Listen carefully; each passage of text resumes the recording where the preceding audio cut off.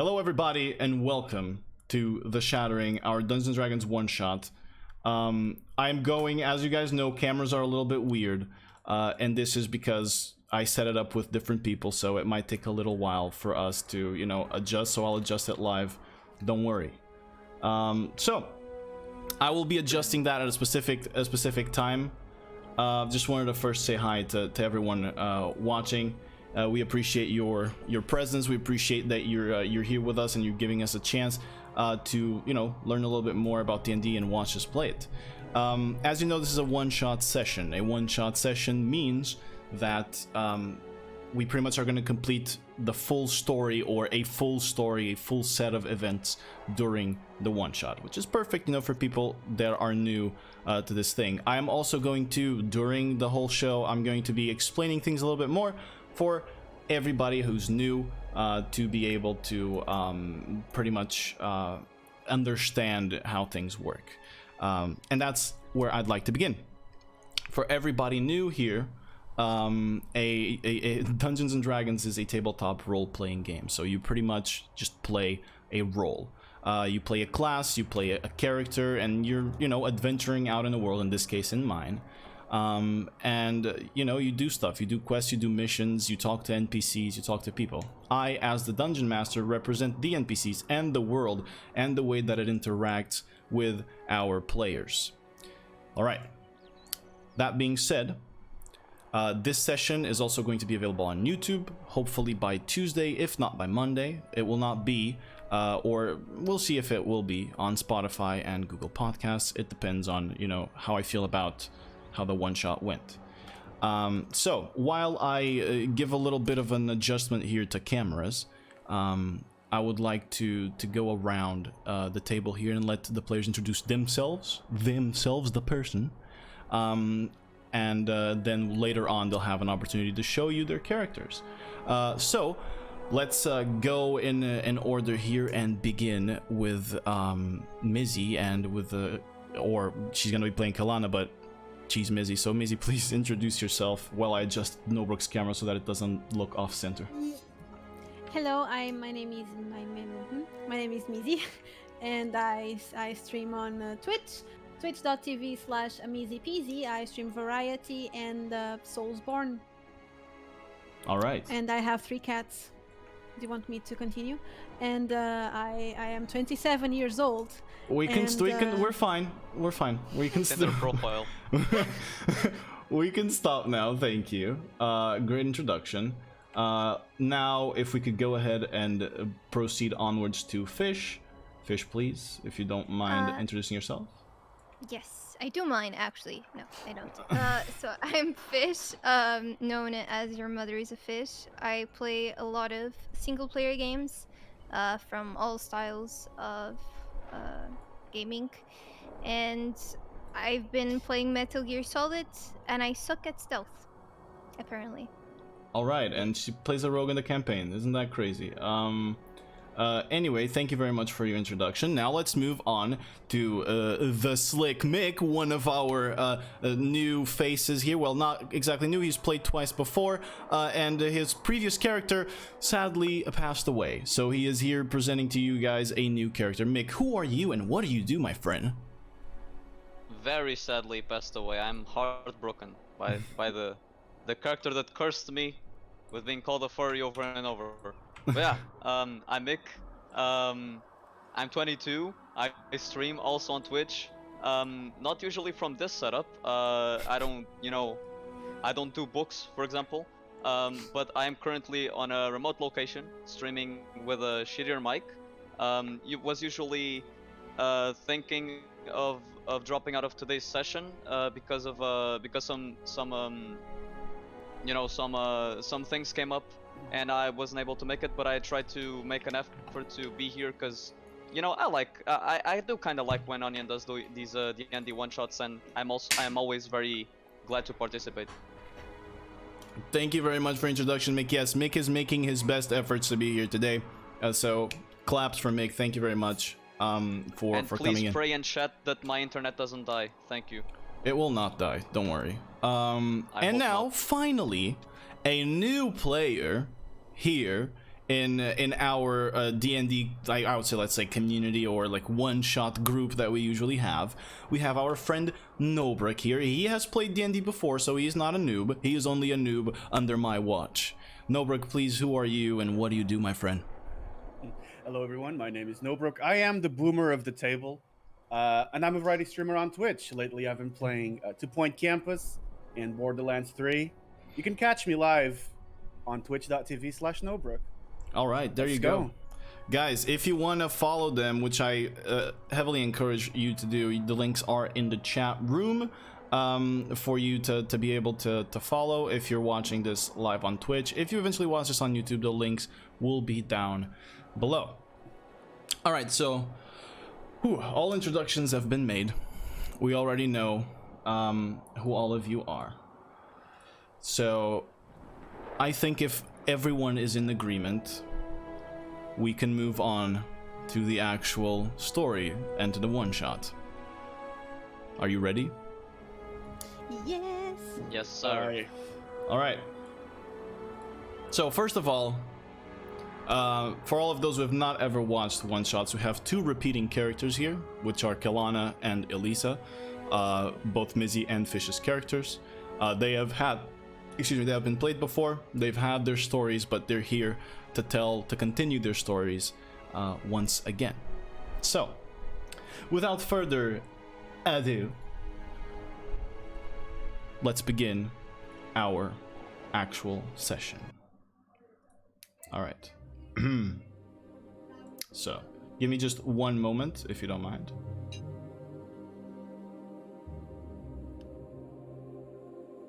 While I adjust something, because people were making noise and I don't like when people are making noise when I'm doing this.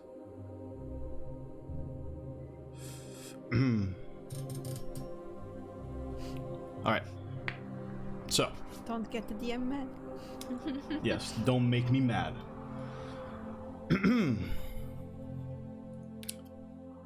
This story begins in the free city of Pelandan, in the northeast edge of the continent of Kaifem. A city built atop a titanic volcanic rock that looks more like an asteroid, standing roughly 2 miles off the coast of the continent, and connected to it by 3 enormous bridges: the Bridge of Clarity, the Bridge of Motion, and the Bridge of Intention. The city itself is surrounded by grey walls and 5 towers, irregularly placed and built, just as the city itself.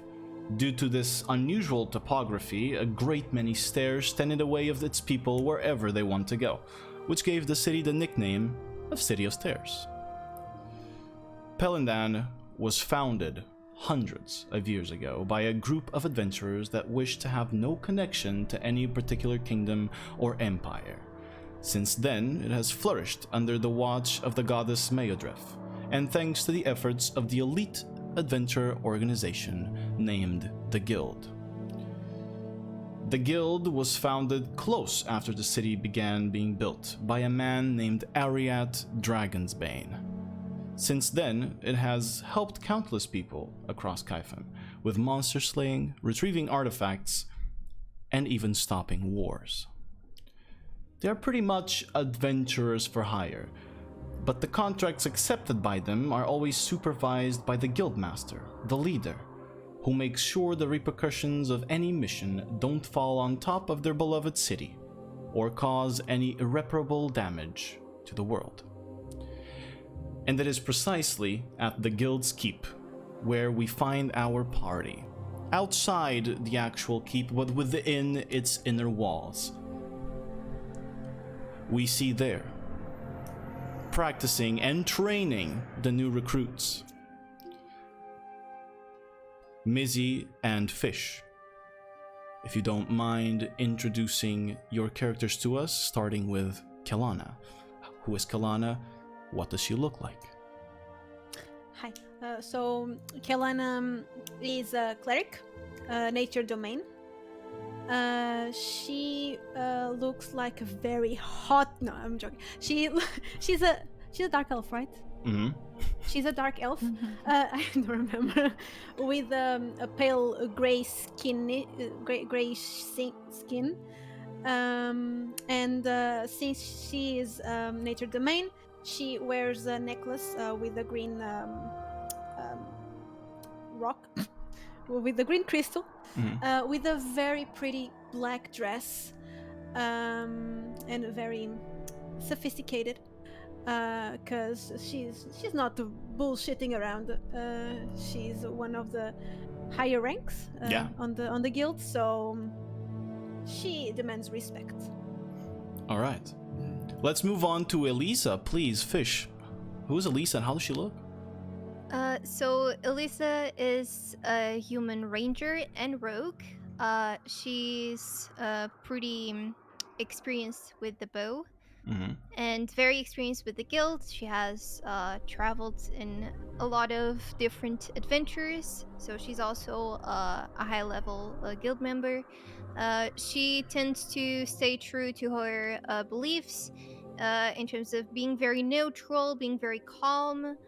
She supports whoever is with her, and at the same time, if she needs to say something harsh to someone and put them to their place, she will.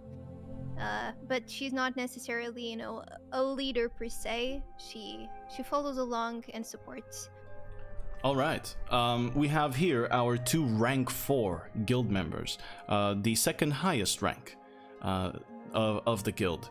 And now, moving on. Oh, I would also like to say that they are playing characters at a very high level. Elisa, especially a multi-class ranger rogue, is at the level 15 at the moment, with Kelana being at the level 12 of cleric.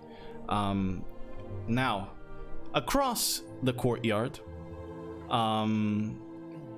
there is this very large man, right, Mick? Please, if you don't mind, just sharing how your character looks, and a little bit about him, a little bit about Thurihad.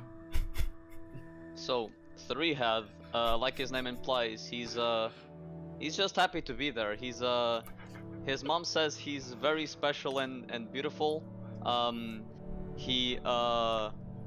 He's a Goliath barbarian, so he's huge. He's very strong, burly, and has not a single hair on his body, surprisingly, from my other choice of character. And he also wields an axe for combat. Talk a lot about combat because other than combat, he's not got much going for him. But he tries his best, and that's what matters.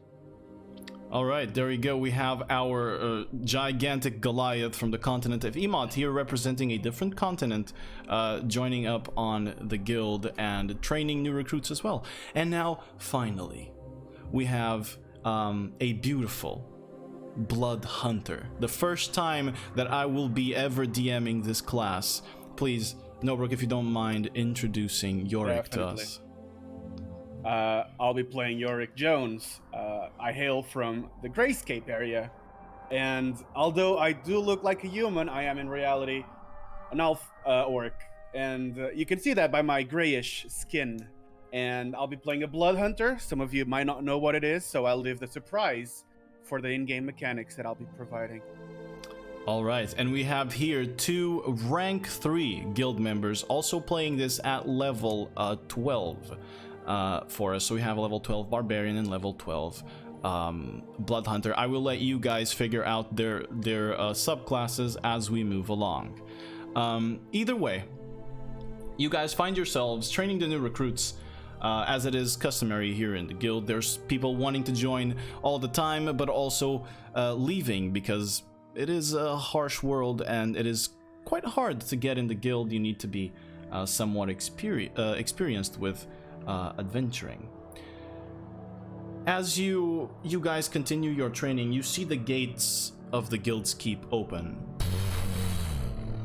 and out of it you see a slender woman with tightly fit leather armor, long brown hair, and blue eyes that seem devoid of soul. She approaches the center of the practice grounds and yells each one of your names, and she says, "Madam Elix wishes to see you inside,"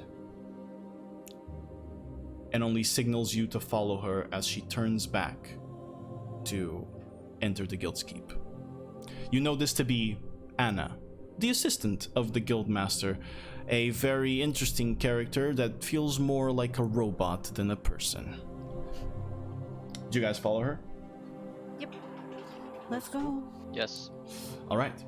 You move towards the keep, this deep gray stone castle. It's impeccably maintained, and as you walk through the gates, you wander into the common room of the guild. There's long tables, benches, chairs, hearths, and fireplaces, a bar to the right, and directly in front of you, the front desk, with an oversized bookcase where you see hundreds of rolled up scrolls that make up the available contracts for the guildies. Behind that desk and to each of its sides, there are stairs that move up to the second level of the keep and lead into a small corridor through which Anna guides you. You then, as you climb up and move through this thin hallway, and actually it's quite complicated for a Thurihead to manage his way through here. He kind of has to go, and sideways a little bit. You arrive at this very large and spacious room with a ceiling which is maybe close to 40 feet tall, illuminated by filtered natural light that comes from stained glass windows with depictions of the Elderroot forest. On each of the sides of this room, there's also a statue of Meadrif, goddess of freedom and nature, an elven woman with long hair all slicked back that ends in leaves and branches, arms crossed, looking down, and surrounded by a tree that twists around her, and by loose chains that in turn twist around the tree. At the center of the room, there is a circular stone platform with the carving of a sword with a blade made of thorns and vines that encircle this crest that is pretty much on the ground, breaking chains that now hang on those same vines. The hilt of the blade expands into beautifully carved, intricate dragon wings. You know this to be the crest of the Dragon's Bane family, the founders of the guild. Anna steps on the platform and invites you to step on it with her. I assume you all do. Yep. As she does, she twists her hand in the air, and it glows green, and you feel yourself being lifted as this sort of massive tree grasps onto the platform from underneath and grows out to the top, where you see a hole in the ceiling that then leads into what you know to be the Guildmaster's office. You arrive into this beautifully, naturally illuminated room. Immediately in front of you, a wooden desk, and behind it a stained glass window with the same crest, the Dragon's Bane crest, that you saw on the platform. There are roots and vines that come out of and into the walls as they all gather and meet on this small tree that is on the back right of the corner of the room.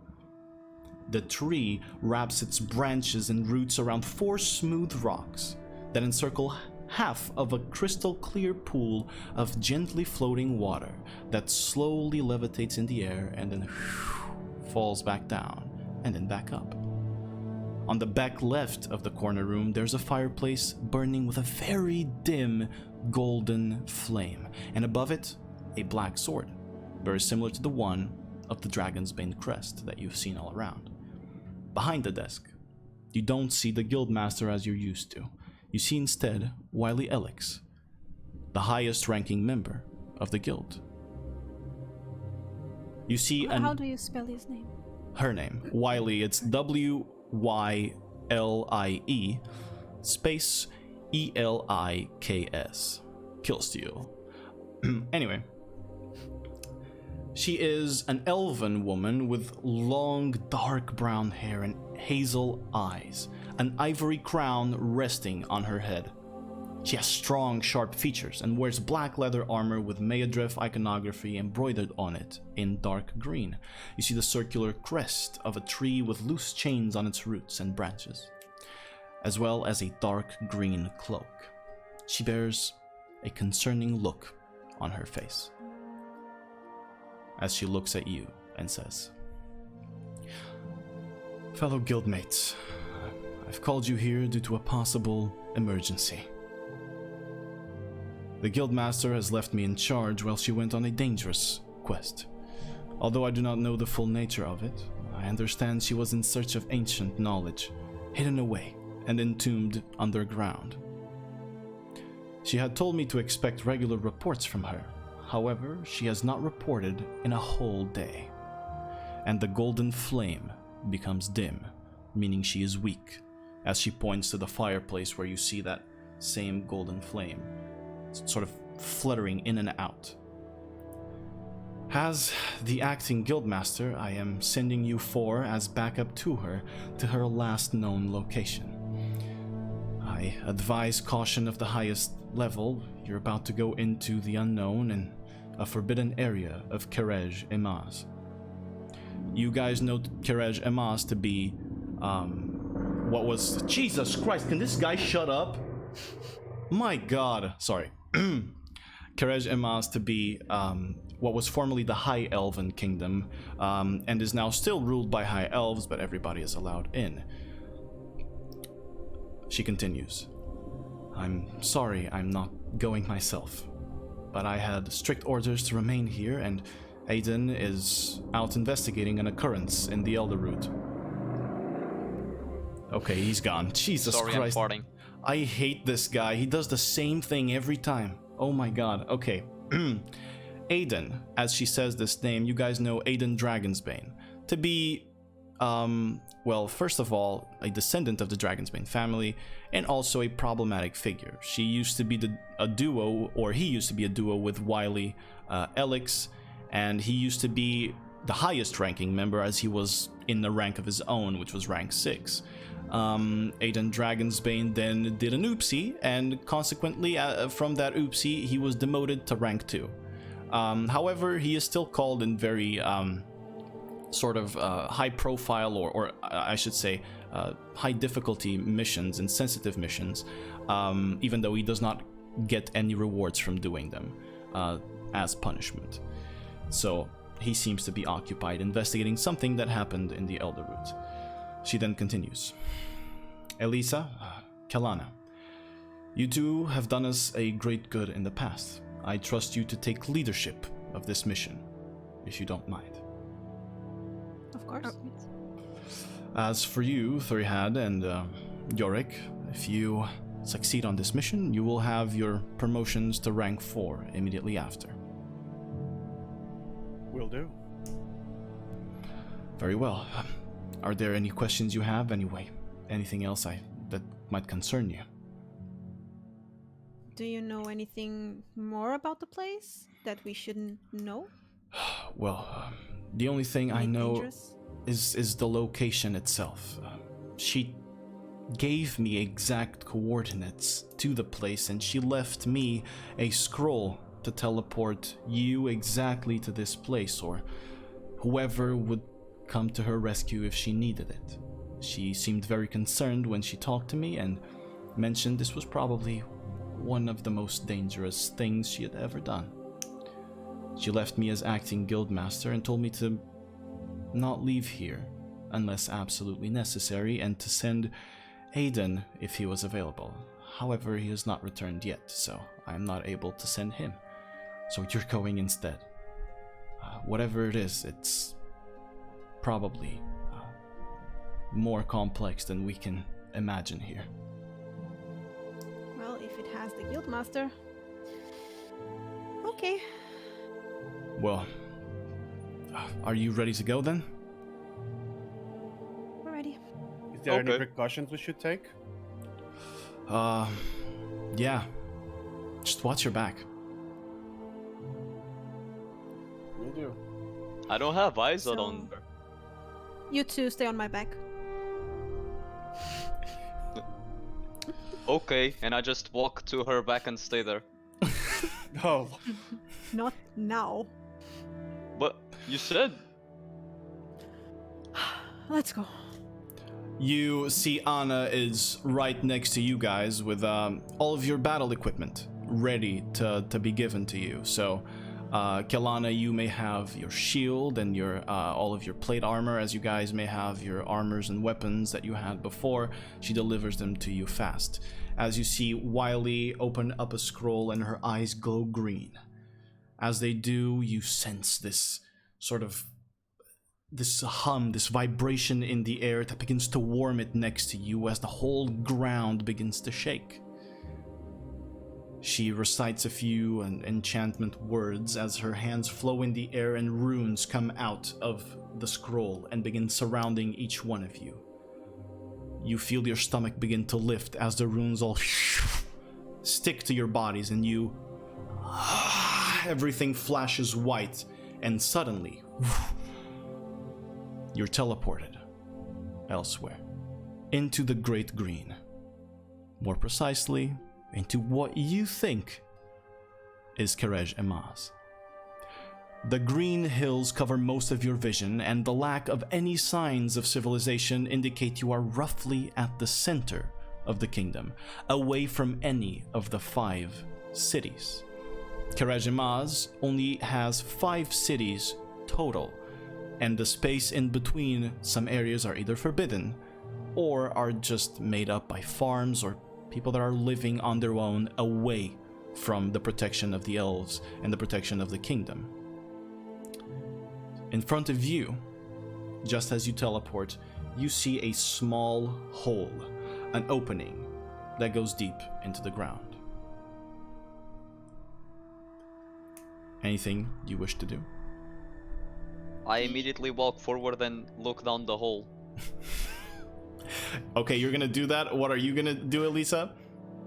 I was gonna ask, how is the hole? Like, if it's straight down, if it's like a hole with an angle, if it doesn't have any rope, etc., etc. Please roll a perception check for me.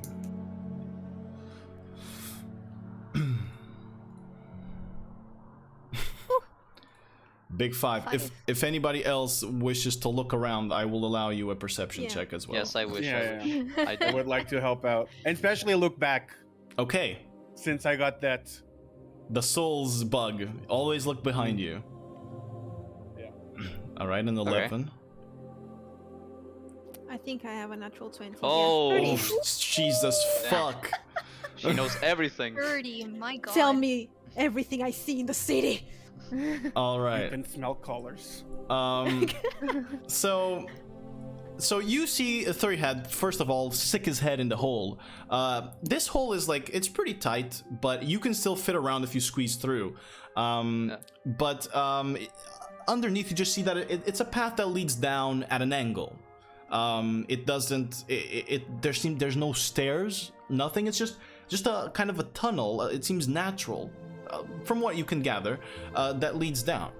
And the rest of you, as you're sitting outside, especially you, Kelana, all of you kind of instantly feel a little bit dizzy. Just as you're arriving here, the air feels slightly denser, hotter in some spots, and then colder in others.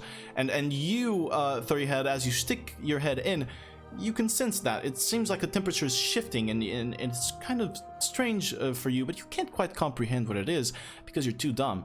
And then, although at first glance the hill in front of you looks quite natural, Kelana, with a natural 20 and a 30 total perception, you begin identifying spots where the grass is coming out of stone, but worked stone.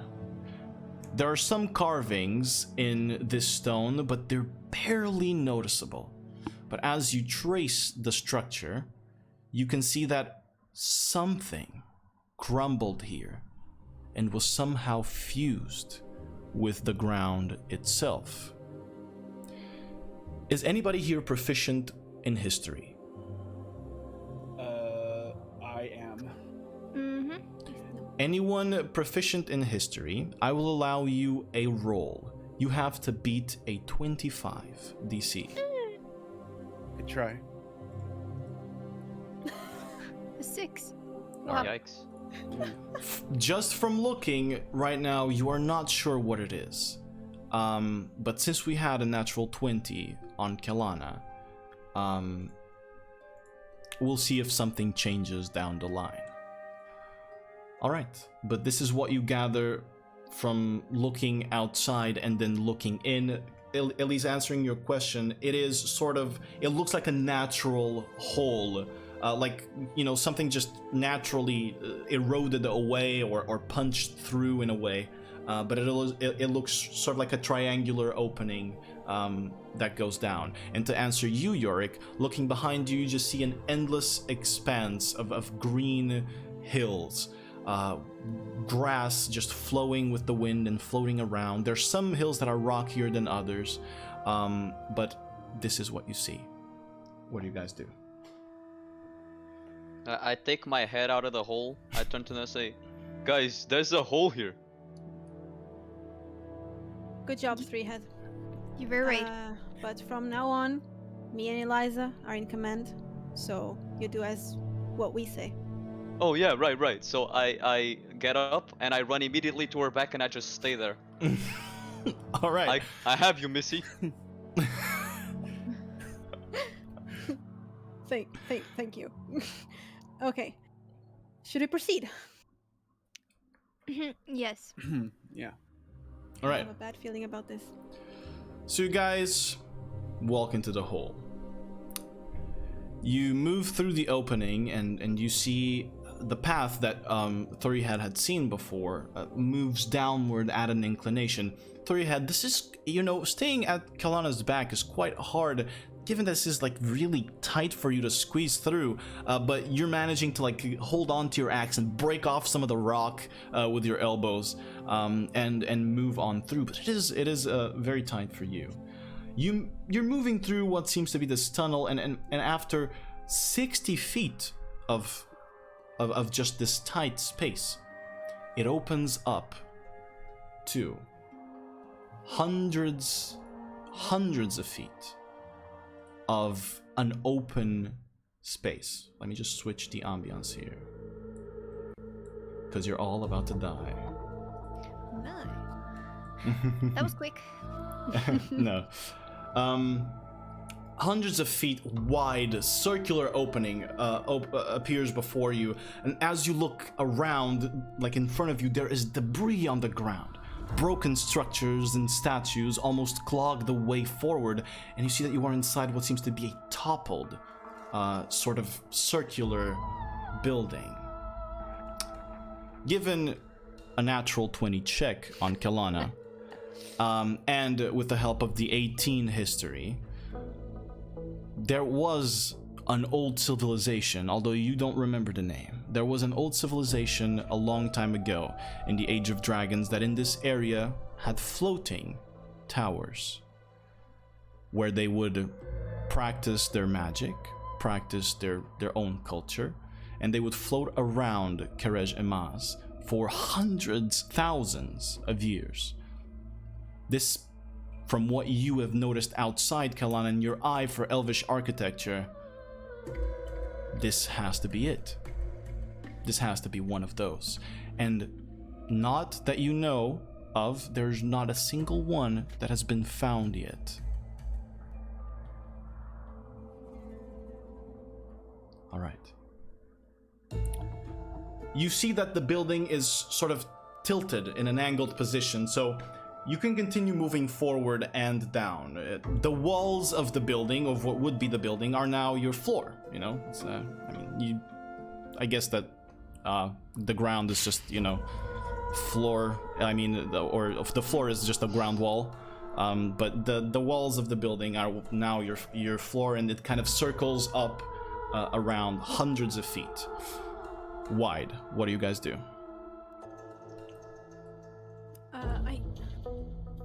Do we have light? Do we see? You see because you have dark vision. I think the only person here who doesn't see is Elisa.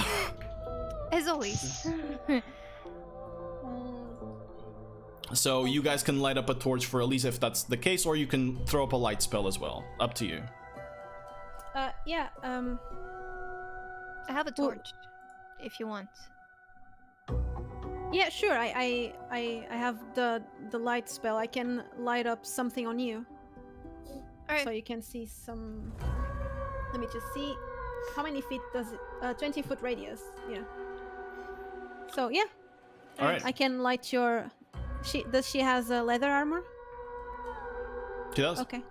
I light your leather armor. It begins to glow, emanating light away, and you can better see the space. Fortunately for Kelana, you are the one that can see the full top of this area. Anyway, anything else? What are you doing? Thanks, Galena.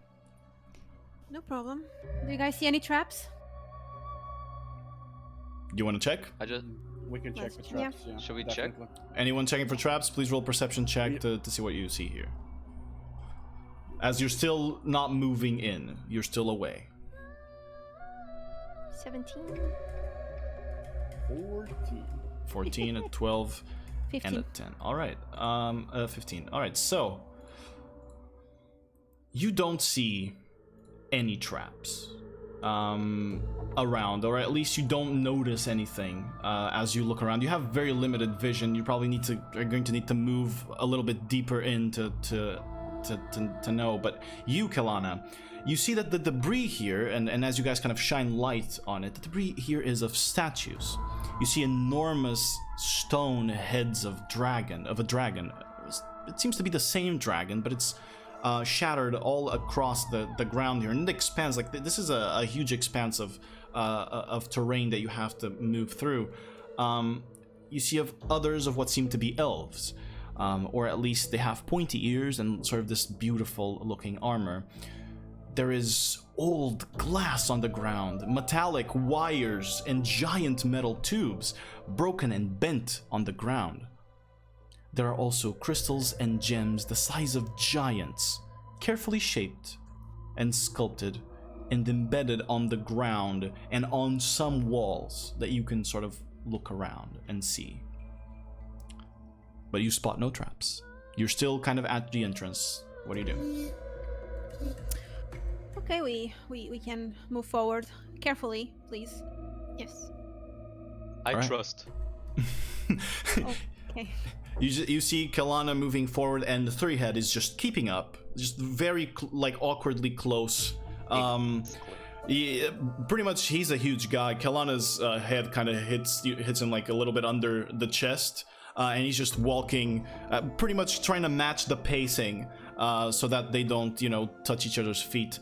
But you continue on moving, and eventually you reach a wall, or well, what would be the floor of the structure, but it's a wall to you now. And it blocks your path. You see sort of some markings and carvings on this that have all sorts of ornamentation that indicate elvish architecture, definitely, and some symbols. Does anybody here speak Draconic? No. All right, then, well, shit, you don't know what they mean. But nonetheless, they are on this wall, and given your perception checks, just as you hit the wall, you can see that there seems to be an opening on this wall, or sort of a zone where it is cracked, about 35 to 40 feet up. Do we go up? Well, how? I have some arrows. I have hook arrows. So I can just shoot, and we'll have a rope to climb. And will that hang the weight of, Mr. Three-Head here? Will that not break? I'm very big. Mama says I'm too big sometimes.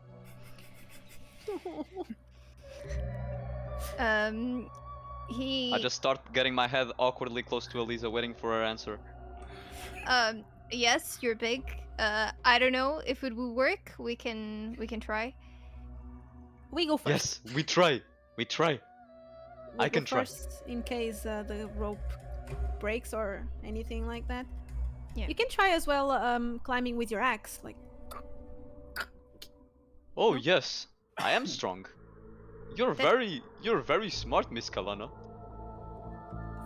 thank you. I'm glad to watch your back. So I just start. I grab my axe and I start approaching the wall in order to climb, like she said. Wait. Do you have a rope? Rope? Okay, so I we can have do it. no rope. We can do it like this. So you climb with your axe first. You take a rope and then you drop the rope down, and then we'll climb while you hold the rope, for example. Oh, good idea. Yes. I just reach my hand out for a rope. All right, here you go. Okay, do thank that. you. So I just I hang the rope around my arm so it stays there while I hold it. I mean, maybe I shouldn't hold it, otherwise I can climb, right? Okay. So I hang the rope around my arm and I try to climb the wall with my axe. You're gonna climb it with your axe. Yes. All right, I'm curious about this.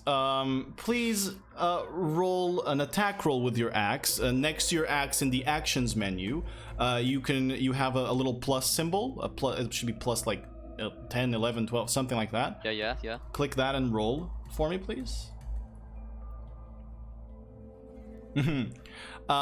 Now, if you don't, 22 is pretty high. If you don't mind rolling damage on the axe, which is the number after. Right after. Oh, okay. Right.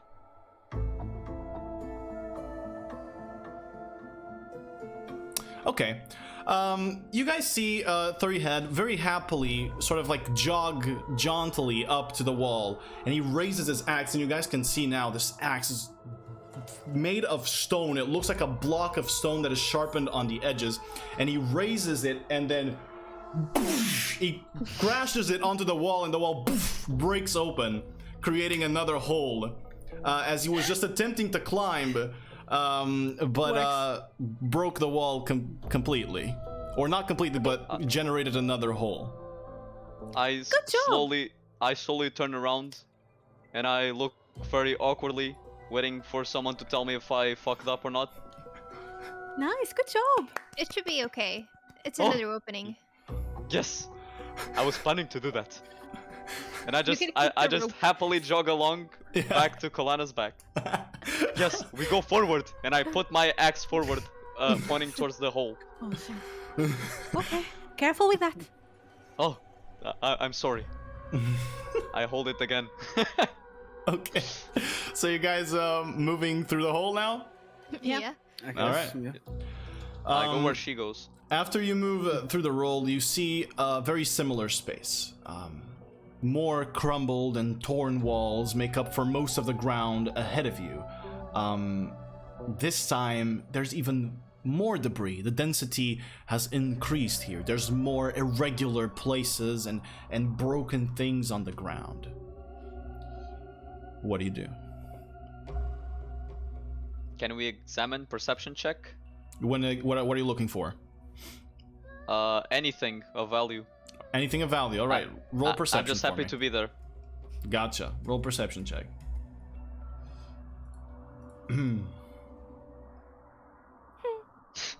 2. Well, you do notice something. Kalana has quite nice hair, especially when you see it from the top. She has a full head of hair, and there's no like hair missing at all. But other than that, regarding the space, you can't really get over how nice her hair is, especially because you have none. Your hair, Miss Kalana, it's very pretty. I wish I had that kind of hair. What product to use? Can we focus on the mission? Oh, I'm sorry. And I just look laser focused, trying to find something. All right. Forward.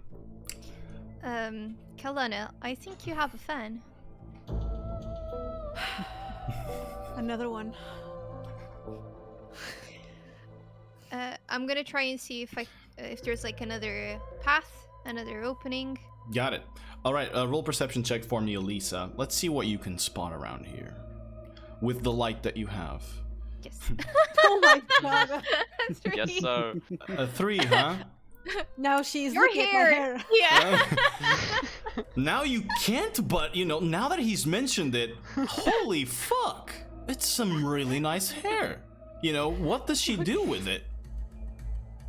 Okay, I see both of them looking at my hair, and I'll just try to All right. see if there's any opening or any path to. There is to a go. path that you can see. It's easier for you, no check required due to your 120 feet of dark vision.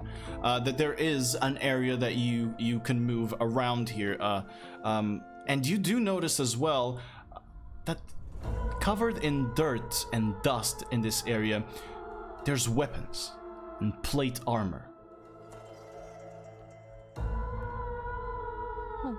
But on the floor, like laying around. Yeah, laying around on the floor among the debris of statues and rock that is crumbled from the ceiling. And no bodies. There are skeletons. Holy shit! These people have been dead for ages, probably. You can People? you Where? can roll a medicine check for me, please, if you want, Kelana. Oh. Please don't get me wrong. Okay, 17. Which, Okay. You touch one of the bones and it crumbles to dust. It's probably thousands of years old. Okay, correction. They are dead for 1,000 years old. I don't like this place. Let's skip forward. All right. You guys move on forward. before we move, I also touch another bone just to see if it also falls when I touch it. You touch it, and not only does it fall, you're so strong, you just go to the ground and you make a hole in the sand in the bone dust. Oh, interesting. She is as strong as me. Because I think she destroyed a whole ass bone with just her touch. Yeah. And I will keep that in mind as I move forward. Okay, Three Head. You're doing great, man. All right. Thank you. Oh my god. You continue on moving, and eventually, as you dodge around this place, you reach another wall slash former floor of this crashed place that is blocking your way forward. But this time, 20 feet above you, you see a metallic circle embedded on the floor that seems to have these sort of striations on it, almost as if, you know, it would open or close, this sort of hole on the floor, like an old camera, you know, like, you know, those things that, and then, you know what I mean. The floor around you, curiously enough, for a few feet, seems to be clear of debris. And you can actually see that there are some burn marks on the floor. It looks like something cleared the dust in this very spot where you're in. And just as you notice this, Kelana, out of the corner of your eye, you sense the luminosity of the ceiling change. And you, Elisa, as well, because you don't have dark vision, sense the luminosity in the ceiling change slightly, a little bit behind you. And as you look down, you see these two green lights that increase in brightness as then these two arcane emerald beams are thrown at your position. I'm gonna need all of you from each of the sides of the walls. I'm gonna need all of you to roll a dexterity saving throw for me. Mick, you have on Three Head, you have advantage on this dexterity saving throw due to danger sense. So please, if you could. 4. 21. Holy shit, Yorick. 21. Dexterity saving Where are throw. this? On the left, there's a block, Oh, like got a it, got box. it. I just saw it. Dexterity. Roll with advantage for me, please. Advantage, okay. Yeah. Got it. My bad, sorry. All right. Let me see the results here. So all of those that rolled under 15 are going to take.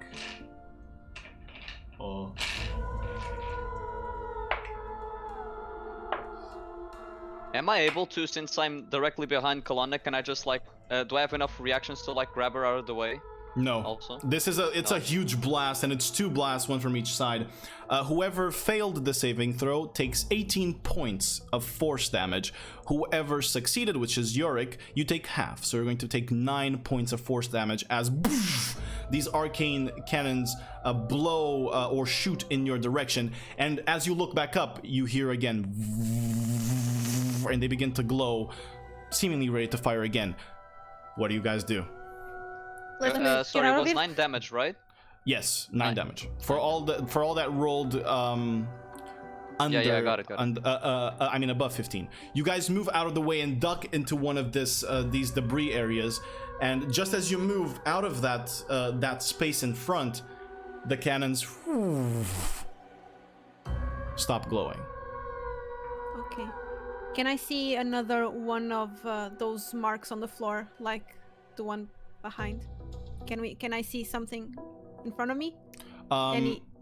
In front of you, you mean like what would be the opposite side of this wall with the hole, the metallic thing, right? I mean, I'm like, we're moving forward, so forward.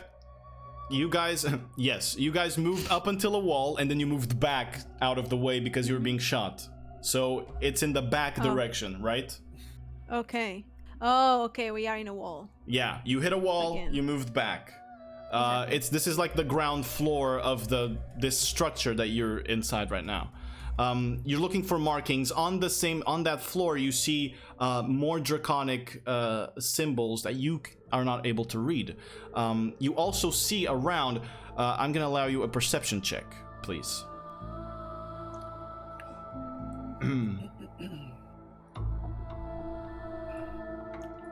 15. All right, let me see if a 15 beats it. All right. Looking at the cannons, and they're roughly 100 feet away from you, so you can see it quite well. There seems to be something that connects the cannon, this sort of like glowing cable of sorts, or tubes that are connecting the cannon to the opposite side of the room where you guys first came in.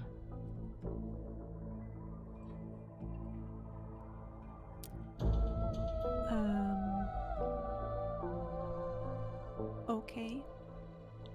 It's a What? trap. Well, yeah.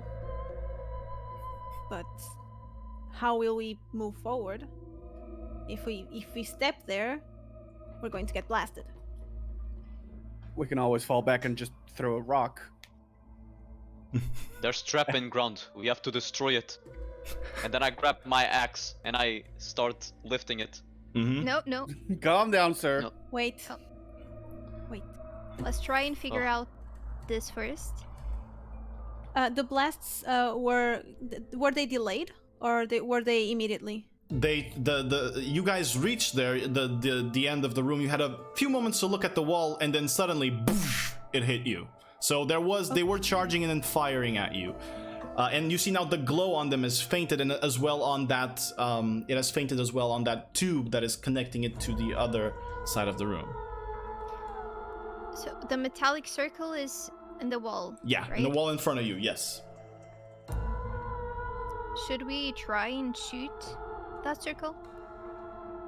Or throw Good something idea. at it? I grab a hand axe and I start moving forward again. No, Trying to aim No, at it. wait. Wait. you're gonna get shot No, like that. I have good aim, I promise. What if you lose your axe? I have arrows. I can just shoot.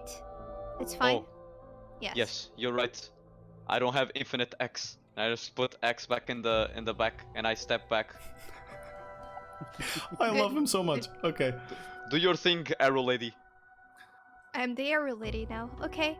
Do I do it then? Yeah, we can try.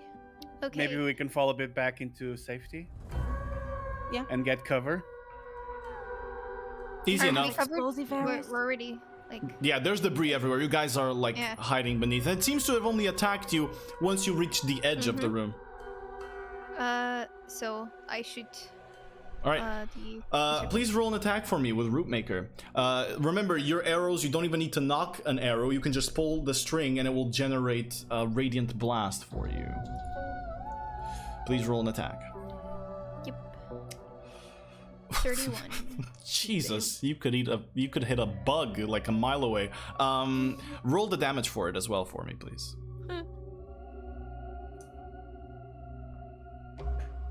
All right. You see Elisa kind of stand and out of the root maker, this bow made of like ivory roots that twist and twirl around each other. She fires a radiant blast of this greenish energy that then hits the metallic circle. You hear the metallic humming noise echo across the whole space, and the metal has this sort of like little mark from the hit, but nothing happens. Okay. It's okay. Nice aim. And I gently pat her head. Can I do a perception check on her hair also? This hair is a little bit worse than Kelana's. A little bit what? Worse. Hey, that's mean. She's a ranger, man. She's out in the wild. I still appreciate her hair innately. All right. Thank you. For character trait purposes. It's incredible how you were called a furry on the last campaign, and so you made a completely bald and shaven character, but now you also have an obsession with hair anyway. So you're making a great case for your emote, Mick. Just wanted to let you know. Yeah, women hair. I'm sorry. I like women. The truth is out. So sorry for everyone I've disappointed. Okay. Like a Twitch chat. All right. So nothing happens. The cannons are not firing at you. What do you guys do? Do you guys have any idea, Yorick? Is there a way that I can just touch the cannon without activating the trap? The cannon is sort of in the walls above, about 100 feet from you. To reach it, you'd have to climb over like a cylindrical or a curved wall up to the cannon. Because I would like to try that, as I have advantage on history checks on it with Grim Psychonometry, so I can recall information about the object that I'm touching. Okay, so you want to climb there and see if you can touch it? All Yes. right. Then please roll an athletics check for me. It's going to be sort of a high DC, but let's see how the first leg of the climb goes. And if anybody then wants to help you, we will talk about that. But let's go. First leg of the climb, first little bit as you start climbing. Roll an athletics for me. Can I give guidance? You surely can. But this Even is with a enough. 20? This is enough for the first leg, but you can save this guidance as just before you climb, Kelana touches you and your back glows green and you begin climbing up. Quite easily you climb up 50 feet, but now you are sort of hanging in the curved wall, right? The wall is like curving like this and you're like hanging in this situation. It's gonna start to be like more of an arm climb than a leg climb here. So does anybody want to do anything about this before he proceeds to the next leg of the climb? Or are you staying beneath him just in case he falls? What's happening? I'm not beneath him. Yeah. I stand directly below him Yeah? with my arms out like this in case he falls. Alright, Three Head. Nice say. Good luck. And I just scream, "I've got you!" Confidently, you hear Three Head's voice. Oh god. Roll an athletics check for me here. DC's gonna be a little bit higher this time, Yorick.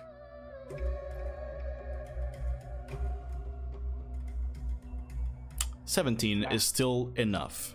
You manage to climb and reach the cannon, and you're going to touch it to use your trait, correct? Yes, Grim Psychometry. Let's go. Advantage on history checks. Let's do that as you sense what this device is, using your Blood Hunter heightened senses. All right. So I'll roll an history. Yes, advantage. Mm-hmm.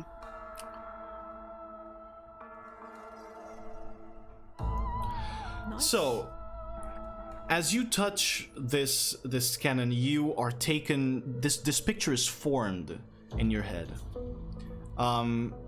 You are in this place, but it looks different. First of all, instead of sideways, it looks upright.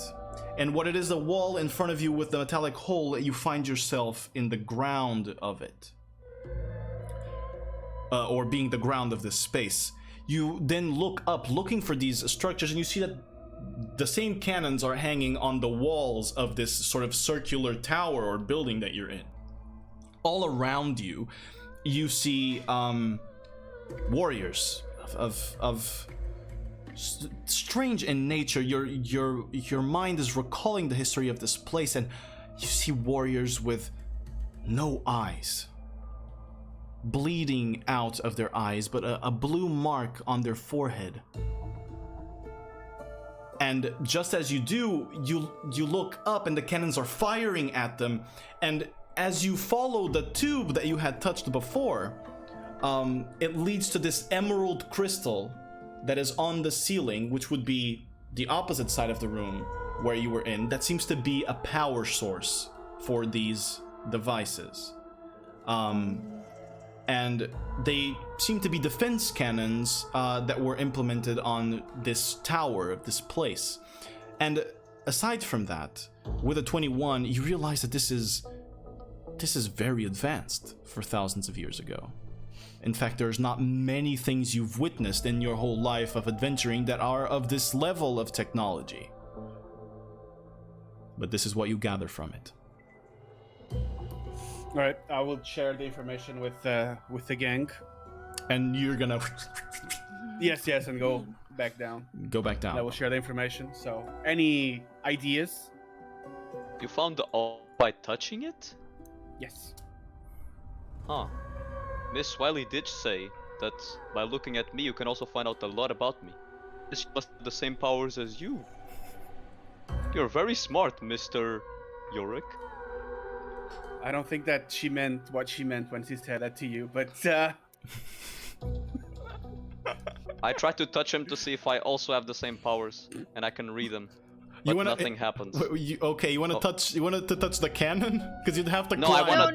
No. I want to touch Yorick Oh. to see if I can do the same thing. All right. Roll an intelligence check for me. Oh, that's gonna be great. But okay, here we go. Bam, baby, let's go. It couldn't have been more in character. A 0 with a natural 1. You touch your friend and you focus very, very hard, and your head starts to hurt. You guys from outside, you see his veins on his head are starting to like increase in size as he is focusing, and then suddenly you hear. Oh my god. I think my powers have awoken.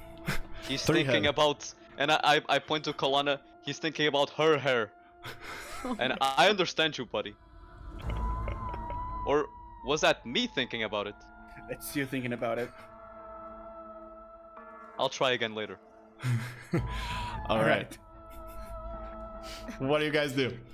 Okay, should we try to destroy the source of the power?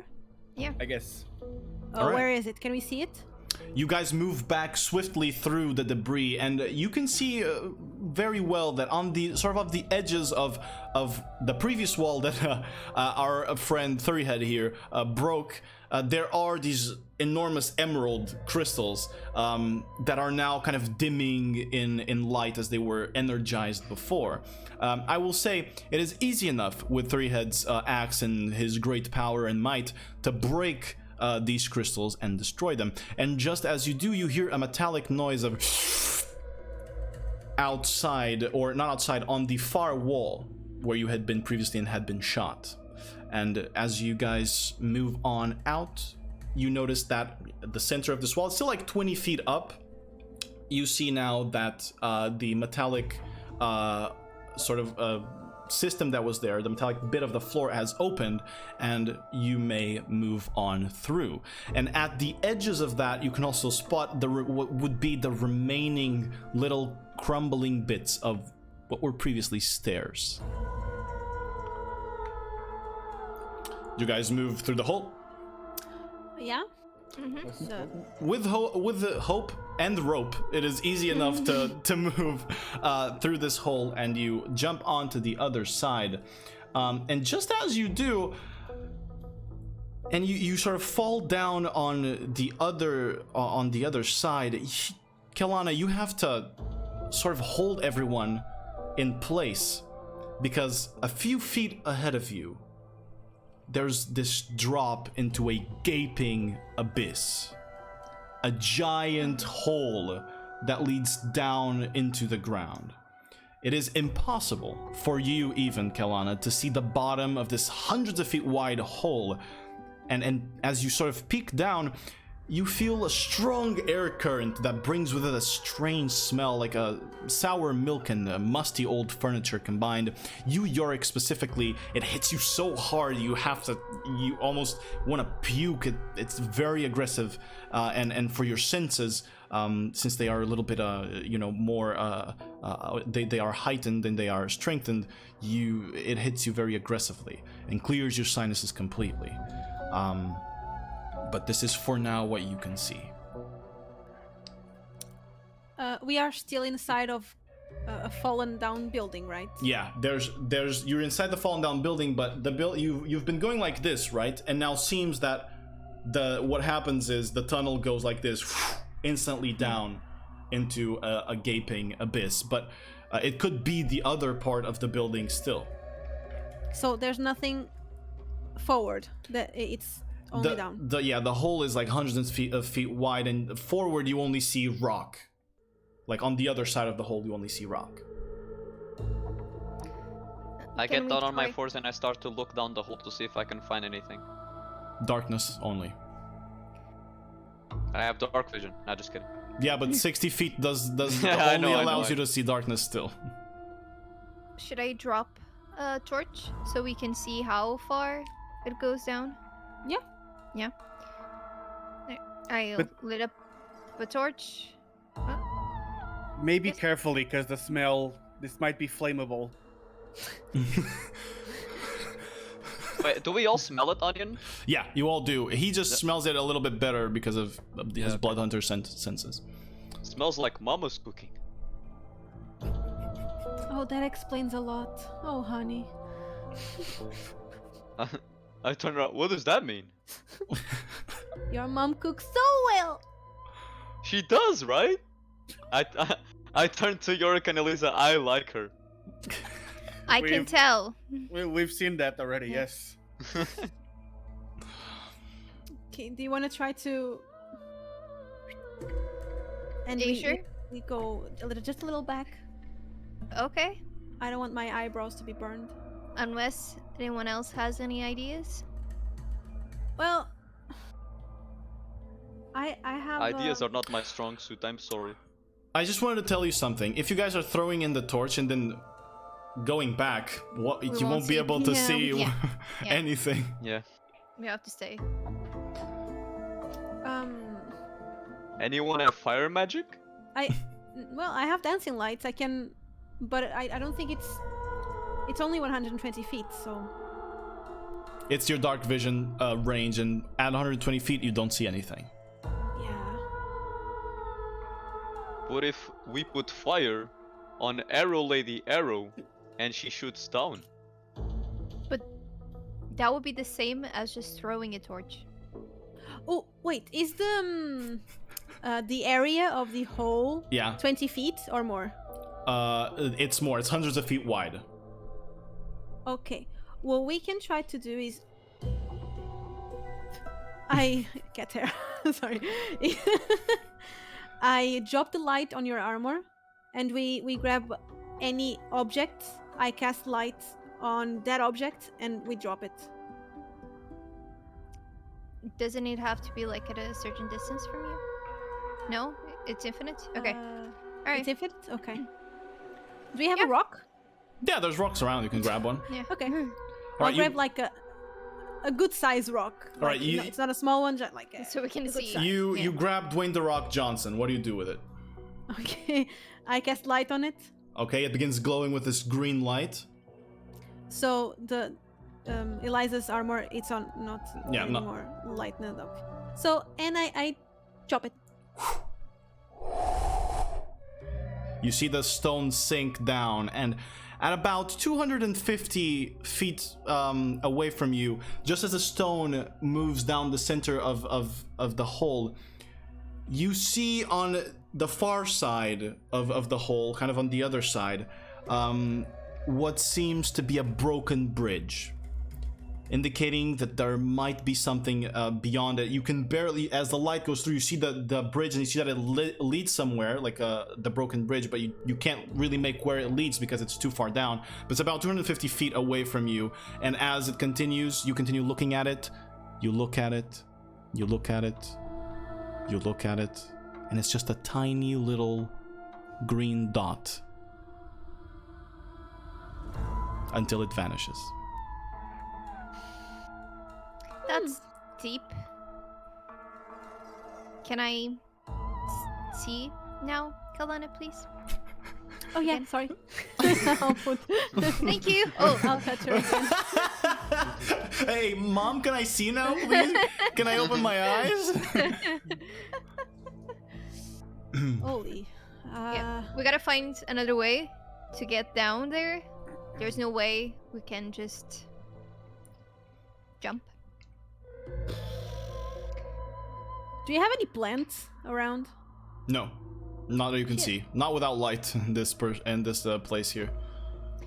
Does the building have like kind of windows where we are? Other Right paths? where you are, no, it seems like there's just the edge of the hole, and it doesn't even fully go around. There's sections of it that are broken, so you can't even cross to the other side.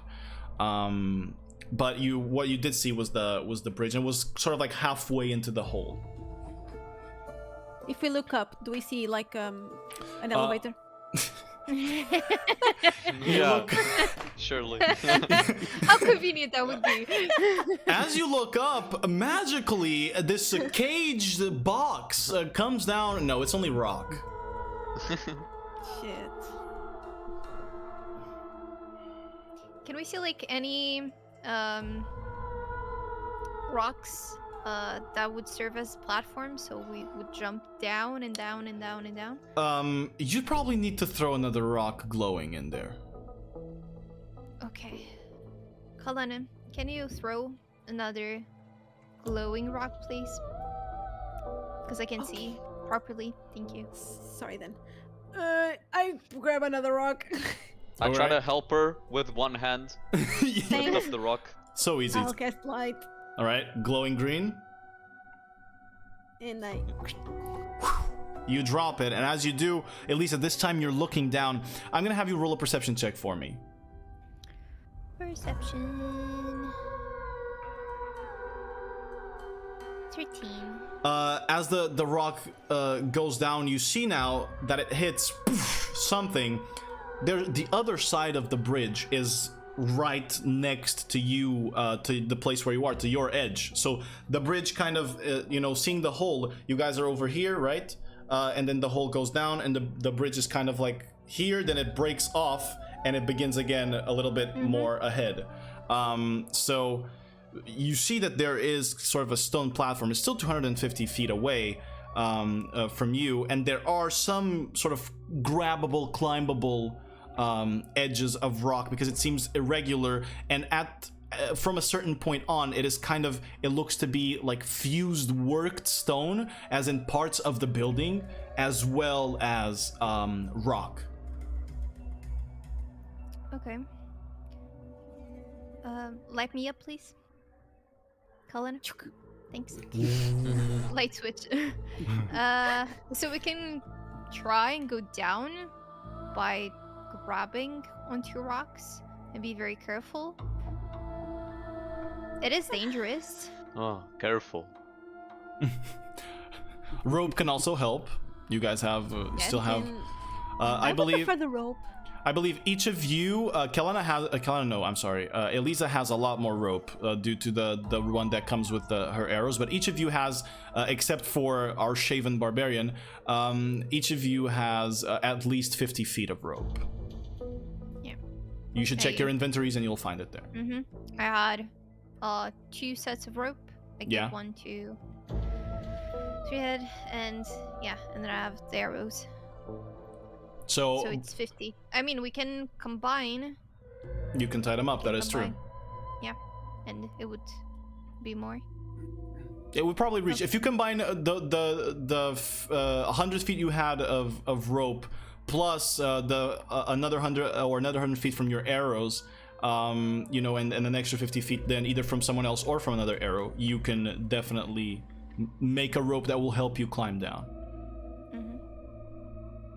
Okay, let's do that. Where do we Where do we? Shh, go to sleep. Go to sleep. Go to sleep. Go to sleep. Where do we put the rope? Where do we grab it? Like, Do we see any place where we could attach the end of the rope? From your expertise, the best place would probably be the most solid, and the most solid thing would be the metallic hole that you just climbed out of. So you can attach it there. Okay. So we're attaching all of our ropes plus one of my arrows. Is that it? Just to be clear. why Party? do you need the arrow? Because it's 250 worth 4. Okay. Okay. Yeah, we need all of the ropes plus one arrow. Okay. Yeah? All right. Alright. You guys So- manage to attach all the rope and you throw it down. All right, so I would like to know in what order you guys are going to climb down. I don't mind being first. Yeah, I'll go second. All right. Maybe Yorick go third, Yes. and the last one. Yeah, It's and me. let's not thick all boy last. go together. You know, Mhm. Yeah, just one at a time. first, then the other. Yeah. Otherwise, it's a Alright. lot of weight. Right. You're going to. Well, she is with light, so you guys will probably see when she gets down. Yeah. And right away it's me. So. All right. So Elisa, you're climbing down first alone. So nobody else is joining on the rope. It's just Elisa alone. Mm-hmm. All right, Elisa, I'm gonna need a strength check from you. An athletics check. I'm sorry, athletics check. Athletics. Yeah, Okay. Athletics. Here because we this is a go. pretty long climb. Your arms can get weak. 4. All right, Elisa, you are climbing down the rope, and it is pretty easy up until 100 feet, 150 feet. Then your arms start to get weak. You begin feeling that, and you know that, but still you continue climbing on down. You know, you're strong, right? Until one of your feet slips from the wall. And as you are pushed back from the wall, your arms cannot grab onto it. I will allow you a dexterity saving throw, or else you're falling down 150 feet. 26.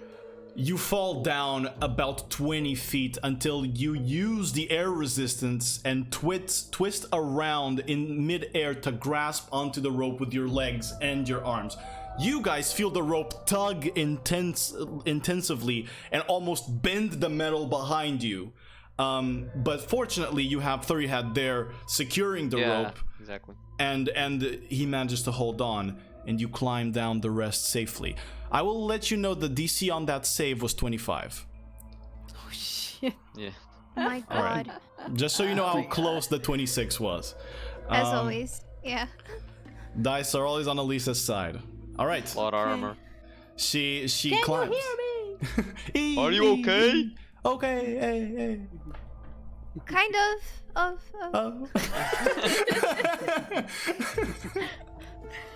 Are you down? Yes. Maybe I should go second to help anyone that falls down. Oh no, we can't risk the rope to break. Or do you want to climb down without the rope? You can cast green spell thingy on me, and maybe I can. Okay, I'll cast guidance on him. All right. Well, Thurihead, I will allow you here a athletics check to climb without rope. It is going to be harder, but please go ahead, roll an athletics check for me. Please. Yeah, okay, I do a slight warm up before I proceed. Got to it. All right, you lower yourself down, and you guys begin to hear as you see Thurihead sticking his hands in the rock as he is climbing down with his 24 strength. Okay. and you eventually fall down next to Elisa, her green light. You don't even need the guidance here, but you had an extra d4. You are safe down below. Okay, I clean my hands from all the dust, and I Mhm. just stand there below the rope, just like this, once again, waiting for anyone to drop. All right. And then I turn to Eliza and say, I got him, don't worry. Sure, buddy. Okay. Next up. Yarick, do you want to go? Do I go? No, you can go. You can go. Are you afraid of heights? No. It's just he's very eager to catch you down there. Can I hear what they're saying? No, they're not talking down. So. Okay. right. Very eager to catch you down there. So let's not kill his probably. anxiety. He probably will smell my hair or something. Oh well. Let's go. Athletics check. If you guide yourself, add a d4 afterwards. Okay. Athletics. Oh, I'm so. Holy It's shit. with the rope this time. All right. 10. Mm-hmm. Plus the Okay, guidance. Let's go. Oh, okay, yeah. It's a d4, right? Yeah, you're probably needing it, the guidance. So. All right. Okay, 12. A 12 total. That is enough. You have a rope. The DC is 10. So you guys manage to, or Kelana manages to slowly climb down the rope and join both Elisa and Thurihead. Yorick, it is your turn. Alright. Wait, before she finishes climbing down, I pick her up from the rope and I put her down. And then I pet her head and say, there, you're okay now. Then I turn to Thank you. Eliza and said, see, I said I would do it. Yeah. Okay. Yorick. I'm too dumb to understand the sarcasm. Athletics check, or what are we doing? Or are you doing anything else? Down the rope. Down the rope. You know. Athletics check for me. You need to beat a 10. With the rope, it is quite easy. There's quite a few platforms for your feet to be in, unless you're Oh, obviously. and I get out of the way in case he 18. falls. All right. You FYI, easily- I'm ready to catch him. While he's as soon as he gets in within my rage, I'm ready to catch him. You see him like go about to, I would say 20 feet away from you guys as he begins to slide down the rope, showing his expertise in rappelling. And he manages to reach your grasp, your warm grasp, Thurihead. And it is still, Yorick is a half-orc man. He is still quite big, but your monstrous strength still manages to grab his waist in the most romantic way possible and place him down next to you. Nice. Your skin, very strong. I like you, brother. Please don't smell my hair. Can I make a perception check on his hair? All right, Oh my- fuck it, do it. Roll a perception check.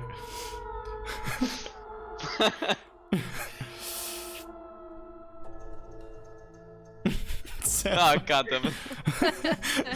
So, well, Yorick has pretty nice hair, but I will say it as you kind of whiff to try and get a smell of it. The poisonous or the sour milk smell that is sort of around you is too much for you to grasp properly what his hair smells like. But you swear you catch a glimpse of wet dog. You smell like mama's cooking. And dog. What product do you use? I just look at him, like staring him in the eyes, like nothing, no response from me.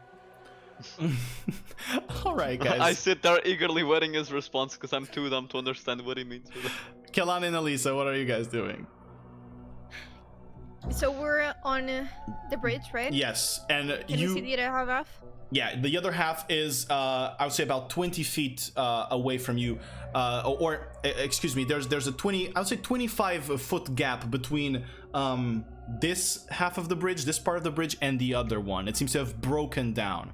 And as you look behind you instinctively to see where this bridge would lead to, on your side, the sort of ceiling has all caved in, and there's like bits of rock that cover what could have previously been a place. But Kelana, as you look down, now that you're closer, you see edges down below. You see architecture, elvish architecture of walls and statues all carved on the wall, doors and pathways. You see what could only be an underground city here that is hidden beneath a crashed tower. And right in front of you, on the other side of the bridge, you see it leads into a metal, from this distance, it's a metal door. There's nothing else you can ascertain from this distance. You'd have to jump onto the other side. I just have a question. Will you guys like to tug the rope back to you? Yeah, if we can. Thirtyhead, with his strength, can easily tug it in the right way and down, and then it just kind of falls down into the pit, but he still holds on to it because he's pretty strong and manages to reel it back in, so you have all of your rope back, as well as one of the hook arrows back to you. Got it. But now you have a 25-foot gap that only possibly Thirtyhead and Yorick with some inhuman strength could jump towards, or jump, to the other side. What are you guys doing? Well, Threehead could throw us. Throw me and Eliza. Wait, how big is the jump? Sorry? 25 feet. 25 feet. Can we see that the door is closed? Not from this perspective. It looks closed, but you can't really tell if it's, Okay. It seems to be like a double door sort of situation. I mean, we're here. So I don't think we have a choice but to get to the other half of the bridge, since this side is kind of blocked. I'm kind of dissociated ever since I talked to Yorick. Just thinking about how he's an half orc with hair smelling like dog.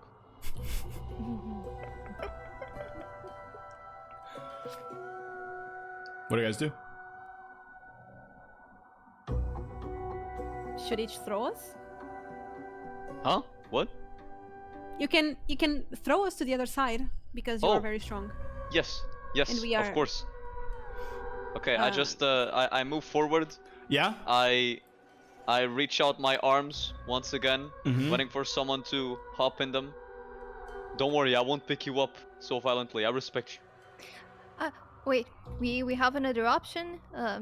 Okay. I can just shoot an arrow, a hook arrow, and create tension, and then we use it to go to the other side with our arms. Although my arms did fail me a bit by going down. Fair I point. don't- My I don't aim trust- never fails. I don't trust my strength. Okay, well, I'm up for it. Why You guys not? can do that. No. But No. well, you guys do that, and he throws me. Then how will Threehead pass? He can jump. I big man. I Yeah, jump. He can jump. Can probably make it. Can You could probably make Alright. it. He's the only one that could probably make it due to his abilities. Can he through all of us then? I don't think so. Yorick is probably a little bit hard to throw. Yeah, He's only- very only big. you. But can Yorick make it across also? Can he probably jump? If there's any two people in this group that can, it's you and Yorick. Oh, okay, Yeah. okay. I can also give you a little bit of an assistance. You can attach a I rope do to have- Threehead. I do have True. extra jump. There you go. You can, if you attach a Double rope. jump? No, no, We. no. If The you dark augmentation gives me extra jumping jump. distance, Oh, yeah. right. Okay. If you attach a rope to Threehead and then to yourselves, if he doesn't throw you as far as he was expecting, at least you won't die. Okay. Thank you, mysterious voice, for the idea. Yeah, I have 10 extra feet for long jump distances. All right. So, what's the plan? Let's attach a rope. I just had an idea. Let's attach a rope to Threehead. And to us, and then we go. I just really don't I'm want not you to a die goat. weirdly. What the Yes, fuck? you're not a ghost. What? Three-head, tell him your last name. Goat Lord. So you're a goat, after all. No, I'm. Never mind. So can we attach it, the first part on Three-head, and then to me, and then to Eliza? Or one at each time. Yeah, I think that's the safest option. Yeah. Okay. Or else it will be, he throws you and Eliza goes, "Wah!" Yeah, exactly. Oh Okay then, my let's god. do that. So, Alright. Kalena, you're first. I'm first. Let's Alright. go. Three-head, roll an athletics check for me. Gotcha, boss. Oh boy. Okay. Let's We go. good sheet. You grab Kalana, kind of like a rugby ball, and you just throw her the other side. As you spin a little bit in the air, you gets a little bit dizzy, but you manage to land. Roll dexterity saving throw for me, Kalana. Let's see how you land. Can I cast resistance on me? You can, as you're in the air. Sure, you cast resistance on you. Oh, wait. Go ahead and roll the dexterity save. Okay. Okay. 19. That's 3-point landing. You land like a superhero after you spin a little bit in the air, and you take no damage. You remove the rope from yourself. Three-head, you grab it back. It's Elisa's turn. Athletics check for me, Three-head.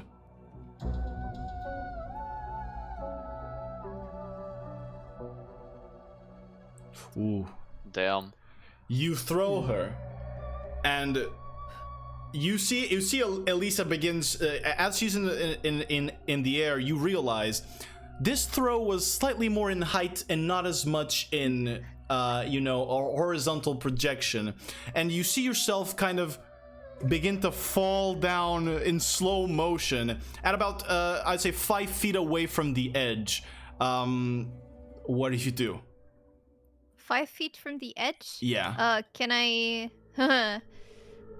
Double jump. Can I try to reach my Your hand? All right, you sure can. Sure. You sure can. Just I would like to tell you something. She might drag you down with her. Yeah, are you that strong? Shit. Pull the hand back. I think twice and then no, thank you. Yeah, I just try to grab on. You're gonna try to just get an extra boost. All right, I'll allow a dexterity saving throw from you. This wasn't a very high DC on the athletics, but he failed it by 1. It was a 15 DC. 30. Alright. Okay. It's like your fingers grow 5 inches out of nowhere. You manage to grasp onto the platform, and Oh my God. Kalana holds onto you and to your back and pulls you back, and then unties the rope. All right, only Three-head and Yorick here remain on this side, and you guys are going to attempt a jump. Now, it is going to be a running jump. You guys can run. I still want you guys to roll for it. I just want to see the outcome of the jump. I will take into consideration Yorick's extra 10 feet always. So you should make the jump unless you roll like really bad. But yes, Elise, I'm sorry. You were going to say? No, just saying that I think me and Kalana move away from the path. Shortly. We go yeah. like close to the door. Yeah. Got it. You move as close to the door as possible. Gotcha. Maybe you go first with rope. Do you, Yorick? Yorick? We could try, yes. All right. Alright, I keep on hanging to the rope this time. Yorick, roll an athletics check for me as you run to jump. All right. 20. You guys see Yorick begin to run as he just leaps out into the air 25 feet and lands perfectly on the ground. He doesn't even go down. It is an inhuman jump that you see from him. Equip. All right. This guy's good. I whispered to Eliza. Next. It's you, Three-head. Big man. Run. You're running up. Roll an athletics check for me. As this fucking train of a dude. Holy fuck. It's fine. You're still gonna make it. Yeah, I almost died there. But you guys see Three-Head run, and as he jumps, once again he misjudges this, and the jump is a little bit more in height than it is in horizontal projection. You see him kind of Hulk jump with arms and legs behind him, and as he falls down, poof, it impacts so hard that part of the bridge breaks down and one of his feet kind of slips, but he manages to still hold on. It was pretty close, but our friend Three-Head is safely on the other side. I'm okay. Hey, okay. Okay, we're all here. Are we all in one piece? Yeah. Okay, let's continue forward. Yeah. All right. Go to the door. You move towards the gate, and now you can see that there's like stumbled, or I should say crumbled stone all around. Stumbled cone all around, and you hear this sort of small metallic humming noise coming from the gate. It seems to be vibrating at a very low frequency. It's kind of a very bass sound. The gate itself has a beautiful detailed depictions of a dragon with horns that sort of like rise up and almost form a crown in perfectly symmetrical and geometrical wings. Anyone proficient in history may roll a history check here based on the natural 20 you had seen before as well, right to start. All right. Can I touch it and use my advantage? For sure you can. Yes.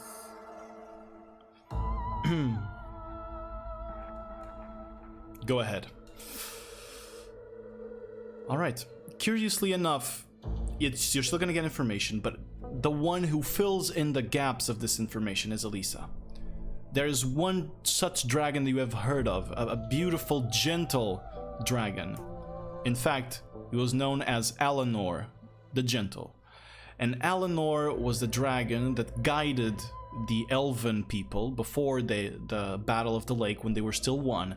Alanor guided the elven people and taught them in the Age of Dragons. It was him who helped them learn magic and brought the arcane into the elven world.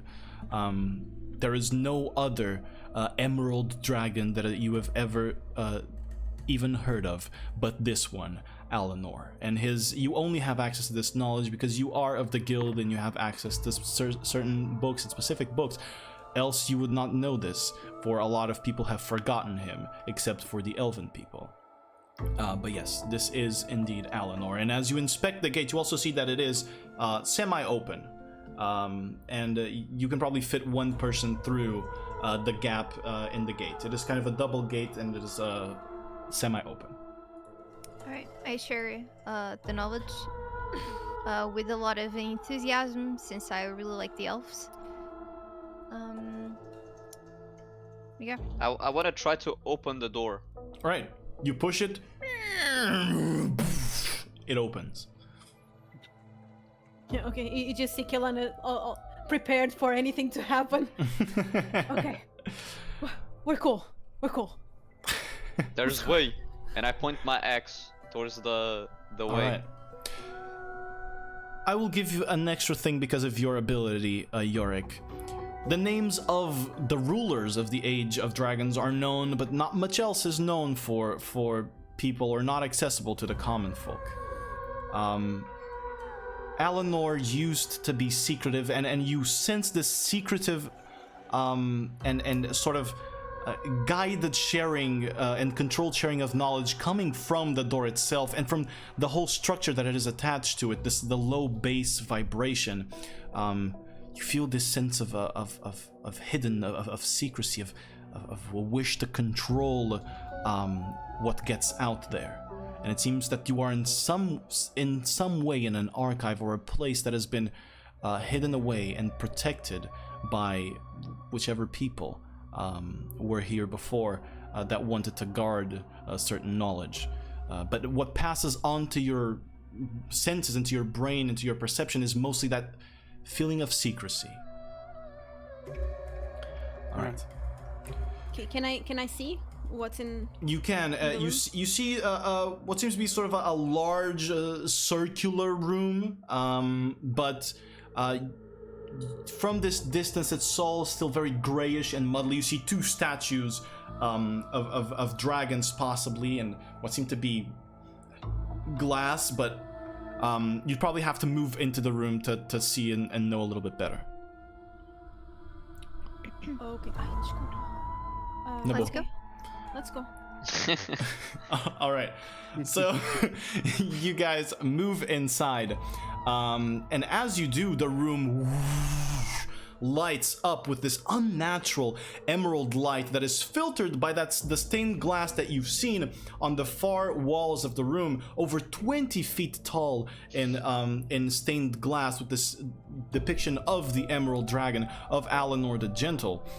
In between the two stained glass murals on each of the sides, you see the statues of a dragon in a noble pose, the horns kind of curving up like a crown and looking down at the center. At the center of the room, there's some sort of a metal pedestal that ends in a metal globe, a metal orb that has glowing runes on it. You enter the room and you continue on moving. And just as you do, you hear this clicking noise. And you begin to hear...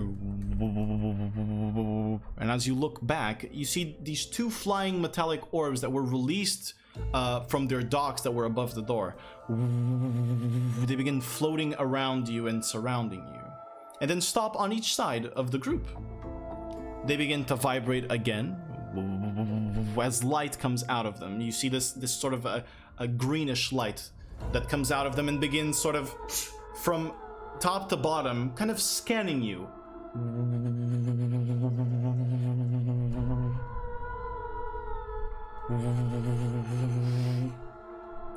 I don't like this. The light turns red.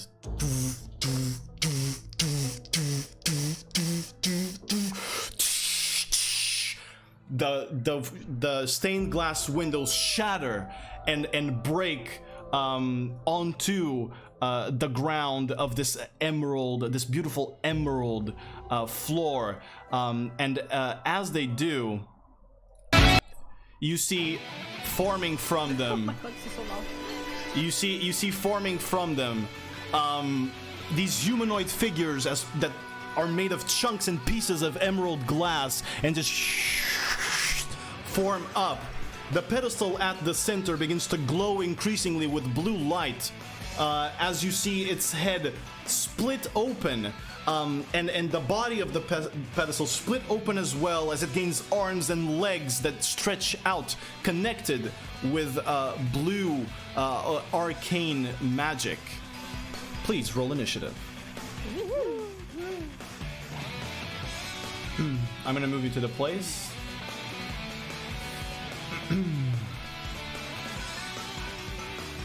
All right. Oh damn. Let's hope the cameras are all right. Wait, I rolled advantage. Oh, okay. Yeah, with advantage. You roll with advantage. Yeah. Let me do Which one something of you here. has more dexterity? I probably have the least. I I have have a 13. lot of. I have have 18. 20. Not you, Yorick. The ones that rolled 8. Oh, All right. So just to see who is first. I have 12 dexterity. 20. Okay. Uh, Okay. Then it's Eliza, me, and then you. All right. So let me roll initiative for my boys, please, if you don't mind. Let me see here. So, these guys. Okay. And this guy. All right. So let me see. Holy shit, Yorick! Natural 20 on initiative, huh? So Yorick. Onion. Yeah. Trash is saying to put Nobruk a little bit to the left on this. I one. will. While you're doing your turns, I'm gonna adjust the things again. I was adjusting them already. So this, and then it's going to be Elisa. Then who has the highest dexterity between Kalana and the three head? It's me. Okay, so I'm Kalana. I have 13. Okay. You got it. All right. So, you guys see the scene now. Top of the round, Yorick, it is your turn. All right. I mean, let's go straight into battle. As I pull down both of my swords, I go straight to this guy. I walk up to him. Wait, Go ahead. How Move. far am I? You can move. You can move. You can move fully towards him. You have like 45 feet of movement. Yeah. So I have 45. I didn't know if it was enough. All right. And I will attack. all right, go ahead and roll your attack with your blades. It's just regular blading, right? Nothing else in here. Yeah. Nothing Regular else for blading. now. I Gotcha. don't have blood, so. Okay. All right, so I will do 2 with main weapon and 1 with as bonus action with my offhand. Yes, sir. Go right ahead. All right, with my main weapon, the crystal scimitar. That definitely hits. You can roll damage All already, right. or you can roll all the attacks. It's however you prefer. I can do like the damage for the first one, I guess. All right, let's go. You slash it with your scimitar, and as you do, you shatter pieces of glass back into the ground, dealing 9 damage onto that guy. Pretty good. All right. Go ahead, second attack. Second attack.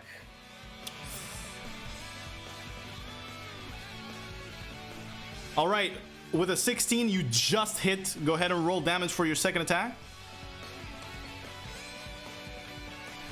All right, wow, that was much better. We can count this radiant damage because it's from your it's because it's a crystal scimitar. It deals extra radiant. Yes. I was confused. I am counting it now. So 9 plus 8, a good 17 damage on that hit.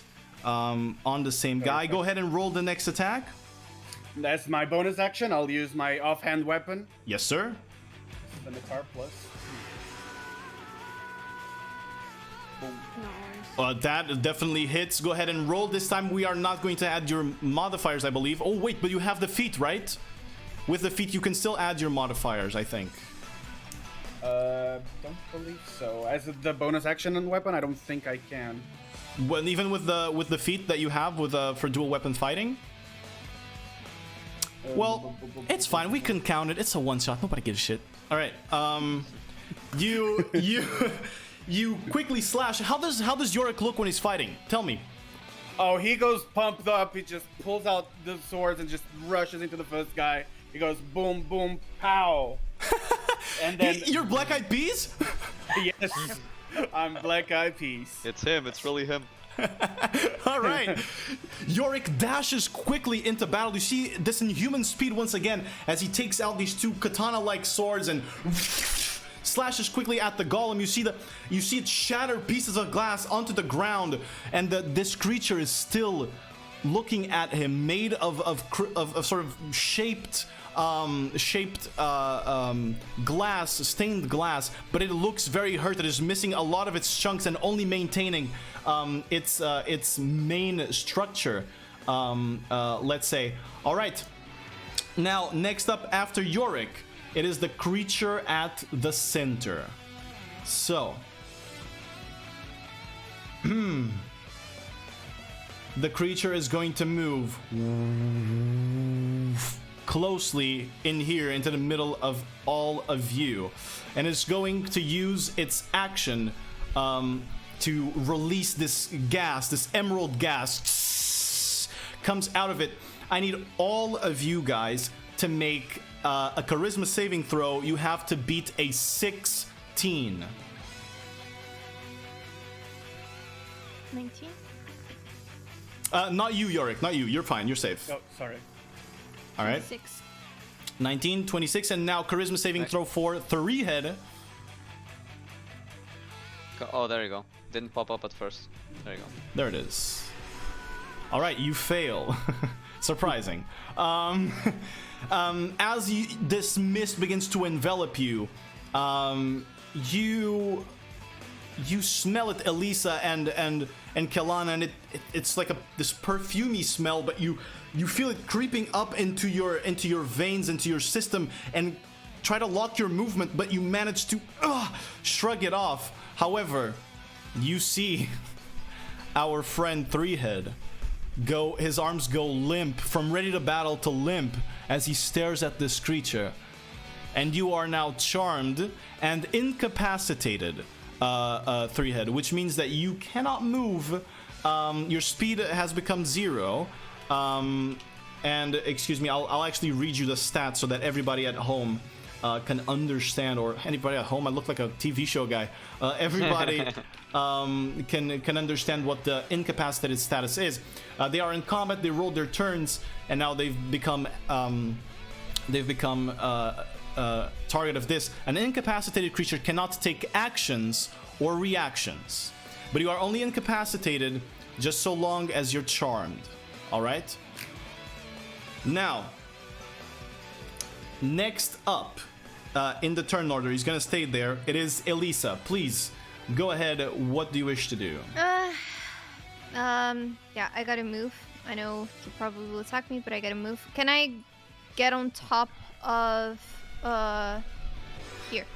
You can. He is going to attack you, though. Yeah. Well, actually, you had the scout feat from Rogue. When he got close to you, you could have moved away instantly. Oh, okay. Without provoking attacks of opportunity. So I will allow that, and he does not attack you. But you climb on top of this broken piece of rock. What do you wanna do? I'm gonna take root. All right, and I'm gonna use an explosive arrow. How do I ping? Hold. Just click hold. Hold. I keep forgetting. I'll say here. All right, those two guys. All right, yeah. I'm gonna just make you roll an attack for me here. You guys see Elisa place down her bow, her ivory bow, and it digs into the rock as roots grow out of the bottom part of it, and she uses it like a turret to pull down the arrow. Go ahead. This explosive arrow breaks in the middle of those two stained glass golem-like creatures. Please, you know the damage that it deals. You have it there noted, right? No. I think it is a 2d6 damage that an explosive arrow deals. So plus your regular bow damage, we combine both. So you're gonna roll damage for the bow, and then we are going to add the extra 2d6. I'm gonna see if they make their save. They do not. All right, so 14 plus 6 is the base bow damage. No. Sneak attack will not be used here because first you can't even proc it, but second it's an explosive arrow. Go ahead and roll 2d6 for me. 6 extra points of damage. So that is 26 points of damage to those dudes. And that was just your first attack. To which she attacked? These two here. Okay. This was just her first attack. Go ahead. So it was 26. I'm gonna say it's gonna be 26 to the orange guy, and then the other guy only takes the explosive damage because the arrow didn't stick on him. So that was your first attack. What do you want to do? More. Can I attack again? You can. You have 2. Okay. Actually, because my bonus action was to take root. Yes, but you now at your level you have 2 attacks as a ranger, and not only that, you also have the volley feature, which means technically you can with 1 attack. Attack all of them. You can attack all of them. Yeah, I'm gonna do that. All right, so 1 attack. So it's just a quick volley of 2 arrows. Go ahead and roll 2 attacks on these creatures, please. So 1, 19. Plus your take root bonus, 100% hits. Yeah. Next. Do I do damage? Just roll the other attack. Let's roll the other attack. Just see if both of them hit. With a 16 plus take root, it hits still. Go ahead and roll the damage. We're adding 5 from the turret mode on Root Maker. All right, so that was the first one. This first one goes on to who? The first one is to the orange. Orange one first. Okay, got it. So 14 plus 5, is total 19, 20. Okay, and then the second one to the other. Right. Okay, second one deals 15 plus 3. Yes. Okay. All right. You see her after she throws this explosive arrow. She knocks 2 arrows in the same pull of the string. And well, actually, she doesn't even need to take them out. She just pulls the string, and 2 magical radiant arrows appear on Rootmaker. And as she pulls with both hands, both fire straight into the golems. Glass shattering from their structures. The orange one, this one here, the closest one, is barely holding its structure. The other one still seems to be able to take some sort of beating, but good damage there. Yes, Elisa? With volley, could I attack like everyone else as well? They it have. Says, you can use your action to make a ranged attack against any number of creatures within 10 feet of a point you can see within your weapon's range. My weapon's range is infinite, pretty much. As long as I can see. So. It's level 15. It's sick. It's a legendary weapon. Roll 2 more attacks. Go ahead. All right.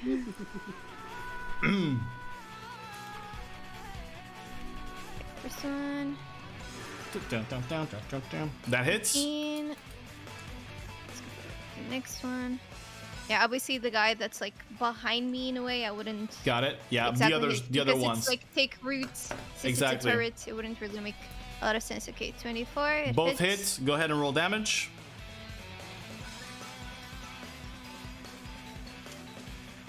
Okay, that one is on the blue one or the green one? I would say that one would be the blue one. Okay, So blue it would be, one like, on kind that. of order. Yeah. Gotcha. And that one for the green. All right.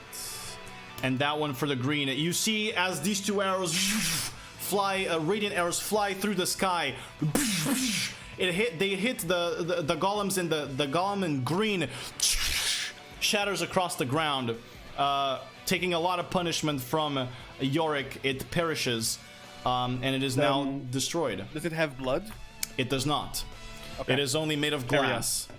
Yeah, Blood Curse of the Fallen Puppet, bitch. You can't do that on golems. All right.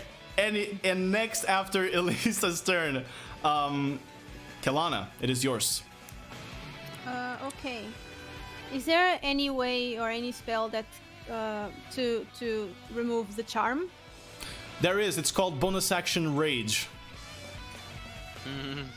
Okay. Then and shit yourself. Leave it to me. Yeah. And shit yourself. Okay. Are these considered beasts? No. They None of are them. constructs. Okay. Okay. Then in that case, I will Beacon of Hope. All right. Everyone. Beacon of Hope on everyone. You all receive a full healing and advantage on wisdom saving throws. As Kelana shines with this green energy, you are now concentrating on the spell. Okay. All right. Right now, I cannot do anything else. No one was attacked yet, so okay. All right. So we're all healed? No, you No, all no, no, no. receive max healing now. Every time she heals or you heal from something, you receive max healing from Beacon of Hope. All right. Sick. Okay. 3-head. It's your turn. Okay, so me being charmed, I can't move. That's the only thing, right? While you are charmed, you can't move and take attacks. And take actions or reactions. You can, however, take bonus actions. So my only option is bonus action rage, right? Rajay, yes sir. How does it sound when 3-head rages? He's very angry. Why you gotta put me on the spot like this, man? God damn it. You play Barbarian, you gotta come up with a rage noise, a war cry. Barbarian is the opposite of who I am as a person. I'm sorry. You see 3-head yell out. He is kind of limp and focused on this creature, charmed by it. But then as he shakes his head, his eyes go white, his veins begin popping as his body enlarges in size a little bit. You are now raging, and you have broken free from the charm due to your feat of mindless rage, where you cannot be charmed. Anything else that you want to do? You now still have your action, because you're no longer charmed, so you can still attack if you want. Okay, now I can attack. All right. So yeah. All right. I think I'm just gonna attack him normally. I'm gonna beat the shit out of it. All right. Go ahead. You move up close to it. Actually, you're already within attack range. You don't even need to move. Yeah. You can go ahead and strike. Are you doing reckless attack? Not yet. No, reckless yet. All right. Regular attack. Go ahead and roll as the raging barbarian strikes with his axe on this metal construct. Damage, right? No, first to hit the one okay, after. First hit. Yeah, first you roll to hit to see if it hits the armor class of the opponent, and then 25 hits perfectly. Yes, Go ahead and sir. roll the damage. Oh, there you go. All right. You are not going to deal that extra 10 damage because you did not move 20 feet to get the extra, but it is still 13 plus 3 your rage damage, so you deal a total of 16 points of slashing damage on your first attack as you slash it with the stone axe, and it hits the metal, and you feel the metal kind of bend with your as your axe hits it from the side. You still have another attack. Alright, I'm just gonna do another normal attack. Go ahead, normal attack. Bring the axe down. This giant stone axe. That hits as well. Roll for damage. 24 strength, baby. barbarian. Let's go, baby. Holy shit, if you had run, if I run had 20 feet, run, imagine that Jesus. damage. You once again, or at least this time, deal 17 points of damage as you slash upwards and hit the metal again. You hear the of the metal as it bends a little bit and vibrates. That is a fuck ton of damage. All right. So next up, unless you want to move, or are you staying? I'm gonna reposition to like be in front of him, but like shielding Kalana. So I'm gonna be in between both of them. Easy enough to do. You can move right there, and you won't even provoke attacks of opportunity if you move there. Very smart move. I'm gonna turn to Kalana. I'm gonna say this time you're gonna have to watch my back. Wait. I'm gonna let you repeat that, angrier and without lagging. Okay, never mind. He's still lagging. Oh no. Wait, he'll come back, I promise. He's getting nervous. You know, he's close to Kalana. Yeah. We back? Are we back? Are we? We back? We're back, sort of. I hope so. Okay, we're The back. sound is back. It's fine, we don't need to see his face. We'll need to hear I think him. I hear you a little bit delayed. I'm sorry. Oh, there we go. Is it okay now? We're good. Okay. We're good now. Go. We're good now. Okay. Wait, check. Do you guys... Oh my god. Oh, he's delayed. Yeah. Yeah. So- I'm a little delayed. Low intelligence barbarian is also lagging IRL. Wait, but you just Can you heard close that. the call and just Yeah. come back again? All right. We'll wait for him to come back. Oh? Hello? Are we on sync? We are in Yeah. sync. Okay. Alright. Please repeat Sorry. what you said, angrier and without the lag. Yeah, okay, so while I run in front of in between Kolana and the golem, Yeah. I turn like over my shoulder and I say, "Now it's gonna be your time to watch my back, Missy." All right. All right. He is raging, and as such, his difficult time forming words. You hear a bunch of gibberish. All right. Next up, it is finally my glass golems. This one is going to move here closer to Yorick, and is going to make to use his bonus action to do something really cool. I promise. You see the golem begin to glow with this emerald light and right in front of you, a flashbang pretty much right into your eyes. Yorick, I'm gonna need you to roll a Constitution saving throw. You have to beat a 16 for me. Aye. You are now blinded by this this very strong and intense light. At the end of each of your turns, you can still try to make the saving throw. You see this golem as well. As it's walking, some of the shattered pieces in the ground are being reabsorbed into it, and it seems to be regenerating a little bit. And he is now going to attack with advantage our buddy here. So that is a fuck ton. 24 to hit. That is going to hit. Yes. And then the next up is a 22 to hit. So it's also gonna hit. I rolled like a 2 and a 3. If I didn't have advantage, I'd be fucked. All right. So let me see. You take. You take 13 points of slashing damage as the golem slashes across you. All right. That is going to be that one.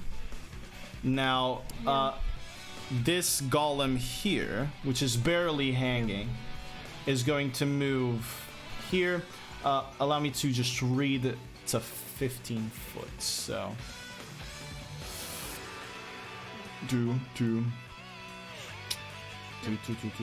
Yeah. He is going to move into here and is going to do the same thing. He begins glowing and is going to try to blind both of you. Constitution saving throws, Kelana and our friend Threehead. I'm gonna need you to beat a 16 if you want to succeed and not be blinded. Me, no? Not you yet, no. Just wait for what's coming to you, okay? 18. 18 succeeds and a 25 succeeds. You guys managed to shrug off the effect. He is still going to strike Threehead twice. First is going to be a 19. Actually, no, a 20 to hit, so that is going to hit. And then a natural 20 on the second one on Threehead. So first, you take. So it's going to be a critical hit. First Threehead, you take 3 points of slashing damage from the first hit because you are raging. You take half damage. And then you take... Oh, I rolled a 3 in the dice. You take 7 points reduced, so you take another 3 points of slashing damage as this golem seems to be hitting the back of our friend Threehead here. He's barely bleeding. The skin just shows like a little opening and there's no blood coming out of it. Next, I'm not even using the giant skin on this, right? The stone's skin. endurance. No, you're just resisting. Okay, so 6 damage. Is that right? Exactly, total. This one's gonna move towards Elisa here and is going to once again whoosh, glow and try to blind her. You already rolled your Constitution save. I'll allow it. You save and resist the effect. It is going to attack you twice as well. That one's not gonna hit. 19. Does a 19 hit you? 19, yeah. All right. You have defense from multi-attack as well, correct? Let me see this feat here. Just quickly, multi-attack defense, appreciate an attack. Okay, actually, 19 is not going to hit you because it has multi-attack. So because of your multi-attack defense, you gain a +4 bonus to your AC from multi-attacks after the first hit. So, oh wait, no, you have to get hit. He didn't hit you with the first one. You're still gonna get hit by this one. My bad. I was trying to be nice. All right, you take 8 points of slashing damage as he slashes across you. All right, and he is now melee range with you. That's their turns. Yorick, it is your turn. You are blinded. Well, as I am in panicking, as I was blinded, I will try to attack at the last disadvantage. thing that I've seen. Yes. Go ahead. You still know kind of where he is, so you can attack at disadvantage for sure.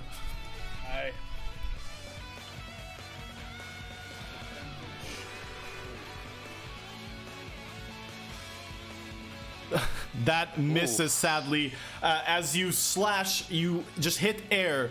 You manage to miss the attack, but you still have another one with the crystal scimitar. Yeah. I still have credits to attacks. Yeah.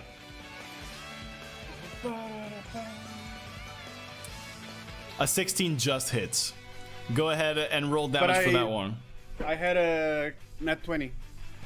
You did, but it's still at disadvantage. So It's still disadvantage. Yeah, You're right about that. the 16 just hits. So go ahead and roll for the damage on that one. This is the one on the blue. You manage to slash across, and you hear the glass shattering, and you know that you hit. Anything else? Do I use my bonus action to try and Break the see if I can effect? see? Yes. No. That's just at the end of your turn. Naturally, you can do Alright, that. then bonus action attack. Another attack with your other sword. Go ahead.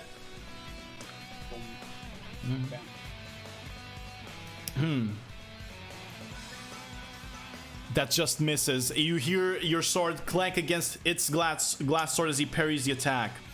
All right. That gonna be your turn. Yes. Next up, it is the big creature. Let's see if he recovers his calming mist. He does not.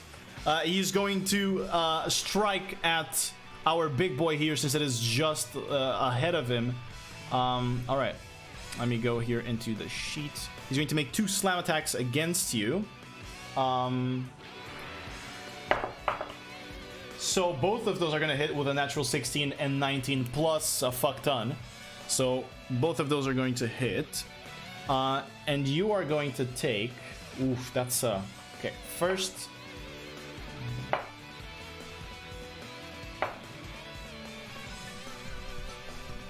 First deals 21 points of damage, bludgeoning damage to you, which means 10 points of bludgeoning damage from the first hit to 3-head. Because you're resistant. The second one...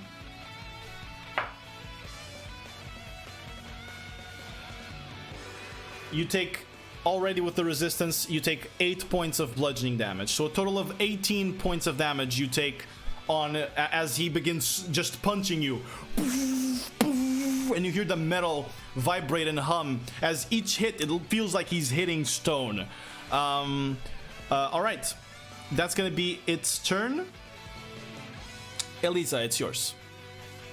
I'm gonna. I can't really shoot the red guy, right? This is Red too guy close is... to me. Yeah, he's too close. It would be at disadvantage. But I can do it anyways. You can do it anyway at I disadvantage. can do volley. So I attack the red, the orange, and the blue one. All right. And the red one would be at disadvantage. Right, go ahead. Alright. So first disadvantage. Let's see. That still hits. Roll the damage already for me, please. Alright. Normal. Yeah. All right. You fire your arrow, and just melee range, you see it shatter the golem completely as glass is splattered across. That one has passed away, sadly. All right. Let me kill it off for you. You can make the attack on the next one. Right. On the orange one if you want. That hits. You don't need to roll damage. He was at 4 hit points. He's dead. Okay, next one then. Natural 20. 20. I want to see the damage on this one. Please roll. Okay. So that is a 4 on the dice, which means that is 8 there, plus 6. That means 14. Plus sneak attack, which also is going to proc here. So sneak attack is going to be a 20 plus the extra damage from Colossus, which is extra 14. So you deal a shit ton of damage to this creature and shatters once again across the floor, already dead. And kind of you feel Yorick next to you. Pieces of glass fall and crumble on top of your face as you hear this blast shatter the creature from Rootmaker. All right. What else do you want to do? You still technically have another attack. Yeah. Now I'm gonna shoot the other guy. You turn the bow and shoot the other guy. Go ahead and roll. 20 just hits him. Go ahead and roll damage. He has a 20 AC. All right, so no sneak attack on this one. It's going to be 9 plus 2 plus 5. So that's 16 points of damage to him. As you hit the metal again, you hear the of the metal plates vibrating on him as he gets pretty much attacked by or hit by this magical radiant blast. Anything else you want to do, or are you staying? I'm staying. All right. I forgot to add the +5 here. All right. Okay. That finishes Elisa's turn. Kelana, it's you. Okay. Okay, I'll try to move away from this thing. Go ahead. In case it tries to do something else. I'll just be right here. And I'll guiding bolt it. You're gonna guiding bolt it. All right. Go ahead and roll for the attack for me. At what level are you guiding bolting it? Level 1. Level 1. First level guiding bolt. It does advantage on the attacks, right? If you hit, Or no? it does. If you hit okay. the other people will have advantage. Unfortunately, it hits the wall behind and misses the creature entirely. The guiding bolt. As you roll the 4 and the 14 is not enough. Okay, let me just wait. Let me just see the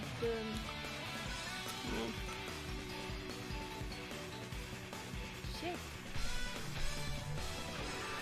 I just want to see the distance of the grasping vine. Okay. I believe that this is about 60 feet on grasping vine. For the point where you attach it, and then it is 15 feet range to grasp someone. So you pick a point, it's birthed from there. But after that, it will be pretty much just a 15-foot range. 15? Yeah. Okay. So you choose a point, and then it has 15 foot to grab people. Okay, it's not enough. So in that case, I will, as a bonus action, I will healing word. You already cast Yorick? Guiding Bolt. You already cast Guiding Bolt. It would have to be bonus action, healing word, and then a cantrip as your action spell. Guiding Bolt was an action, so you cannot healing word this turn. You can only healing word if you cast healing word and then a cantrip as an action. Ah, okay. Okay. All right. So that ends your turn. 3-head. What Yes, do? sir. So, just to confirm, I don't need to rage again, right? I'm already No, in rage and you're I'll in rage. remain in rage. Correct. Okay. So I will want to attack first, and I want to declare this one to be a reckless attack. You attack with advantage. Then go ahead. What do you say when you're recklessly attacking? What's the one word that 3-head says? Taste mama's cooking, bitch! All right. Roll an attack with advantage for me, please.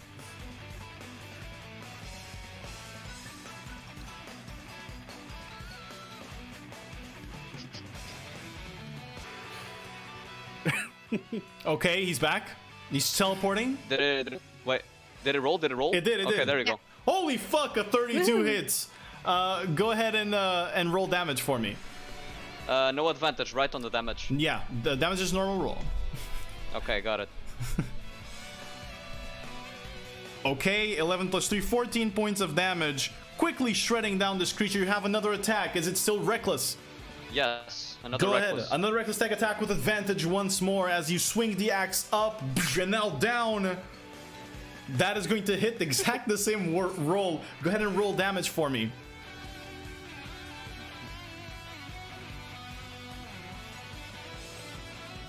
There you go. All right, 15 total points of damage here that you do to this creature. As you smack the axe on top of its head, it is still standing. It is feeling a little bit hurt, but still standing. All right, three-headed. That's your turn. Completes your turn. Top of the round, Yorick. We forgot the saving throw last turn. Yeah. Constitution. You have to beat a 16 to see if you're not blinded. You beat 18. it. You're no longer blinded. Nice. Battlefield Alright, cleared of glass golems. Just one in front of you. All right, Now. I want to move into flanking position. Go ahead. It's this position, right? Flanking position. It would be more this over here. Okay. All right, let's do that. Yeah. All right, and I'll do the casual attacks. Go ahead and roll for with advantage as you are flanking the creature. 3 attacks. Bing, bing, bing. Bing, bing, bing. I'm a black eyed peas, these guys. That hits. Next attack. Or you can roll damage, whichever you prefer. Yeah, roll damage because I don't know if it kills it or not. All right, first slash. You slash across the metal. You guys actually hear that like scraping metal sound, like metal on metal, and it kind of like makes your brain spin inside. But that is a good amount of damage right there. But it's still standing. Go ahead. Second attack. Natural 20. Natural 20. That hits, obviously. Critical hit. We doubled the damage on the dice. Go ahead and roll. All right. So don't mind what's there because they're rolling the dice twice. We're gonna double it instead. So that is going to be 4 doubled. That's 8 plus your radiant d8, which was a 1. So it's gonna double to 2. So that's 10 plus your modifier, which is 4. 14 points on the crit there. He is looking very hurt. All right, bonus action, the offhand attack. Go ahead, roll again. Advantage. That is going to hit. Go ahead and roll the damage. 7 slashing, which is going to be only actually 1 because you don't add the modifier on this. So it's going to be 1 point of damage. Sadly, not enough to bring it down, but you slash across its metal carapace. It is looking very hurt. Anything else you want to do, Yorick? Nope, that's all for the turn. Got it. All right, Elisa, it's yours. Oh, actually, no, it's his turn. No, He's it's still Tim's. alive. Yeah. He's going to strike Yorick now. Son of a bitch. Because he's hit. Let me see if he gets that back. He does not. So that is going to be 2 attacks. 21 and 24 to hit. Yes, and both yes. are going to hit. You take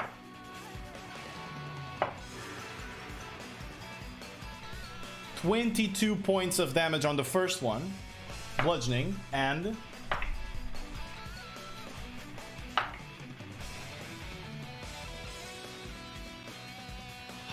15 points of bludgeoning damage on the second one. As he boom, boom, smacks you with its metal fists. That ends its turn. Elisa, your Pew turn. pew. All right, go ahead and shoot first hit. I have the sinking feeling that he's gonna die in this first. It misses. Woo! It flies over its head, I get hitting the angry. wall. She gets angry. Actually, try never again. mind. It doesn't miss. It hits because of Oh. take root. It's a plus 5 to your hits or a plus 2 to your hits, so it actually meets the AC. Never mind. Armor. Roll the damage. Plot armor. More like I made a broken item and I possibly have a slight regret, but won't go back on it. That I believe is more than 20 damage on this hit. Please, Elisa, where do you hit it? Describe to me your enemy's demise as the construct falls. Since it's like with its back Mm-hmm. turned to me, the arrow, I don't know if it's possible because it's metal, but Mhm. anyways, yeah, it's gonna go straight to the heart, Mhm. through the back to the front, you know. All right, but you aim for the core, you pull down your Yeah. bow, a radiant shot is fired, and it hits the back. It does not, however, penetrate him, but you hear the as this metallic creature begins to vibrate at increased frequencies very fast, as then it collapses into the pedestal it was and floats back to the center of the room and rests on top, glowing with runes once again, and bringing us, my friends, out of combat. as you guys have beaten the first combat of today. There's more spoilers? Sir. Who knows? This was the first though, right? That's always true. That's why I say it. Anyway. I immediately run to Yorick All right. and I cast Cure Wounds on him. You still Third have level. a beacon of hope, so he's gonna get max healing. Which level are you doing on this? Third level. Third level cure So- wounds. 8 times 3, 24. All right. Plus 4. 28 points of healing you recovered there, Yorick. You also have potions with you, as you see Kelana's hands glowing green and touching you, healing you for 28 points as it begins. You see this greenish energy turn into vines, then fuse and restore your skin. I'm going to suggest, since Yeah, using a potion if I can. you can for sure, since we have reached finished combat here, we take a small break before we proceed on to the next phase of things. So anyone in chat that's watching, thank you so much again for giving this a shot. We really appreciate it. We are going to be back here in about 10 minutes. I'm still going to be hanging out here talking to chat if you guys have questions, if you guys have suggestions, things to talk about. But yeah, for now, we're going to go on a short break. All right, folks, we will be right back. Stay for the tunes as always.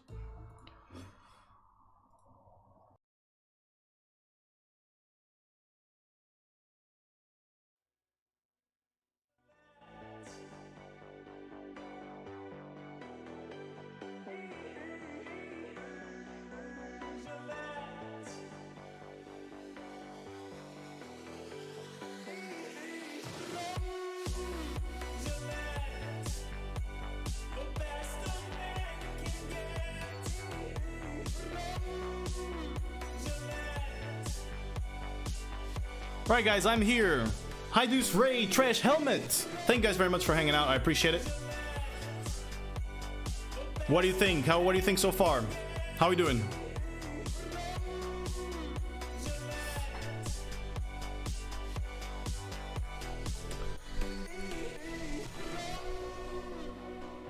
I'm invested. Awesome. Awesome. The whole hair business is great. Good. As you guys know, if you have any doubts about the rules, any questions you have about D&D, please don't hesitate in asking. I'm being a little bit more lenient with ruling. It's over. No, it's just a break. I'm being a little bit more lenient with the ruling because it is a one-shot. So, you know, we don't wanna make this overbearing for our players. They're dealing with a lot of information, very high-level characters.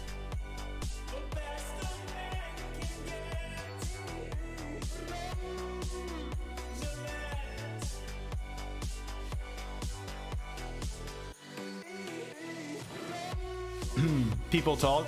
How you doing, Helmet? How you doing?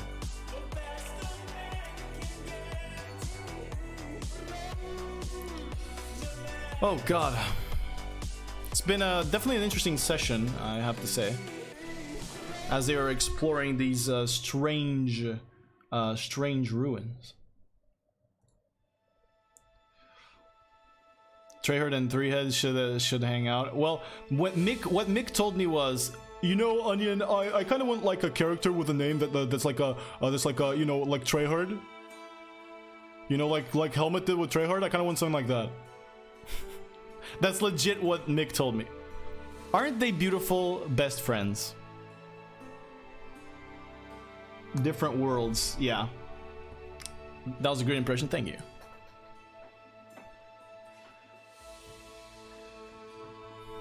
They're just beautiful best friends. I bet they're the same person, actually. That's so cringe. Dude, it's what he said. What do you want me to say? Hi Vitosha, thank you very much for hanging out. I know that you don't usually watch D&Ds. Are there any questions I can help you with? Anything that I can answer?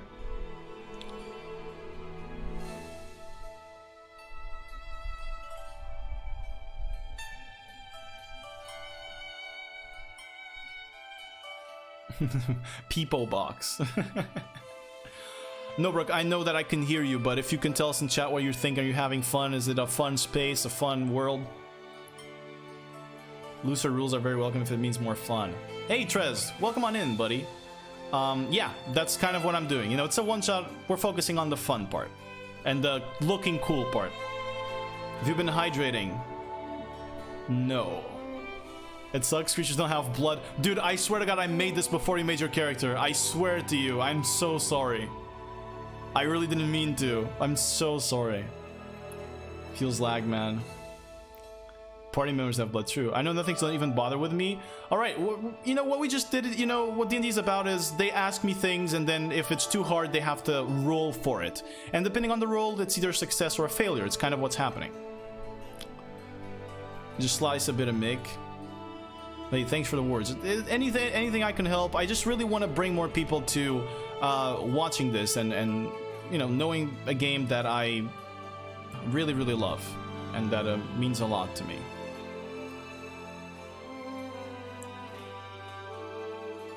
I love creating stories. I love making them, so the more I can share it. I'm friend Pepe Hands. Puppeteering Mick? That could be kind of cool. I blame you. I'm now super into making my next characters. I'm very happy that you say that. I'm very happy, Ray. It makes me incredibly happy. Thank you so much. Chat has been very nice. I love stories. I'm in the lazy mode that I can't get out. So you're being a bitch, is what you're telling me.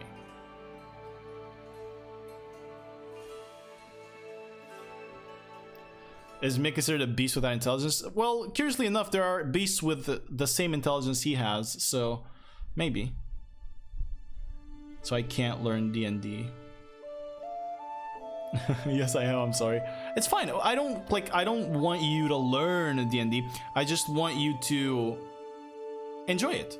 You know, if you find some enjoying in this and watching and you know, maybe reading one day, I'm already happy about that. There are beasts with more int too. That is correct. There are beasts with more int. Be a bitch, slay queen. Okay.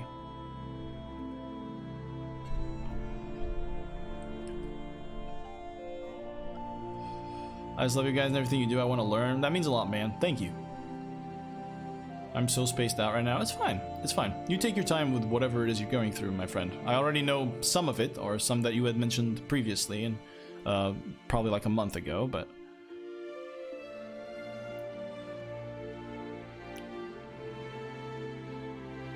how high are you? I thought he was talking about what shit he was going through, Witch, but hi, Witch. How you doing?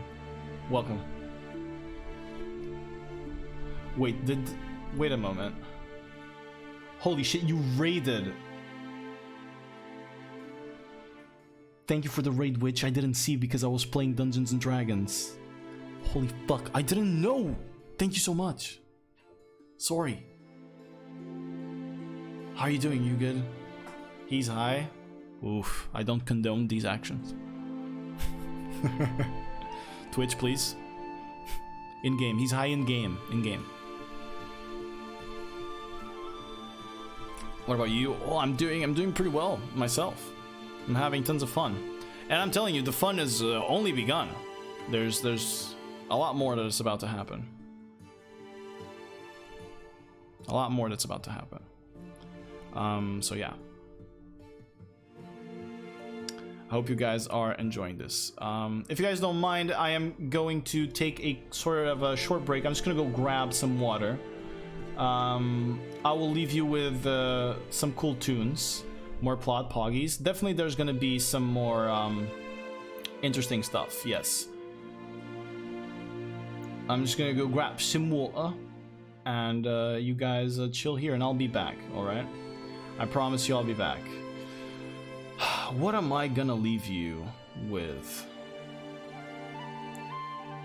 Which cool song am I showing you guys?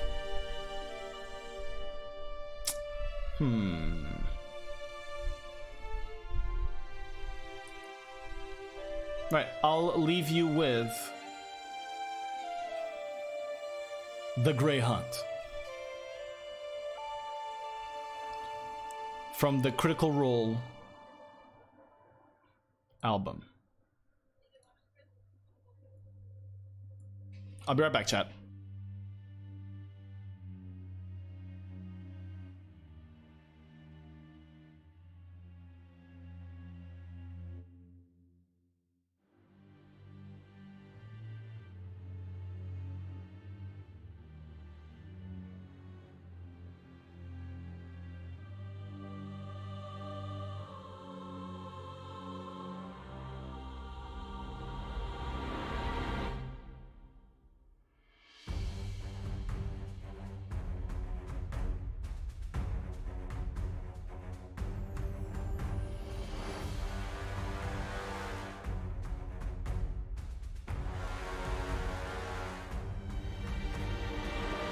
All right, I'm back, chat, with water.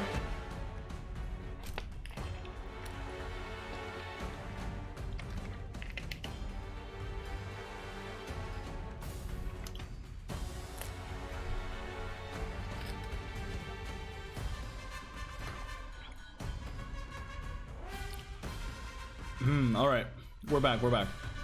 Soon we will begin, chat.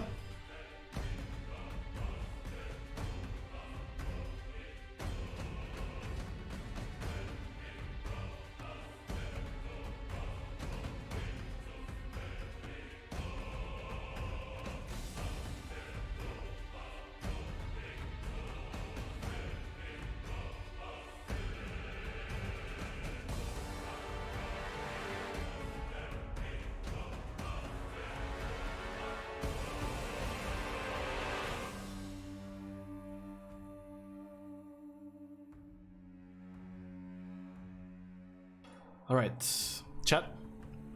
Close to 2 minutes and we're back. All right. I've already hydrated, Dust. Thanks for reminding me.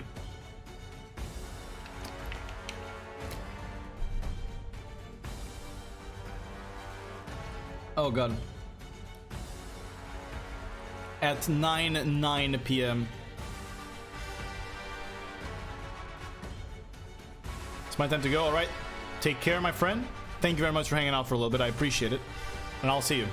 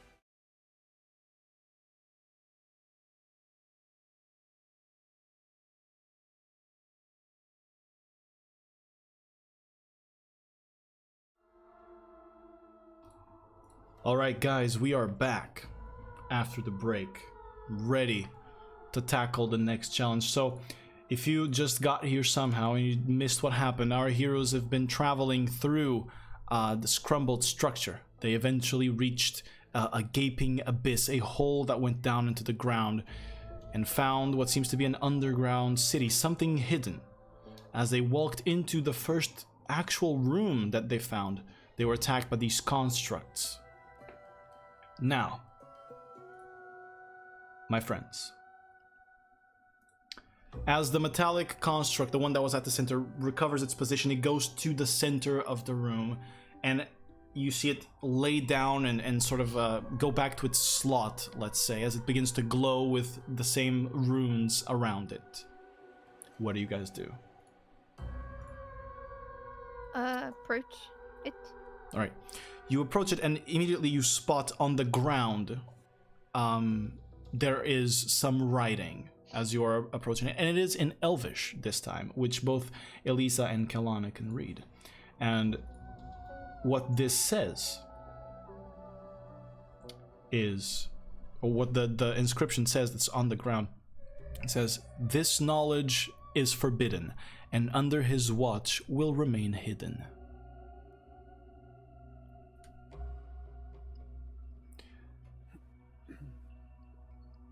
Are you inspecting the actual pedestal now? Mm-hmm. All right, whoever one wishes to do it may roll an Arcana check on it. If you're proficient with Arcana. If you're proficient with Arcana.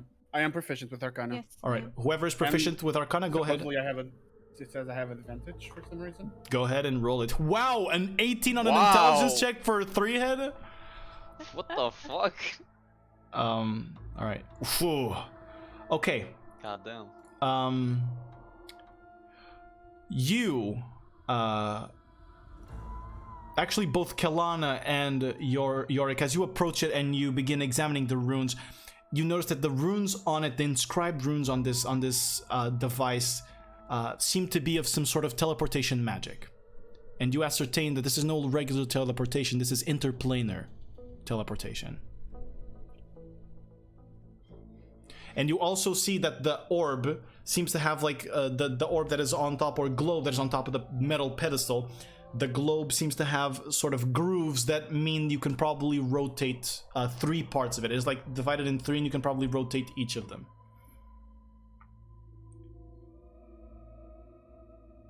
Okay.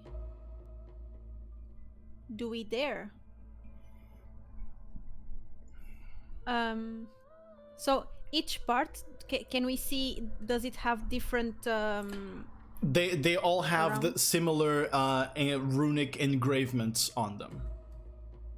okay, how many on each one?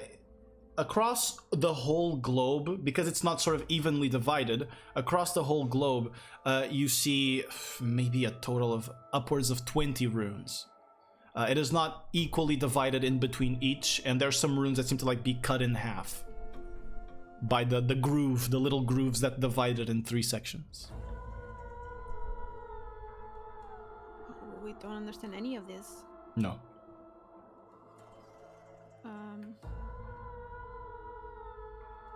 So, and in the whole room, we don't see any other door, any other.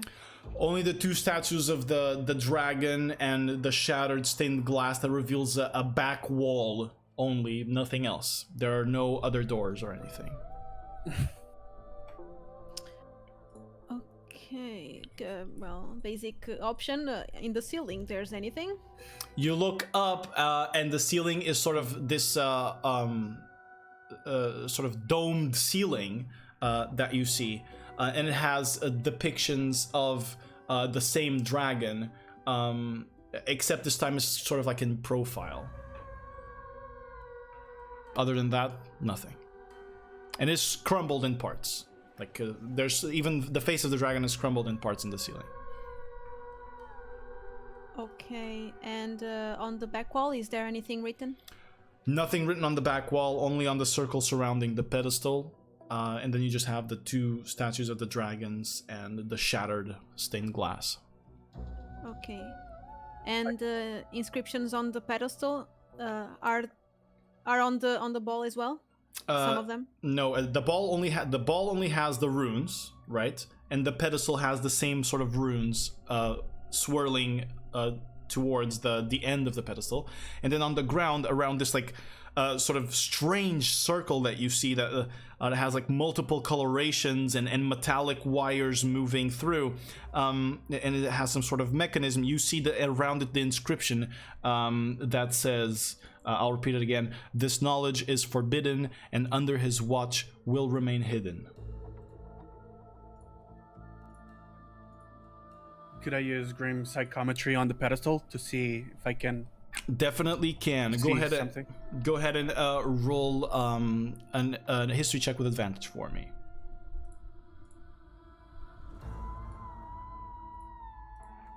Shite. Oh no! Oof. Double natural ones are not going to allow you to ascertain this. You actually, it's quite interesting that as you touch it and you try to extend your consciousness, your senses to it, it rejects it immediately, as something seems to be protecting it. Well, it says under its watch, right? It's probably under it.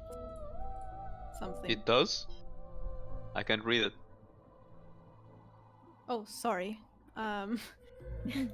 Here says this knowledge is forbidden, and under its watch, His watch his watch is hidden. remains It will hidden. Yeah. remain- His watch? Whose watch? Knowledge? What knowledge? Well, Gem knowledge? And I point to the ball in the middle. We could sell this for big money on Orkbay. Orc Bay. Well, I that exists know in a my world guy. now. I know a guy. And I start to reach my hand to grab the ball. No! Slow. No. Don't touch it. Yet. No, no mind of business, man. I get it. Another time then. Then I start stroking my chin, trying to think of a plan, because everyone looks so conspicuous, and I'm not doing jack shit. All right. Uh,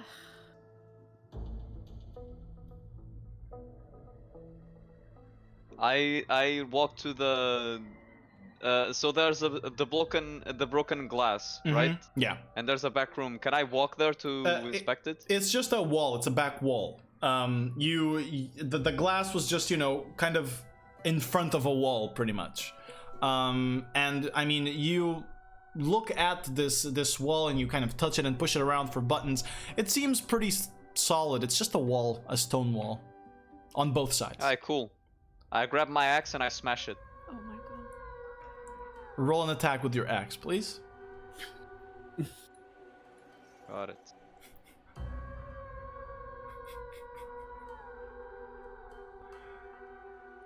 All right, roll damage for me.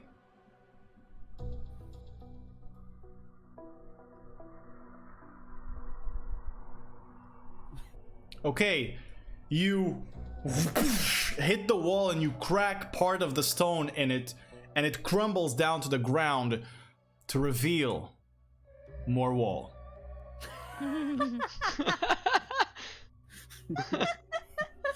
Yeah, I look at it, I shrug it. I got nothing. I just stumble back to the Colana's back again. All right. Nice try. I don't know. Any ideas? We throw rocks at the ball. Is the ball grabbable? It seems to be can we attached to the. check? It seems to be attached to the pedestal. Throwing rock always worked. It worked in the cliff. I am not. I don't want to touch that.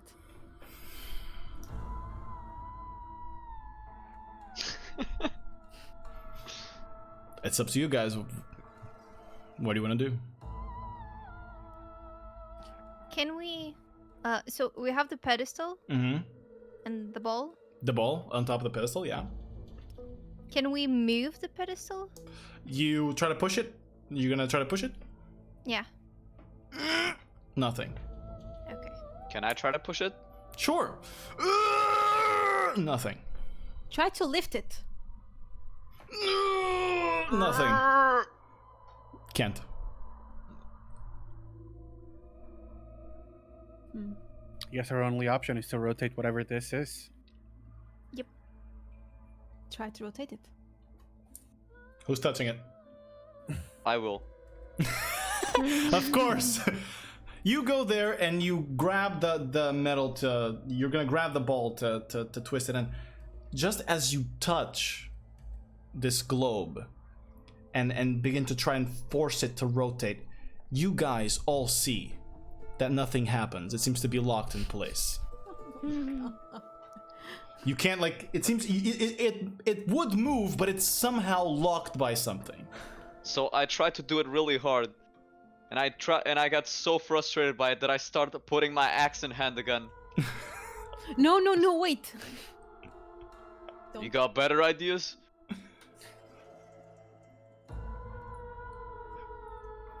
I look her dead in the eye, awkwardly, for very long.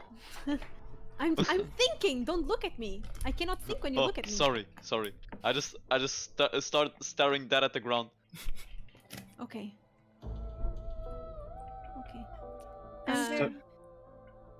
Under his watch. Maybe there's like some sort of hidden button at the feet of the pedestal. Maybe. You go check. Do you? Yeah. Right. You try to slide your fingers underneath it, but no, there's nothing there. And Alright, the dragon is faced where? The dragon is looking dead at the pedestal. Both of them. Yeah. Both of the statues. Yeah, I get tired of looking at the ground, so I look at the ceiling. Can I see if there's anything I mean, there's nothing like to investigate in the ceiling, is there? No, the For ceiling sure. is just crumbled in parts. It's just a dome. You don't see anything in the ceiling of interest now. But there's a dragon, right? Two statues of the dragon there's that are staring it's at the pedestal. The two statues at the, kind of at the center of the wall in front of you. They're both Alright. staring at it. I'll hop on over to one of the dragon statues and start touching it to see if something happens. All right. You begin touching it, and accidentally, this man, not very intelligent, he climbs up and he begins touching it. As he touches the eyes of the dragon, you see the lights dim a little bit and then go back up. And then he continues searching, but doesn't notice anything.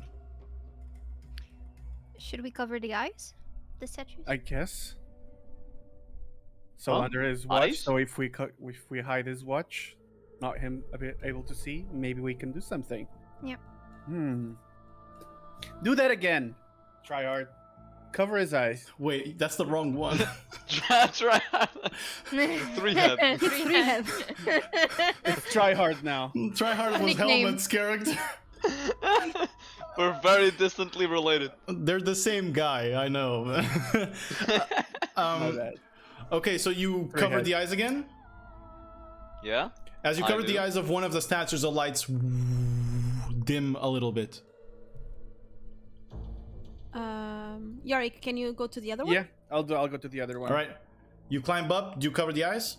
Yes. Okay. As you cover the eyes, the lights dim completely to darkness, and as such, from the orb at the center, both you, Elisa, and Kalana, you see this image is projected all around you. Stars and stardust surround the center of this place, as if you were in the vacuum of space. Purples, reds, and oranges cover your sight. Now you can see that the underneath at the center, the same ring that had the inscription of "This knowledge is forbidden and under his watch will remain hidden," it now has 3 rings. And each of these 3 rings, there's like an outer ring, a middle ring, and an inner ring. Each of these 3 rings has 3 figures, or 3 is sort of engravings of something. I will say this slowly, all right? Wait. And I'm still drawing the circles. Okay, yes. The outer ring, the one on the outside, has the picture of a dragon, the picture of a mountain, and the picture of a tree. The middle ring, the one in the middle, has the picture of a book. book. The picture of a serpent. And the picture of a gem. And then the inner ring, the one closest to you, has the picture of a key, one of a spear, and another of a shield. So this is on the ground? This is on the ground, yes. It's like 3 rings on the ground. And now... We can all see it. The sphere. yeah, you all see it. The sphere holds the same symbols as each of the rings, and it kind of split a little bit and allows it to be rotated. Woohoo. But you still have... you still have 3 head and Yorick sitting on top of a dragon statue covering the eyes of the dragon. Or of the dragons, plural. You guys can use like part of your clothing or something to cover. Yeah, Yeah. I can use my big jacket. All right, cover Oh, with a big smart. jacket. I take my 2 hand axes and I stick them in the dragon's eyes. All right, you stick him in there. I guess that blinds the dragon's eyes. Sure, it's still all functional as you remove that. It seems to all focus, and you guys manage to convene at the center of this place. Now, what do you do? Maybe it has something to do with the riddle. I just start scratching my head. I think the riddle had to do with what we just did with the statues. I Mhm. think now we need another clue. It's another thing. So the order on the sphere Mm-hmm. of the symbols, is it the same one? It's the same. It's the same. Yeah, and the top one seems to have the symbols of the outer ring, the one on the center of the middle, and the one beneath of the inner. Okay. They now reveal themselves and are glowing in a different color that they were previously. So you just have to mix and match it. They match, though. The ground. Yeah, they Yeah. match the ground. So what we see right now, Yeah. all around us, is like Space. You're in space. It's like you're in space, and you see that there is at the center, right? There is a section of your platform that almost looks like it almost looks like a pointer of sorts, a final slot for you to where you rotate the things and it will fit into place. There's like a pointer right ahead of you, and none of the symbols are on the pointer. They're all just in random positions. So you are just sort of, you seem to be drifting in space, but it's like a projection. where does the light come from? Is it from the sphere? The orb, yeah, the orb is projecting everything. I go touch the orb. You touch the orb. Do you And spin I- anything? Yeah. All right. Which ones are you taking to the center, to that pointer? I'm gonna take the book. I'm gonna rotate Okay. the middle one. You and rotate so the that middle book- one and you place the book there, and you see around you the perspective begins to change, and you see a constellation of what seems to be a book. You see stars connected by this this sort of light, this radiance, and it forms what seems to be a book in a constellation.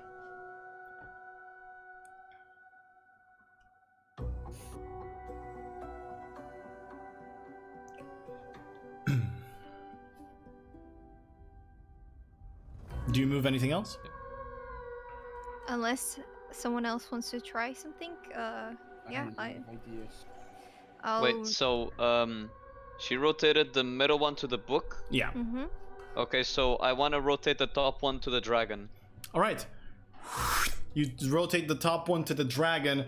As you do, perspective changes, and this time you see the constellation of the dragon and the one of the book kind of from a different perspective as they intercept in multiple points. And you see that you can't quite find, there doesn't seem to be a locked position yet, but you can see that one of the interceptions is seemingly close to what would be the head eye region of the dragon. The system begins to sort of vibrate and as you are close to locking in a location. Spin bottom. Can I rotate to be to the bottom one be the key? All right. You lock the bottom one to be the key, and just as you do, perspective changes and the constellation of a key shows in front of you, and you see they all intercept in one point at the eye of the dragon as it glows emerald. The spheres all split, and it seems to be locked into a position. You, from your previous Arcana check, I will tell you, you must sort of not crush, but press the sphere down in order to activate the structure. Okay. Should we get our stuff first before pressing, Oh, or will stuff- this? What's that? They're Oh, The the axis. jacket. It yeah, might be Yes. it might be problematic if you do. Yeah, exactly. Okay, might be Like, problematic. it Alright. might stop working.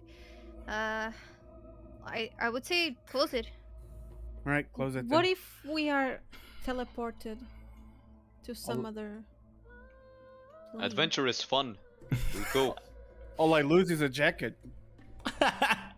It's my favorite one though. Don't tell them, but my axe is my favorite one. Let's do like this. You can attach ropes to yourself and to the weapons and to the jacket. And if we're teleported, We'll go. God, someone might be hit with an axe in the teleportation. All right. What could go wrong? Are you Wait, guys? did you leave your axe there? No, just Yeah. the I two left hand my axes. 2 hand axes, yeah. Oh, okay. But I have my main axe still on my hand, that's why I said that one's my favorite, like I don't care about the other ones. Oh, okay. You can just go. All right. Okay, then I will press. Okay, I press it as well. As you press, you see that the intersection that is glowing emerald begins to glow brighter and brighter as the device begins spinning. You see metallic wires spinning around you as everything seems to go super fast, and you begin approaching on that emerald light, and then you reach a dark room, cold and empty. 2 braziers light up in front of you as you see 2 30-foot dragons staring at you, lit from beneath, imposing, noble, unmoving, and made of stone. Oh. Oh my god. We're dead. Oh, we're dead. Just don't. The space around them remains dark and unlit, like there is nothing beyond. But the light begins to creep around the edges and burn stronger, as before you a titanic black metal gate is revealed. You are perhaps 50 to 60 feet away from it. You see the same draconic figure that you had seen before is stamped on this metal gate. A stern look on its face, but eyes closed. What do you do? It is, I should describe it better. It has its eyes closed. It has its hands also, it's like dragon claws, also closed to its sides. It's kind of standing on a bipedal position, and the head is kind of slightly turned to the side. But what do you do? Are Does we he- even on the right place? Wait, did he notice that we were there? Or do we not know if he noticed? The statue, it's still a black metal gate. It's a statue, or an engraving in this case. I mean, it's a gate. Would it notice you coming? I thought it was I had the idea it was a dragon. I know, I'm memeing, but yeah, it's there. The gate is closed. It seems to be. You're still 60 feet away from it.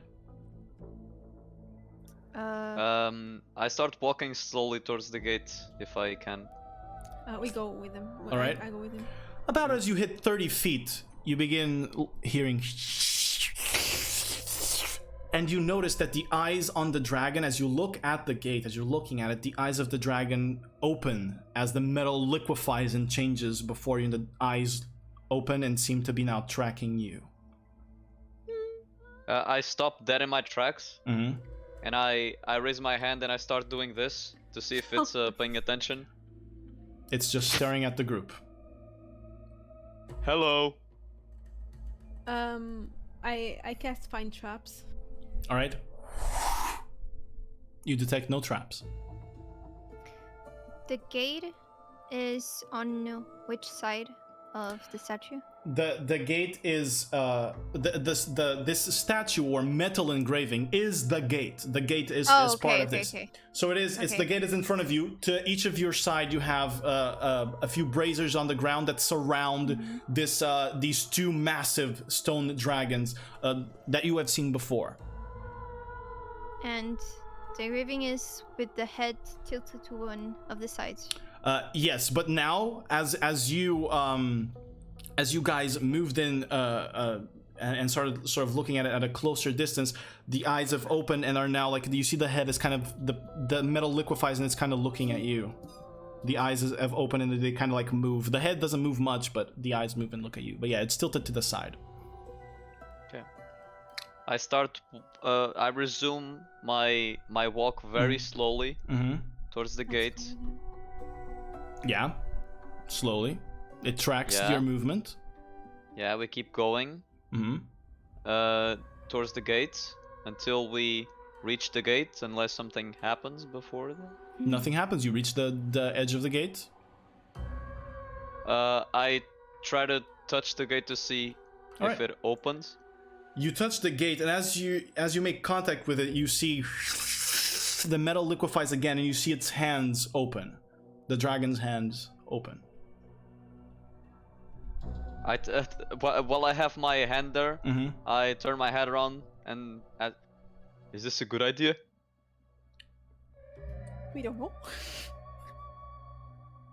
Well, push it. Push it. I push. And then I turn around and I push it in. Try to push the gate. You can't. It's locked. I try to put my back into it, like both hands. All right. Doesn't budge. Try to Nothing. pull it instead. Yeah, good idea. And I grab it and I start pulling it. Nothing. I No can go do. to the statue on the right Mm-hmm. and examine it. All right. As you examine the statue, it is pretty easy for you to notice that inscribed on the ground at the back part, or sort of not on the ground, it's kind of the pedestal of the statue, you see golden writing. You rarely have seen golden magic. This must have been the Guildmaster. And in it, you see written in Elvish, "In your way stand 5 in the shape of 1." In your way, stand 5. In the shape of 1.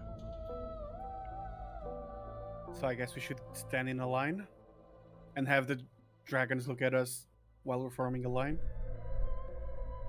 And put the bigger one on the front. and put the bigger one on the front. Yes. We do feeling a pretty low. I'm happy to so- oblige. Just so that I'm satisfied, I'll go to the statue on the left and Yeah. check if there's anything there. Same tip. Okay. Let's do that then. Yeah. All right, you guys all align. Three-head, do you have your hand on the gate still as you guys are aligning?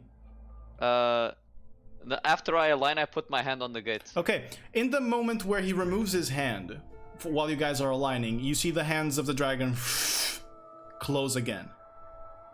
And you hear mechanism working sort of inside the walls. Might be the mechanism of the gate. And as he places the hand again, the dragon's hands open once again as the metal liquefies, and you hear the same mechanisms working around the gate. But nothing else happens. As he pushes, the gate doesn't budge, even with you aligned. How many bars does this gate have? It's a full metal plate with an engraving of the dragon, and some other, like, there's rocks and stuff on the ground, kind of to give him a little environment to be in a mountain in the back, but it's like full black metal engraved. How many Alright. fingers does it have? on The each hand? dragon has on Yeah. each hand 5 fingers. Alright. Try to push it with your hand closed. Like a fist. I close my hand and I punch the door. Okay. As you remove the hand, the thing's clutched, but as you punch the door, the hands open again, and you hear this vibrating noise. And as you hear it, you see the dragon's head tilts further, as if listening to the same thing you're listening to, as the metal liquefies. But then as the vibration fades, it rests in the same position again. Maybe we all put hand on door.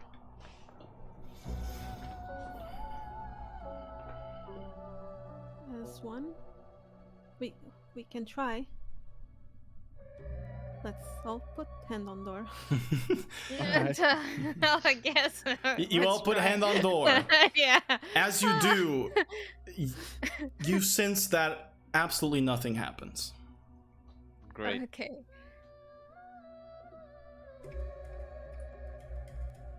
Hmm. Can you repeat what was written? In your way, stand 5 in the shape of 1. 5 fingers on the hands? That's why I told you to put the fists, because it's 5 in the Oh, shape of yeah, one. yeah, I see. Shit, that would have been good.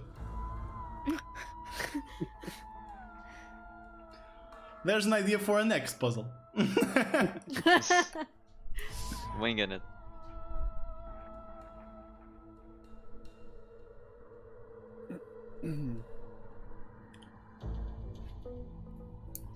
Maybe. Maybe.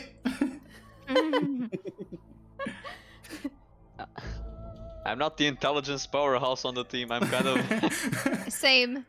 It has to do something with how they look because they keep tracking us. Let's throw a rock at them. Well then. No rocks around this time. So Damn unless you have a pet rock with you somehow, which I think three head would have a pet rock. Stony. Like with my perception, can I see something that it's 5? I'm afraid that something? I'm afraid this is not a roll. This is an IRL brain roll. This one. Does the door has any lock? Wait. No. It's, How many it's times? only- How many times did he touch the door? 3 head. How many times I touched the door? Mm-hmm. 3 times. Touch it 5 in a row. Punch it 5 in a row. I, my fists, Mhm. punch them together, just start 5 times. Okay. As you punch, you guys see that in between each punch, the dragon's hands go. You see a dragon doing jazz hands. Jazz hands dragon. I'm sorry, no. I'm sorry.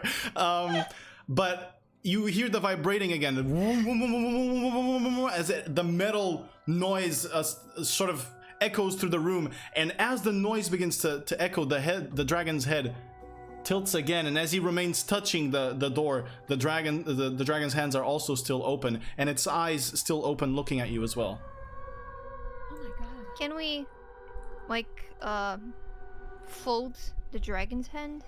Or is it... It's too tall for you to reach. You'd have to probably climb. Okay, okay.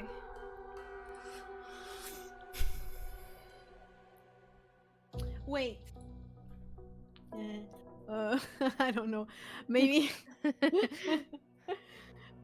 Maybe only 5 hands in the door. Like when we all tried, we had 4 hands. So one of us have 2 hands on the door, and the rest of us only 1. Doesn't really... that isn't really, like, in the shape of one, but I'll do it. I place my both Alright. hand. I As- put 1. Once again, as you guys have removed the hands, the hands of the dragon closed. As you guys all put your hands into 5, you see nothing happens. Yeah. Of course. What about... Well, I remove my hands? Eventually, sorry, Elisa. Eventually, as the vibration once again, this echoing noise vanishes, the head tilts back to the original position. In your way stand 5 in the shape of 1. I remove the hands, Mm-hmm. and I place one of my feet. One of my foot. Yeah. Place one of the feet. The hand. Yeah. The hand's still open. Okay. It opens with a touch, I guess. But it needs to be the right touch, I guess. Oh. Anybody got any dragon friends? Any sushi dragons? Any scalies? Wait! Can we just, like... You all Get touch on- me. Can you touch it? weird. But I we're thought only of, like- We're only 4. Like, we getting on top of one? And then... But it wouldn't be 5, it would be 4. We're only 4. Yeah, we're only 4. Yeah, I I wouldn't. need Stony. 4 and Stony. Stony. Maybe we try to climb to hands? Try? I can climb. You climb to the hands? No, I'm saying I can climb very well. Let doggy friend do it. I mean, I could go do a closer inspection of the statues, I guess. The statues or the gate? I guess the gate. Actually, I can touch the gate and see if I can actually recall any information of how this was done previously. All right. Let's do the in-game Wikipedia. All right, go ahead. Arcana check onto the gate with advantage. Or history, I'm sorry. Excuse me. My bad. For your senses to figure out what it is. Unfortunately, you needed a DC 30 check. There's some magic blocking the knowledge of this gate. Can I know what type of magic? Old magic.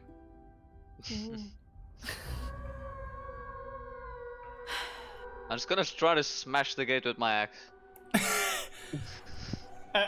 You ring the gate with your axe again, and as nobody is touching it, the hands are closed. But as the sound once again echoes through the room, the head tilts. Can we clap? I'm gonna clap. Okay, I Elisa start is now clapping. No clapping. questions asked. I just start clapping. Everybody's clapping. Nothing's happening. It still Okay. echoes through the room. The metal, the gate vibrating noise, the sound of the gate is still echoing through the room. And then as it fades, the head tilts back again.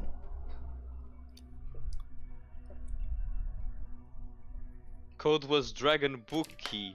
That We means have the two key. statues, right? Mm-hmm. Yeah. Of dragons. Mm-hmm. That means key to dragon is book. I started to look around for books. No books here. The space is just No beyond books. the reach of the light. Oh, The space dear. is just darkness. You see nothing.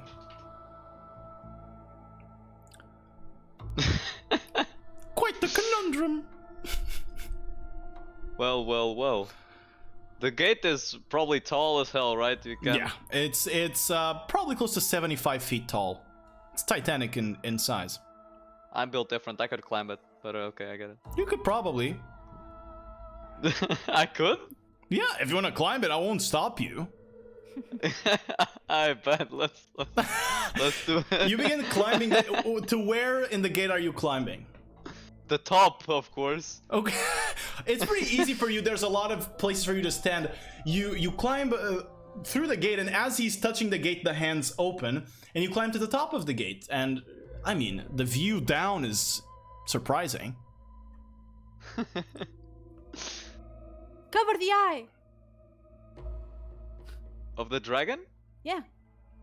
Okay, can I climb over to the dragon? You can. I will tell you this. It is liquefied metal. You want to touch it? Don't touch it! No touching. I just Okay. dropped down. All right, you drop down. As you're touching it, the hands are still liquid metal as well, but you manage to avoid.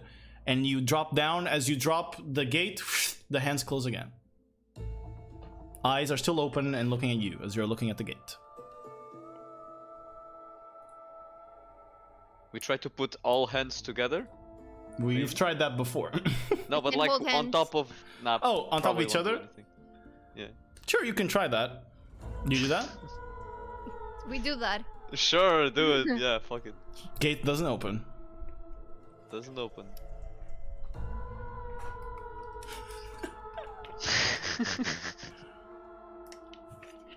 Guys, if you have any stupid ideas, it's time. At the end of the day, this is gonna be your fault because your puzzle is too hard for us. It's not our fault, buddy. How It's- about Yeah. 5? I'm thinking stand 5. As in literally stand and 5. Therefore, like I tried the foot. And we can try like remove, I don't know how you say it, but like remove one of the legs and just be like standing on one leg so that we only have 5 feet. Got it. I don't know. What? So a Same. pechinho, a little bit. You Yeah, guys are gonna yeah. be okay. You're But one of- hopscotching. one of us has to have both. So it's Okay, 5. which one of you has the 2 feet? I have the 2 feet because I'm not Doing that, of Please. course. Listen, Kalena, do you have a better idea? No, I'm just saying I'm with 2 feet. All right. Team 2 feet! All right, you all do that, and you touch the gate, and as you touch it, the hands open again, but no other change. They seem to, the hands only seem to open every time you touch it. Yep.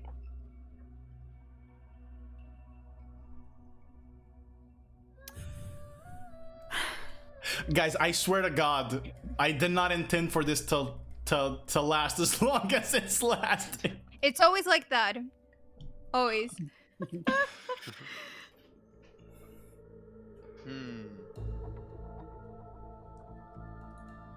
Can we move like the statues? Or are they too They're big? enormous in size. You can't really move them. Can I mimic what the statues are doing? Maybe like the... You get in their pose? yeah. You And do. touch the gate. You do, and you touch the gate, hands open, and eyes are still open looking at you, but no other change. I raise one of my hands towards the dragon. Mm-hmm. No change. Gotcha.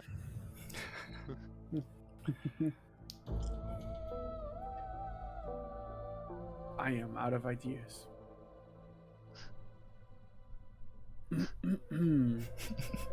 I'm gonna use a call from home.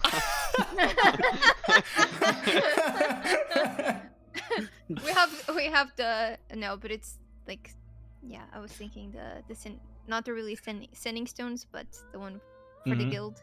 But it's only one way. They don't really communicate back.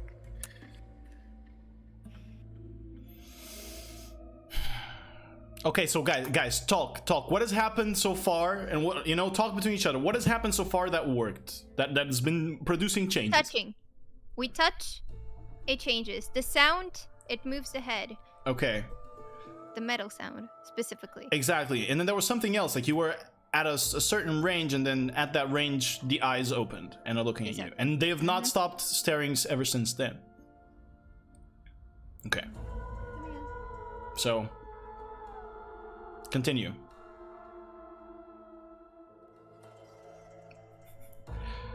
In your way stand 5 in the shape of 1. Should we 5. all go back in one of you just Touch it. touch it? Could try that. Let's go back to where the eye didn't see All right, us. you go back to about 35 feet away from it. I touch it. In fact, everybody roll a perception check for me. Is it 5 senses? 12. All right, as you guys all turn from the gate, you hear, and then when you turn back and look at it, the eyes open up again as they were closed. So we turned our heads away and Yeah. it turned It's closed, and off? then as you Yeah. looked back, because you heard the sound, it opened back up its eyes. Let's all turn away and touch the door without looking at it. Yeah, we all turn back- and one of you touch the gate. All right. Okay. You guys go back, you go, you back it up, you back that ass, and you touch it, and you hear again, something changed. Are you looking? It's the same thing, I bet. Let's look. Look at the dragon directly. As you look, the eyes once again look at you, and you see that the hands are open.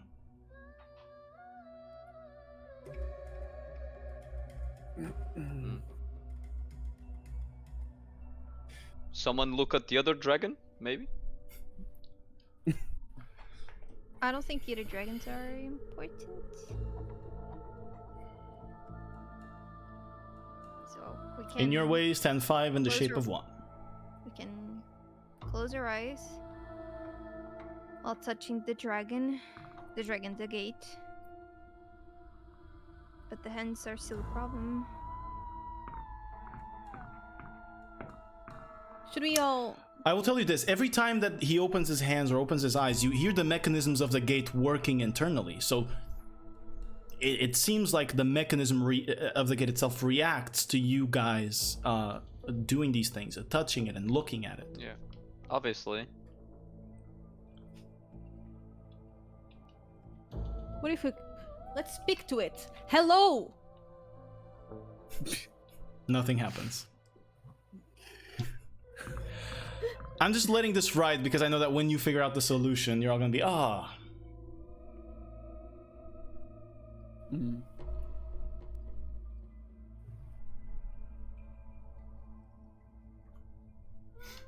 I think we've tried almost everything in the book.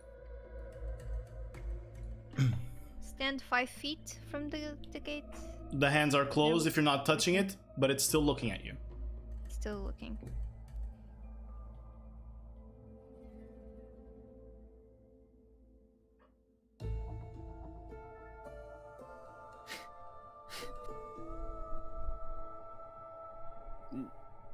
God. If the Guildmaster wanted us to go, why did she have to do it in a riddle? Maybe she didn't and the gate just closed behind her.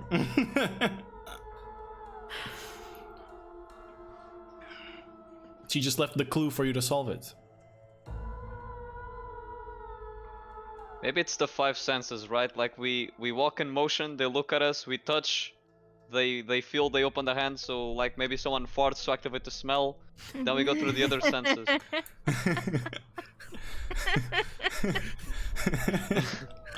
So someone will lick the door as well, is that it? Hmm. Great idea. It's better. Liquid We metal. haven't tried that. I mean, Yeah, you, we haven't you tried haven't, it. you haven't yet, yeah. Yeah. Got a couple of diseases in there. All right, so you're try licking the kicking it. door, the gate? I'll I'm kiss not- it. All right, as you guys go and kiss and lick the gate, you see the mouth of the dragon open and the Oh, tongue comes wow. out. Sniff it. You smell it and the nostrils flare up. Okay. One thing missing One now. touch. Hearing? One touch, one kiss. That's One- all it takes. We gotta, while touching, knocking with another All right, hand. So just you like guys this. touch and you knock it and the sound again, the head tilts, the hands open and the gates open. The 5 gateways of knowledge are the 5 senses. 5 That's in what the I shape was of saying, 1. dude. But Yeah, you Good did job. it. yeah, You dude, did it kiss well. The I was like, Yeah, dude, you gotta- dude got the See, riddle. this is why sometimes stupid ideas are actually the solution. you gotta activate the gate by my giving your 5 senses to it. To just fart on the gate to activate the nostrils, dude. How did you not think of that? You're so dumb. Oh my god.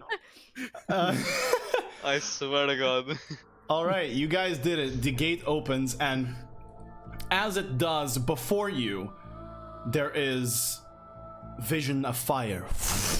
There's flames all around on bookshelves that are made of metal. As you guys continue on, kind of walk in, there are scrolls and there's shit on the ground everywhere. You see under a spotlight, about 100 feet away from you, something is shining, and there's some sort of platform, and on it you recognize the Guildmaster holding on to something 100 feet away from you. Do you guys move forward?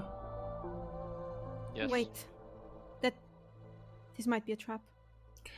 You're not close enough to her yet to ascertain that nature, so you can still move a little bit closer before you ascertain if there's anything happening here. But 100 feet away from you, she is there.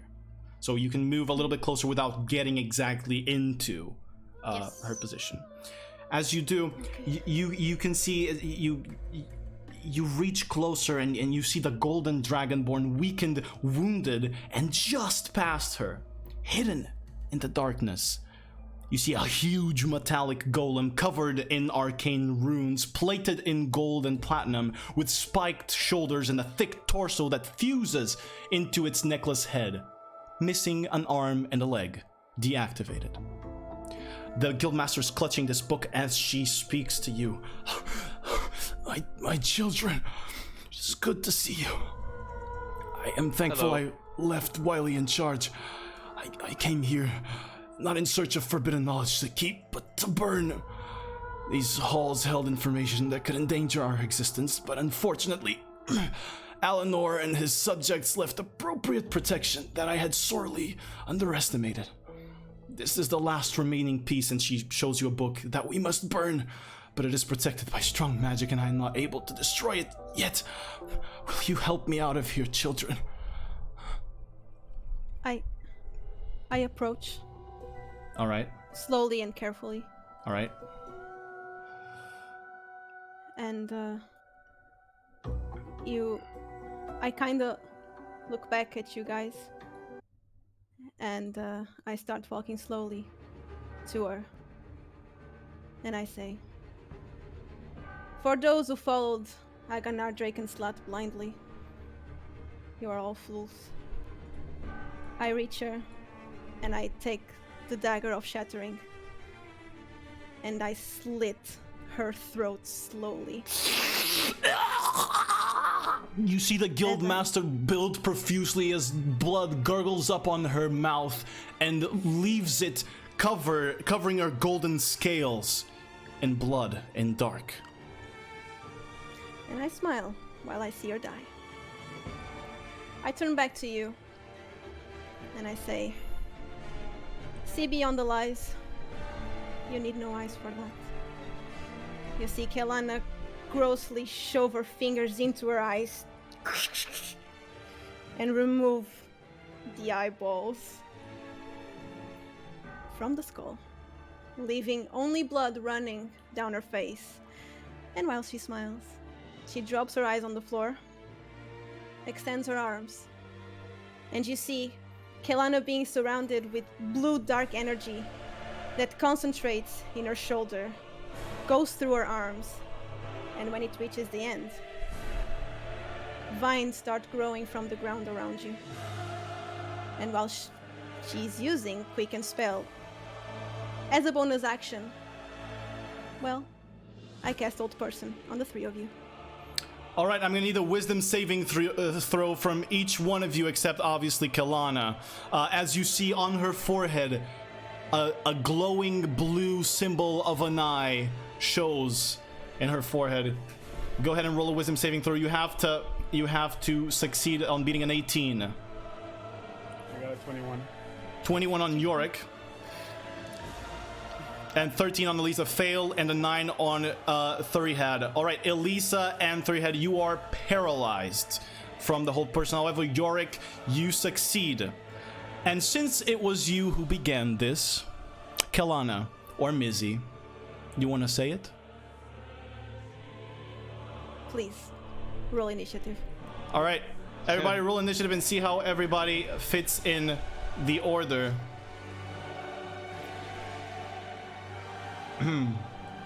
Oh, I need to roll, right? Yeah, you also need to roll. I will. Not just that. Cinematic. All right, so we go on the first round. We go Elisa first, then it will be Kaylana, and then it will be Thurihead. God, I can't get tired of this name. Yeah. Go for it. Thurihead, and then we're gonna go for Yorick. So, top of the round, Elisa, I'm going to give you guys a little bit of a map here, if you guys would be so inclined as to check it. I'm going to pass you to the map, and I'm going to change it for chat to be able to see as well. Let me zoom this out. I'm gonna we're already placed kind of in the positions we would have been placed, with Kelana closer to the altar where she slit the Guildmaster's throat, and then all three of you ahead.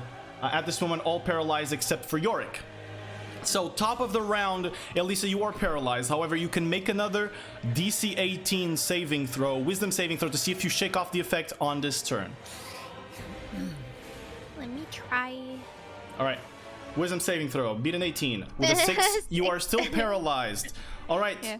That brings us to Kelana's turn. Kelana, it is your turn. As I see Yorick is free and probably willing to attack me, I cast Fly. All right. You're concentrating on fly. Are you flying above? Yes, 30 feet. But wait, if you cast fly, you're going to lose concentration on hold person. Shit, I cannot fly. All right. Okay, wait. Let me see. Wait. Okay. Then I will cast Mirror Image Okay. on myself. Mirror image is not And- concentration, so you're going to be safe. I know. Yes. Just for the chat to know. Okay, sorry. And you see 3 more of me Yeah. appearing, and disperse. Yeah. I don't know if that word exists. Just vibrating around her, just constantly making the same movement, but slightly delayed. It looks like she has lag on her.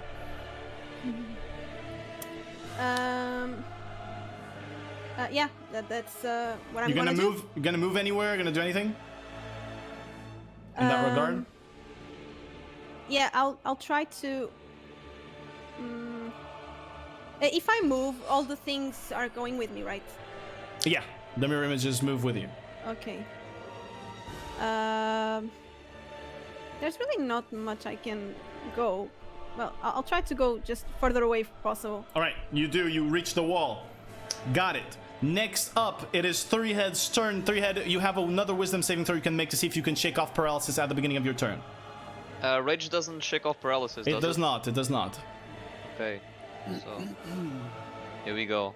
Beat an 18. An Oh 18 my God. beats it. You are free from paralysis at the end of your turn, but it is the end, so you cannot do anything this turn yet. All right. Next up on the order is Yorick. Yorick, it's your turn. I transform. Please describe how that happens. All right, as I remove my shoes, of course. I remove my shirts, and I viciously transform into a werewolf. As I still can use my weapons, I can still use my equipment. You can, I yeah. say, there's nothing funnier than eating traitors. And I rush into Kelana.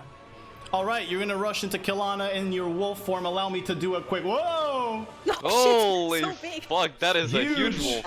wolf. Let me do something here, if you don't mind, so that I can represent your character here with you, Yorick.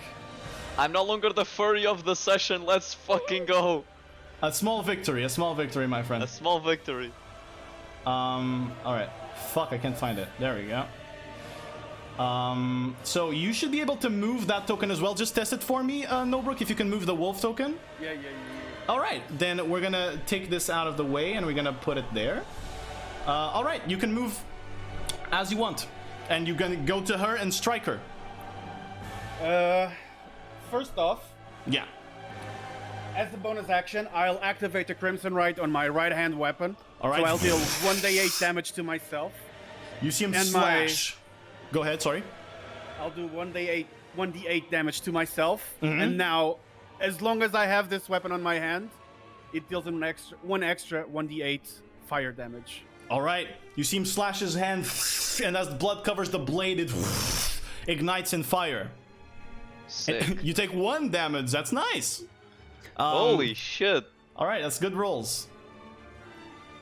All right. So wait, I can't see the map though. It's all dark for me. Oh, of course it is. Because your dungeon master is a fucking idiot.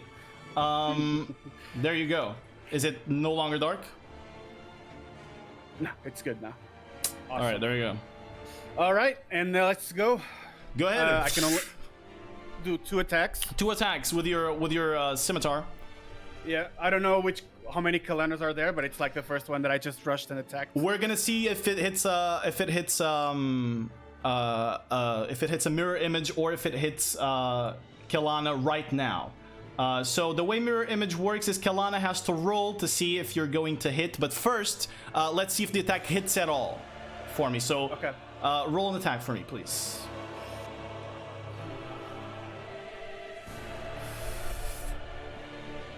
It One doesn't second. Okay, there you go. All right. Yeah, unfortunately, a 21 misses at. It seems to be. It misses. It misses her. But let's see if it can hit a thing. If it can hit a mirror image, because I was reading on the spell. And each time a creature targets you with an attack, so we still have to roll to see if it hits you, or if it's going to you or the mirror image. So roll 1d20 for me, Kelana. If you roll 6 or above, it hits a mirror image. It hits a mirror image and it strikes the mirror image away. So there are only now 2 mirror images of her following her movement. However, you do miss the attack. You can strike again. My second attack to do another mirage. All right, let's go. Let's see if it hits at all first, because the mirror image also have. It's going to hit. Go ahead and roll. You must roll now above, I believe, 24. 10. No, above 8. Must roll an 8 now. I rolled On the d20? Yeah. The intensity? Yeah. Yeah. That would. Okay. It hits another mirror image. You slash another mirror image away. There's only one left of her. All right, I'm out of stuff to do. Alrighty, you're out of stuff to do. Gotcha. Okay, so.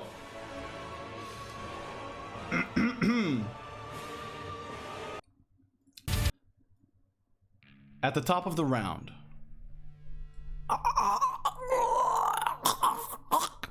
You see the Guildmaster's body rise up in the air. Her golden scales shining on the golden flame light and the emerald light in the space. 2 arms, burly and thick, come out of the Guildmaster's mouth as it rips the body apart, bones cracking. On the ground, a figure covered in blood falls. Iker, a familiar figure, an orcish figure, you see falling on the ground. Gogi, Tresh, if you don't mind joining us here! Holy Filha da fuck, man. puta. My god. Always Hello here, there. this guy. Hey, it's Gogi! All right, you can join the watch together. I joined, but I can see shit. I joined the map. I know. I'm gonna put your token in here. So wait, is he a that's good guy or a fucking bad guy? I don't get it. The fuck? I'm bad as fuck. All right. Where's the watch together? I'll link it to you in a second. You should have vision at least now. Yeah, I do. All right, I'm gonna send you the watch together. Holy shit, I'm shaking. All right. That's There you like go. fucking mold always coming back. Jesus Christ. Your overlay's all fucked up.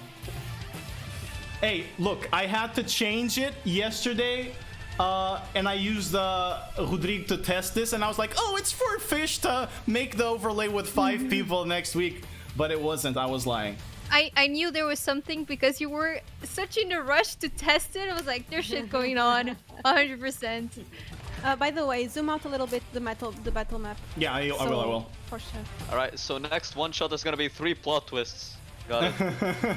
All right, so now that let me move this a little bit further, zoomed out. I'm gonna have you, Gogi, please roll initiative for me. Can I if you don't mind. interest? Can I have an interest? Can I say something when I enter? You can. I just want to see where you are on the initiative roll. Mickey is off camera. Oh shit. Mick is off camera. Yeah. I'm fixing everything, guys. All right, so that's a 20. I believe Elisa still goes first because she has high dexterity, but you're right after Elisa, Gogi.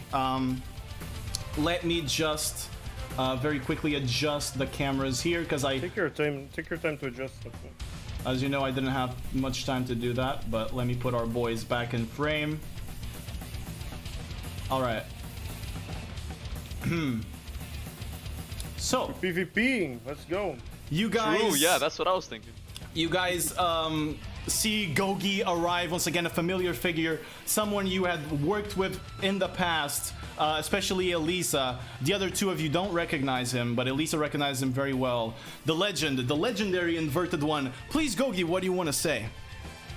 As I come out of her mouth, but I'm facing them. I'm Yeah. like, I have my back at them. And I'm like, where am I? I look to the side. I see Quelana. I say, Svetlana, what have you done? It's Kelana. Then- And turn around, please.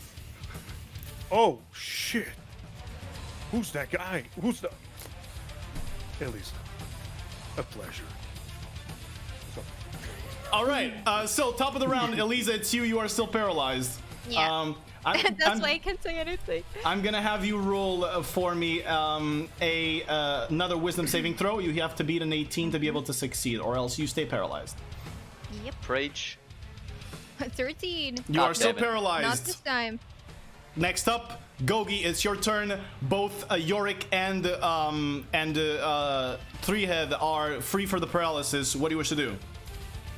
I want to cast Dominate Person on Three-Head. All right, dominate person on Three-Head. What is that? Is a saving throw of what?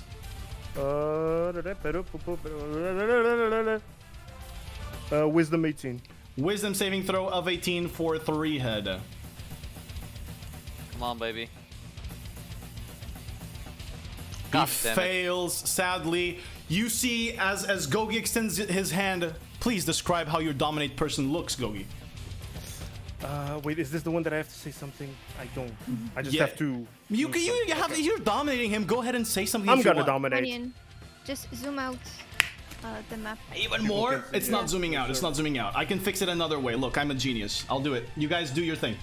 All right, so I pull up my sleeve. I stretch out this very fucked up, full of scars that you've seen before arm, and I point at Treeherd, and I say, I don't know you, but you'll be very useful.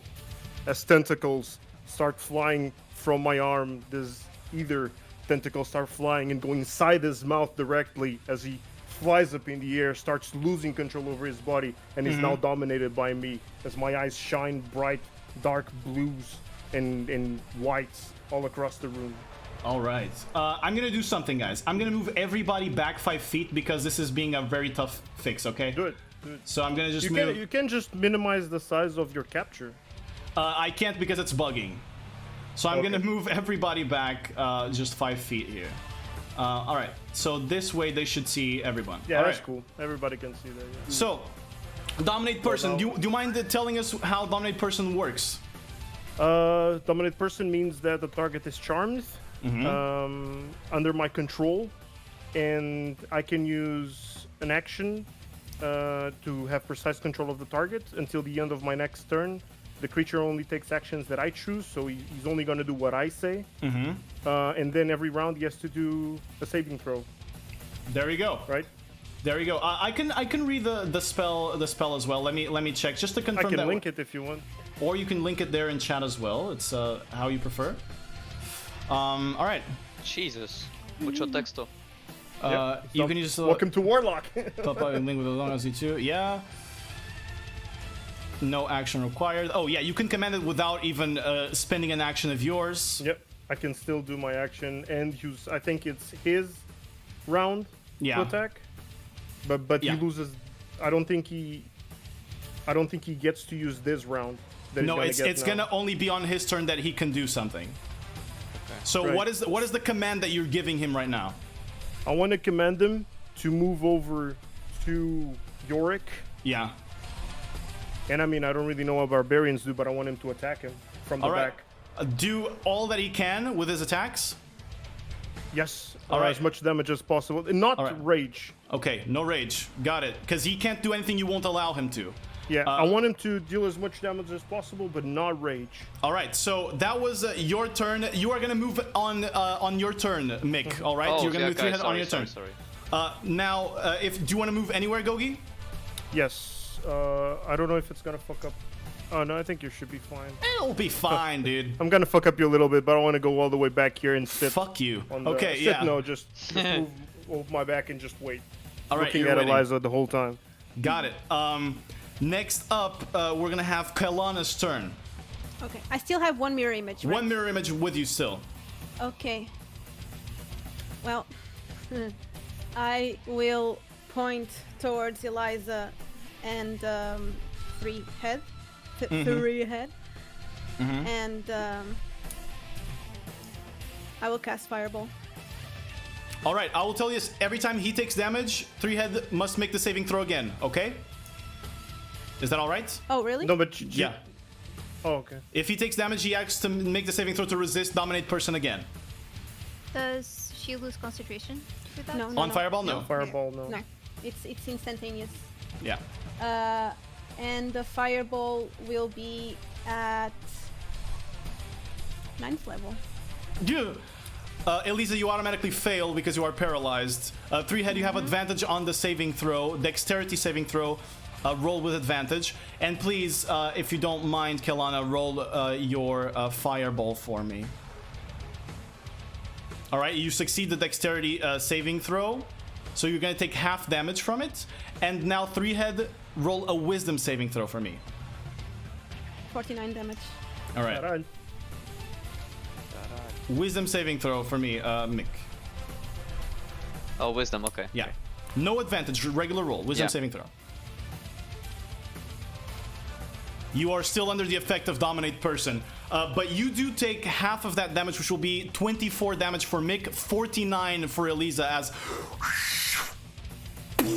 this giant fireball of dark blue flame comes out of strangely Kelana's eyes and then into her hands. Her veins turn dark blue as she throws it out, and you see her body is physically changing, looking more cruel, paler, as this bright blue eye is shining on her forehead, and she's still bleeding out from her eyes. All right. Oh, yeah, Onion. Yeah. I can't use stone endurance, right? Because I'm under control. Yes, he will not allow you to use anything else other than what he tells you to do. All right, bet. Okay, so now it is your turn. You move forward into a flanking position with Yorick. And From the back. From the back, and you are going to roll with advantage because Kelana is technically your ally right now. So you're going to roll 2 attacks with advantage against Yorick. You have moved 20 feet in your running. You will trigger the extra attack on this one. Let's see what happens after. So first attack, you are going to whack him by the side as you're running. So attack is with advantage or Yes, not? advantage. Advantage. Okay. Yeah. Does a 23 hit you, Yorick? Yes. Roll Yes, damage. yes. Okay. You take 25 points of bludgeoning and slashing damage as he whacks you to the side and you are thrown. I believe the axe has an extra effect here that we should take into account. So, I need you to make a DC 18 strength saving throw to see if you resist being knocked back, Yorick. Just a strength saving throw? Yes, it's 18. The DC. You miss. You are 15. thrown into the wall up here. Let's say up here so that people can see. You are thrown into that wall there and smash against it. 3-head, you can still run towards him and attack him again. You are prone as well. You have advantage on this attack as well, 3-head. All right. This time, no extra So I damage. have to, right? Yeah, you have to. Yeah, I have to. Right. Roll again. Advantage. Yorick is prone, is that it? Yeah, he's prone. Yeah. That is going to hit with a 30. Go ahead and roll damage.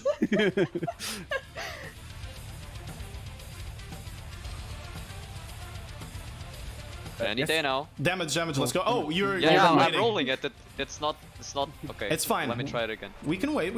It's my powers are wavering. Let me make you roll. There we go. 15. Yeah, see, roll- No, 13. It was 13 originally. Let's go with the 13 Yeah. points of slashing damage you take there. He didn't run 20 feet, so it doesn't really count as the extra damage. Now that you know he does this, Gogi, you can tell him to always run back 20 feet before attacking.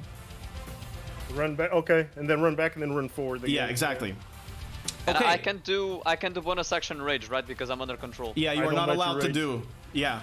Okay, next up, Yorick, it's your turn. You are prone on the Don't I have a ground. wisdom saving throw at the hand of my... No, my you do thing? not. It's On only the when you take next one. damage. It's only when you take damage. Okay. I just read it. So, All right, I'll try to ignore the mind controlled guy and still go for Quilana. you lift up. You're gonna strike her with her sword, I suppose. Strike him Kelana, with the roll sword. a d20 for me. Let's see if it goes into a mirror image or not. You need to roll an 11 or higher on the d20. 14. It's going to slash another mirror image, but first roll for the attack just to make sure. If the AC of a mirror image is 11, so you might even miss the attack altogether. You don't. You slash away. You hit one of the mirror images or the last one. It is just Kelana now. All right, now, hit me. now I'm going for her. All right, go ahead. Natural 20! Holy shit! All right, Don't hurt. I roll cast damage. You cast shield. It's a natural 20. You will hit anyway. Ah, son of a bitch. Yeah, natural 20 is always hit. So he's gonna. You don't have to cast shield, but he's gonna break your defense. Go ahead and roll for damage. And All right. plus the d8 for the... Which also crits. It's a dice or a die. Yeah. So this will be 8 plus 14. So 8 plus 14 is 24. And then can you roll the thing, please? The d8? Yeah. 24? Is it just one or two? Because it was crit. It's just roll just once and we double it. How much was it? It's 1d6, so 4 doubled 8 plus the other 1d8 was a 7 doubled is 14 plus the 8 is 24 plus 6 I rolled a 4 on d20. is on 30 the D&D Beyond. a 4 30 34 34 is what you roll. So what is half of 34? It's 17. So you have to beat a 17 Constitution saving throw to maintain concentration on hold person, Kelana. Okay. 17 Constitution saving throw is what you have to beat.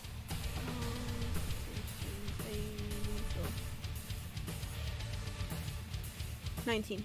You succeed. Hold person still stands even after a crit. Elisa is still paralyzed.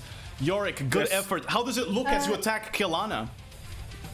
As it's still the second attack, Yeah. I use my special on Kalana, so she will get Brand of Castigation. Okay. Whenever she attacks someone, she'll get 3 psychic damage. All right. Every time she attacks someone.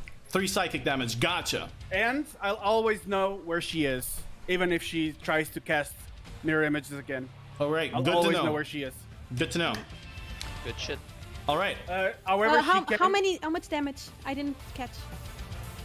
It was damage on me. 24. It was 34 points of damage that he dealt to you. 34. Okay. All right. So that ends your turn. No, bonus action attack. I still have that. You still have that. Go ahead. Strike Because again. the Brand of Castigation is just a special. Got it. Alright. Bonus attack. Bonus attack. A 14. Ding! Clashes against Kelana's shield as she blocks it. All right. Staying put in the same place. Yeah. Got it. Next up, Elise, it's your turn. At the end of your turn, you must roll a wisdom saving throw. Go ahead and roll for me. You must beat an 18, or hold person will remain on you. You are still paralyzed, unable to move as you see the roots now turn to these milky roots, almost like tentacles, and begin shoving themselves up your nose and up your eyes and stop you from moving. Gogi, it's your turn. You're still concentrating on dominate person, but you can do anything else you want. I just, my. What? They just let anyone in the guild nowadays. So, what I want to do, first of all, I want to cast Hex on Elisa. It is a concentration. You'll lose concentration on dominate person Is if you it? do that. Yeah, Hex is concentration. Oh, fuck my ass. Okay, so... Okay, fuck it. I want to cast Finger of Death. Holy shit! You're gonna cast Finger I of want- Death on Elisa? This is Yeah, good enough. first I move here. Okay. I move in front of her, and I want to cast it on her. Should Alright, I roll let's just see. for the damage before see what happens? Roll for the damage, and Elisa, please roll a Constitution saving throw for me. You have to beat an 18 Constitution. You fail. Go ahead and roll damage for Finger of Death, please. 58 points of Finger of Death damage. How hit are you? I'm pretty hit, but I'm still up. Still up at 2 hit points. Holy shit! It would have been 2 more, and she would have died. Can I bonus action unharmed strike You cannot. no? You cannot. No. For this? So there's no damage that I can do. For this. So I walk up to her. No. You can't. Sadly, you can't do that. That would have been. Okay, but I can have my speech as I do the ring of death, the fingering thing, right? Because I have to say a word when I do it. Yes, you do. Right. I was just checking something on your. Give me a second. Okay, rat him out. You Okay, shut up. You cheating. don't talk. You're controlled. You don't talk. Nothing else. Go ahead and say Yeah, what is the word you say? All right. So for as I'm doing this, because once again I lower my hood, and now you can see my bald head and these like dark veins going all the way to the back of my skull, and I point at Elisa and I say, "Remember, Temple of Edric. Remember when you didn't trust me. You thought I was not trustworthy. You thought I was too dumb. I remember your notes. And ever since that fucking day, I've been wanting to end you. Because I don't want to break your expectations, and I really want to make you think that I'm not trustworthy." And then I let out my arm and I say, "Die suspectum." Die suspectum, which is Latin. And You mean deep speech, right? yeah, deep speech. Die suspectum. As I shoot this dark blue ray into her head, and that's it. I can't do shit. You see the beam consume Elisa as her body shrivels, but she is still standing. Her eyes red, her skin pale, but still up nonetheless. So that was you, Gogi. What is your intention for Three Heads' turn? I want him to. How much? What is his walking speed? 45. Okay, so I want him to walk 20 back and then forward to. Okay. And then get there, move close to Yorick, and do And- the same thing he did before from the back again. Got it. Gotcha. All right. Then that brings us to Kalana's turn. It is your turn. Okay. I will cast Shocking Grasp on Yorick. All right, Shocking Grasp on Yorick. That is an action attack. Go ahead and roll for your attack. And there's a cantrip. Is he wearing armor? Yes, but it's leather, not metallic. Okay. Oh shit. He manages to duck underneath as your grasp fails him. What else you do? Okay, as a bonus action, I will Misty Step. All right, bonus action, Misty Step. As she moves away, teleport 30 feet away, wherever you wish to. 30. I can't do feet attack of away. opportunity. No, this does not Oh, provoke. Because of no. Misty Step. Misty Step does not provoke. On here, and I can Alright. move right now. You can still move, yeah. I will move. Wait. Okay. I will move here. Sheesh, a fuck ton away, yeah. All right, She Got went it. to Fucking Narnia. she's over there. You guys can see Bye. Kelana's over here, very far away. Okay, Just what I need. I'm gonna Oh shit! I'm gonna move. I'm gonna move there. Maybe not. I'm gonna move the camera there so that we can see what the fuck is happening to these guys. All right, so Kelana, that's your turn. Your turn. Your turn. Wait, where was I? I can move just one more. All right, got it. Next up, it is Three Head. You're gonna move 20 feet back. Three Head and attack. Doesn't he have to do a saving throw first? Three head? No, he only has to do the saving throw if he gets hit right now with the attack of opportunity. So, Yorick, are you wasting your reaction and attack of opportunity on Yes. three head? All right, go ahead and. I'll just bonk him to see if he awakes. So with the sword, bludgeoning damage. Yeah, with the hilt, just bludgeoning gotcha. damage. Go ahead, bonk him. Roll.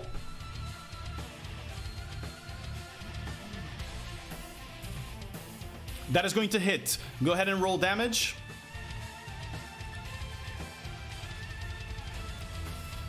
You're gonna take 11 points of bludgeoning damage. He is not activating the radiant, so you're only taking 11 points of bludgeoning damage. Three head. Mark that off, and I will need you to make a charisma saving throw. Remember, the DC is 18. 18 is what you have to beat to be released of Gogi's grasp. A 9 is not enough. So you move back 20 feet, you run back 20 feet against him. You can stay in the same position if you want. Okay.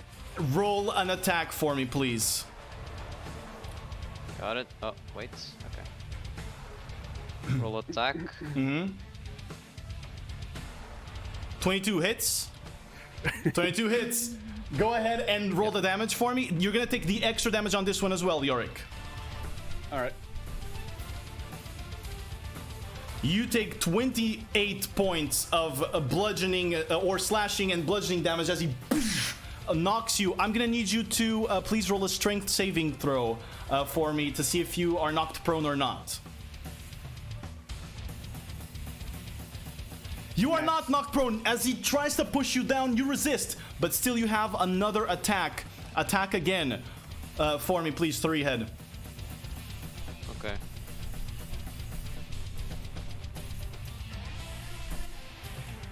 Natural 20, which means brutal critical. Yikes. Go ahead and roll damage. We double it, and then you're gonna roll another dice. Go ahead. Oh my fuck. Okay, so that is 7 on the dice. So that is 14. 14 plus 9 is going to be 23, right? So that is going to be 23 there, and I'm gonna need you to roll another 1d12. So Mick, if you could go on roll 20. On the left, there's the dice symbols, d12, and an extra 6. So it was 23 plus 6, 29 points of damage on this turn. As you isn't that 6 doubled? No, this is just the brutal critical. It's just an additional dice. All right, so there you go. You wound this creature heavily, and I believe there's something now, since you have reached this point in HP, that you must do, Yorick. Yes. All right. First off, I achieve Bloodlust. So when I have less than 50% of my HP, I go into something like a rage. But first off, I'm going to heal 4 points of HP every time on my turn. Let's see if you can succeed to maintain control, however, because there is a chance that you fail maintaining control here. I believe the heal is before the Bloodlust save. Correct. Always, yeah. What is the DC on that, if you don't mind telling us? DC of 8 on a Wisdom saving throw. All right, Wisdom saving throw, DC of 8.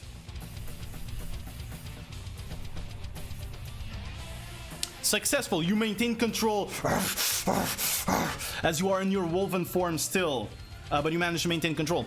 All right, you are not prone. You are up. Yorick, it's your turn. Boop. Wait, she was... Okay. I got pushed back. No, Well, I ran one more square. Alright. Because I didn't do everything. I guess I'll go to this guy. Alright. I'll rush to him. Gotcha. Because I don't know who he is, so I'll attack him. Attack of opportunity from three head here. Fucking name. Go ahead and roll an attack for me, three head. Rent free. Would it be an attack? Yes. It would. He was melee. Yeah, it was not here close to me. Well, shit. No, it's just because. Okay. Wait, you I have to roll something? Command him to do.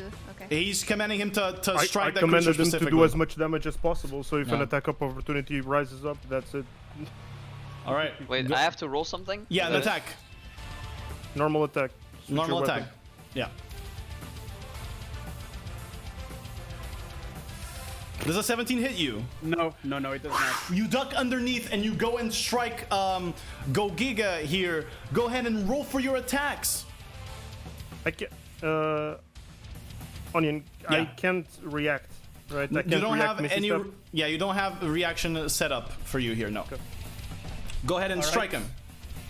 With the crystal scimitar, I'll roll it up. Let's go. Does a 15 hit you? It's exactly 15 that you need. All right, it hits. Go ahead and roll damage for me. This is going to trigger a Constitution saving throw in which you have advantage. So that's going to be 7 plus 6. Radiant Plus, I need to add the 1d8. I need Exactly. to add the 1d8 extra. Fire. Go ahead. So we've got a 13 damage so far, plus Plus 8. Max roll. a max roll on 8. So I said But I'll 13, do a Constitution, 21. right? Yeah, Constitution saving throw. You need to beat an 11 or a 10. Actually, a 10 with advantage. With advantage, you can roll again. Oh, with advantage. Fuck. You can just Oh, roll sorry. again. Okay, then I'll just roll again. Yeah, just roll again. That succeeds. He maintains concentration on the dominate person. But that Can I was take how only much damage? you take Okay, you still gotta do more. so that you take 21 points of damage total. Okay. That was only the first attack. Yeah. Can I use a bonus action before the second main attack? Sure, you can. All right, then I'll do an augmented blood curse of the muddled mind, Okay. which means for 1 minute amplified, I will deal 1d8 damage to myself. And for 1 minute, he will have disadvantage on Constitution saving throws. All right. That is concentrating on a spell. Yeah, he's concentrating on a spell. Okay, that's it. I'll put it here. All right. So he's gonna roll straight next time. All right. So bonus action. That was it. You only have one more attack. Go ahead and roll your next attack. There we go. I Blood also need to Hunters. roll the 1d8 to myself. To your damage, yeah. That is going to hit. Go ahead and roll damage. 7 plus 8. That is a total of 15 points of damage here from that Plus slash. 1d8. Plus I need to 1d8. add 1d8. Go ahead. It's a 1. A 1. So what did I say? 15, 16. You need to beat a 10 again, Gogi. Straight roll. Constitution saving throw. Straight roll. You beat a 10. You maintain concentration on dominate person. You've used And how much damage did I take? you take so it was 1. You take, what did I say? 16. No. Yeah, 16 points of damage. Besides the other that I already took Yeah. before. So this is 16 points of damage, yeah. All right. Yorick, I believe that finishes your turn. Yes. Elisa, it comes up to you again. Above an 18, or you are still paralyzed, my friend. Wisdom saving throw. Yes. 21. Let's go. Elisa is What do you mean, back. let's go? Hey, it's the story. It's exciting, guys, okay? But Elisa, in a moment of panic, manages to release herself from the paralysis. She's still 2 hit points. This was at the end of her turn. Yes. One question. Yes. Can you actually disclose our health? Because Even they if I shouldn't didn't know. want, even if I didn't want to disclose, it's kind of displayed for everybody to see on the tokens. true, But and But- also, oh, you look extremely hurt. but that's what I said. For Yeah. example, Trash knew that I was very, very close All right. by 2 when he wanted to attack. No, Alright. she did. I knew that Mizi did a shit ton of damage with a fireball. 50 and fireball. I knew my finger of that would do a shit ton of damage. Yeah, but I it was thought I was gonna after- kill you with that. Yeah. But you are very you're at the bridges of death. They I'm can gonna- tell I'm that. gonna- They can I am, tell I that. am, I They am, can I I'm tell gonna that. tell you that my plan, the first round that I had planned last night, Onion can't let me lie, You was don't- to enter. No, you but don't I'm not. have But I'm telling you, I was gonna enter, do hacks on Treeheart, and then blow him up. But since she decided to attack you, I decided to go for you No, too. but my question isn't that. It's just for role-playing purposes, since no one knows anyone's Sure. health I'm looking at Discord. in terms so of I don't know. numbers. Sure, Well, but I'm for telling. role-playing purposes, yeah. Of course, but you're Just at the that. bridges of death. But I Yeah, just said yeah, 2 of hit course, points of course. because it's fucking insane that you're at 2 hit points. Okay. It is. But Okay, Yeah. all right. Yeah. Go ahead. Next up after Elisa, it's Gogi's turn. What do you do? Question: if I move away with a skill, does Yorick attack me? If it is Misty Step, you will not. What if it's Thunder? Thunder Wave, he will not attack you either. Or Thunder Step, excuse me. Thunder Step, he will not be able to attack you either. Then I want to do Thunder Step. All right, Thunder Step at 5th level, which is the max level you can cast it at. Go ahead and roll damage. I need a Constitution saving throw from Yorick, DC 18. Should I cast it or? Yeah, go ahead and cast a Thunder Step. 22 success. 22. It's half damage, I believe. Go ahead and roll the damage for me for this Thunder Step. 38. 38 halved is 19. 19 points of thunder damage. Please describe how Thunder Step looks. My Thunder Step, I used it in the past to save someone that didn't appreciate it. So, as electricity starts running, building up around my feet in a circular area around me, I just dash through Eliza. Because I can move 90, I believe. You can move 90 feet. What is the range on the initial AoE of Thunder Step? I believe it's 10. We can 10 confirm. feet of the space that you left. 10 Must make feet. a Constitution saving throw of 3d10. Okay, so Elisa needs to make a Constitution saving throw as well. But at higher levels, when you cast a spell using a spell slot of 4 higher level, the damage increases by 1d10. It's already accounted for. Okay. But please, Elisa, if you could roll a Constitution saving throw for me. You should still die, but let's see what your last breath is.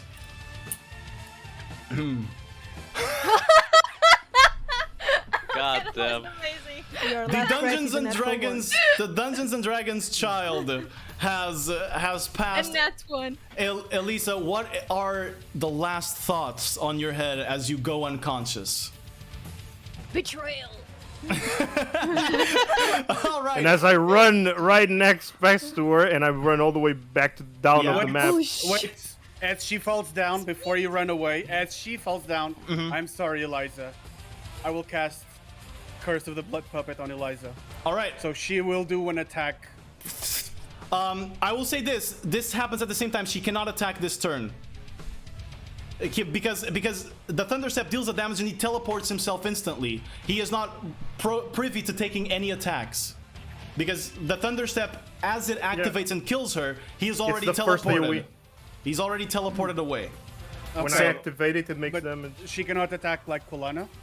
I mean, she surely can. Of course, yeah. Yeah. All right, then you're. So- Is it, but wait, does she die and then he brings her back to life? yes, Yes. he uses her as a blood puppet and she makes a strike against Kalana.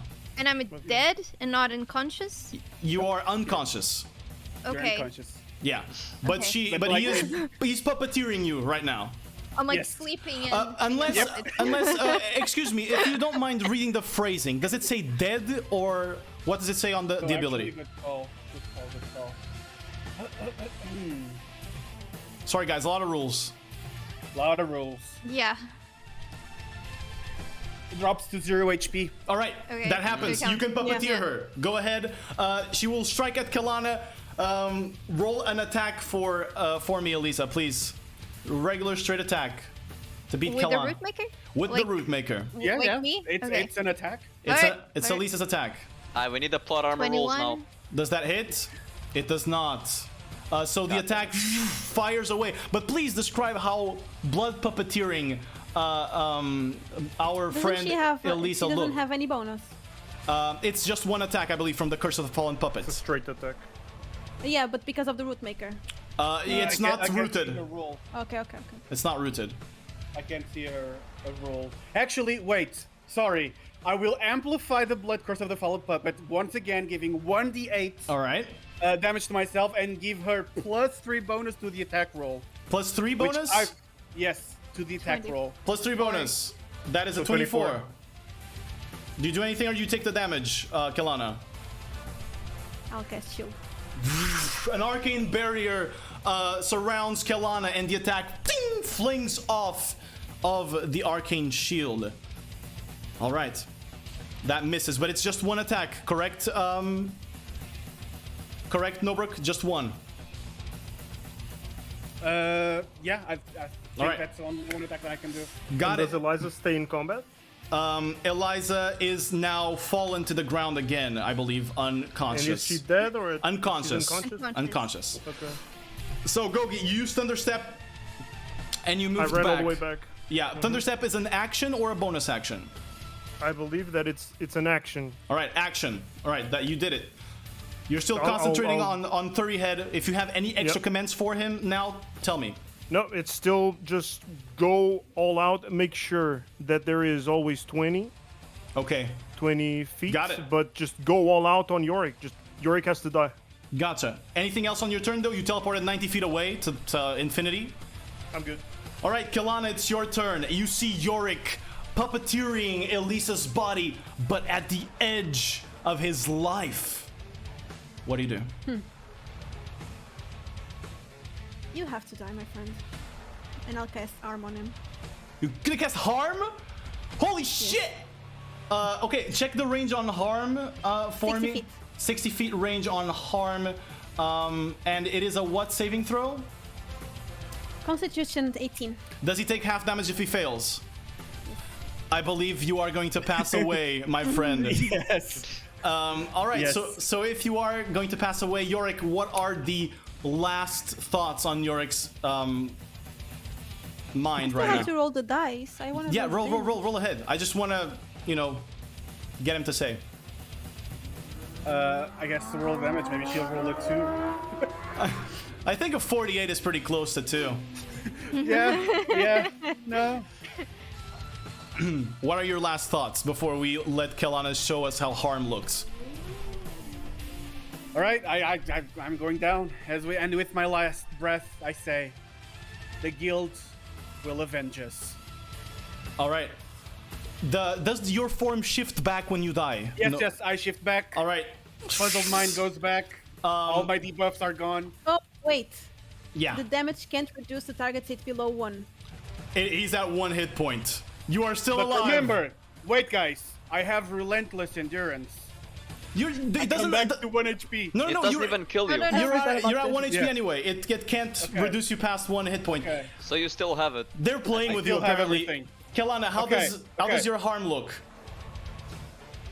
My arm just unleashes a virulent disease, so you just see his skin turn, rotten.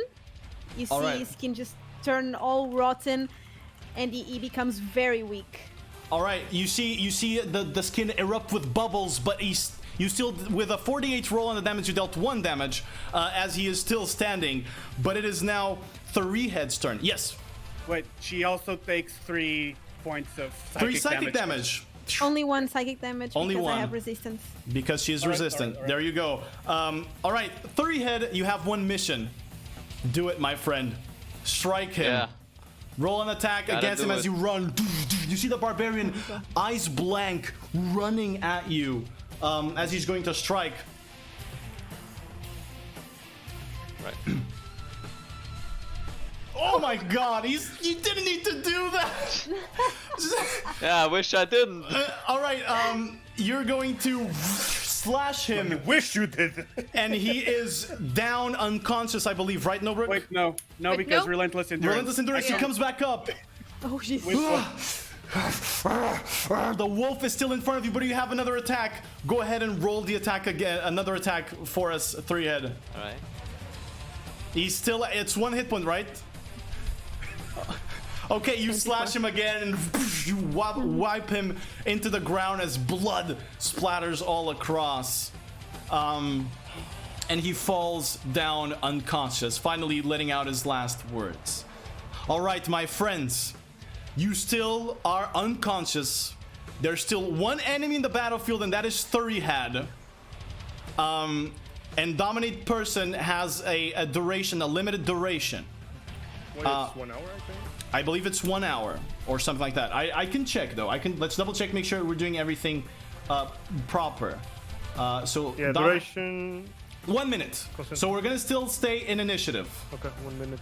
So One- that was something else that was 1 hour. 1 minute. All right. So If it's 7th level, it's 1 hour. Yeah, I'm a warlock. It's Oh, fifth yeah, okay, level. so is it 5th? you cast at 5th level, which means it is a duration of Oh no, it's only when it's a 7th spell. Right now it's 10 minutes. Okay. No, but if it's a 6th level. So it's still at 1 minute. We're still at 1 minute. So we've almost hitting the 10 round mark. Yeah, here. Dominate was 5th. Okay. We're almost hitting the 10 round mark here. I will not let you guys know when, but he might lose Dominate person soon. So, it is Yorik's turn. Yorik, roll a death saving throw for me. Die and roll a death saving throw for me. Die. Die. Please die. Die and check if you're really dead. If you may. Yeah. A failure on his first death save. Elisa, top of the round, it's you. Roll a death saving throw for me. It should be on the next to your Yay. dead thing, I guess. Oh. This. Yes. All right, that is another failure. 2 failures, one on each. Gogi, it is your turn. Yeah, No. 1 on each. Oh, okay. One on Two each. failures, yes. Yeah, total. Now Isn't it it Solana? no, now it's you, Gogi. You're still dominating him this turn. What are you gonna do? So let me check the range of things I have here. So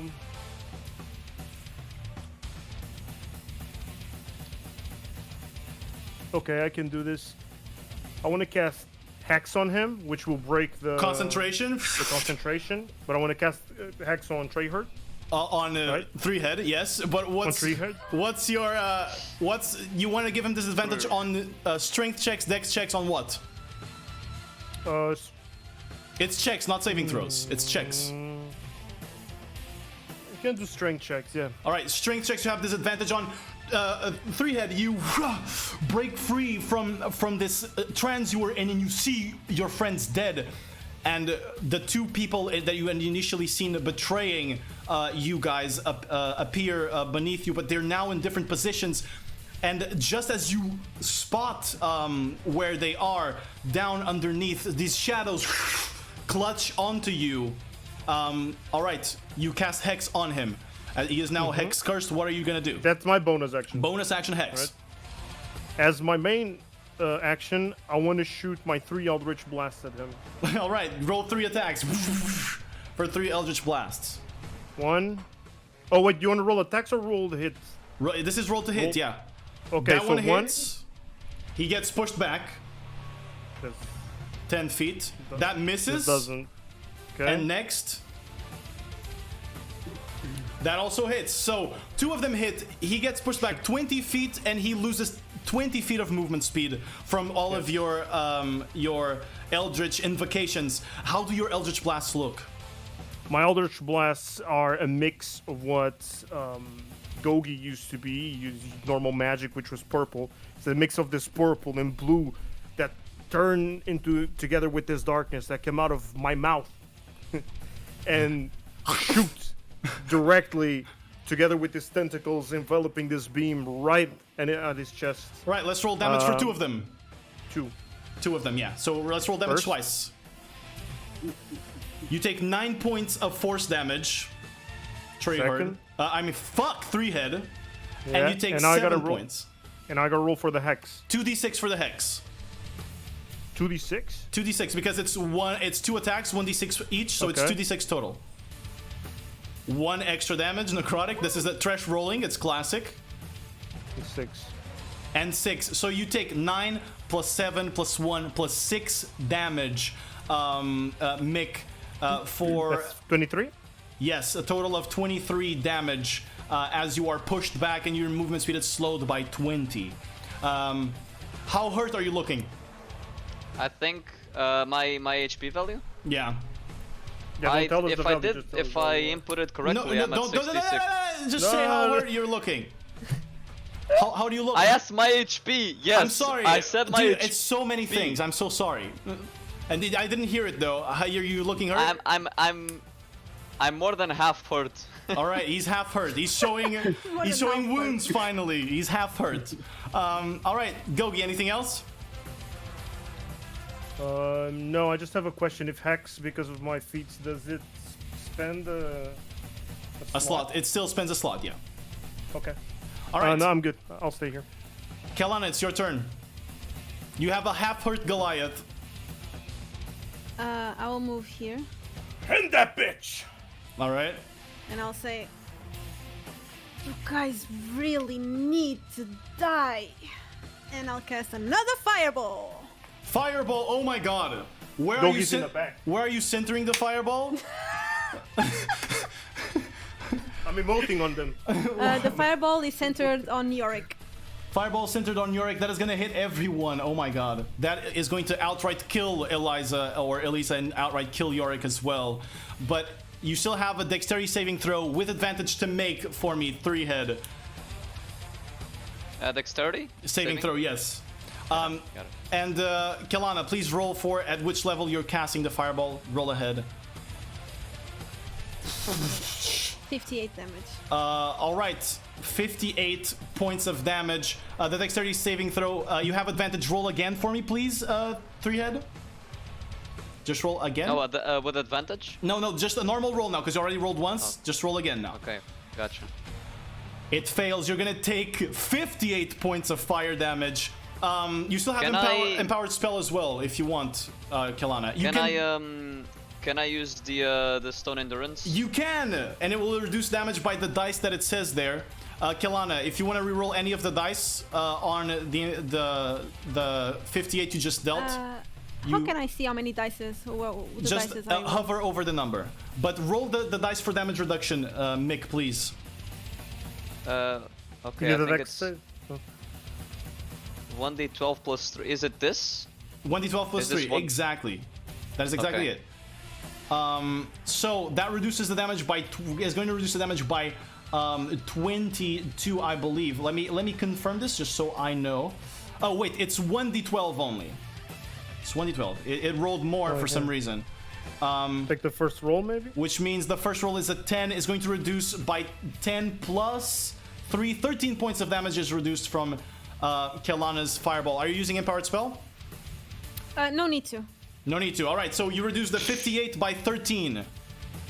Because I would only re-roll 2 of the Got it. dices, so I will go back again. So he takes 45. Yeah. Take Okay. 45 damage. total damage. You go back. All right. At this point, 3-head, it's your turn.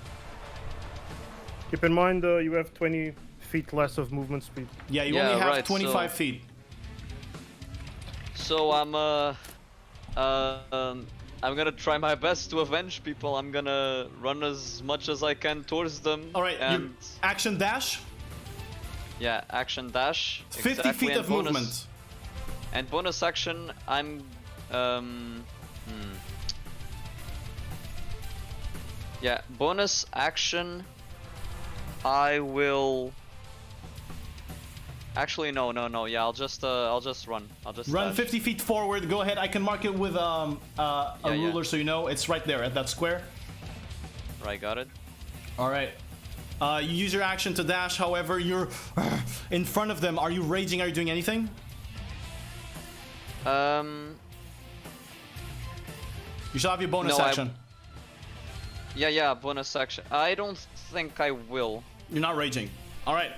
You just see 3-head run as fast as he possibly can towards you. He's angry. How are you feeling, 3-head?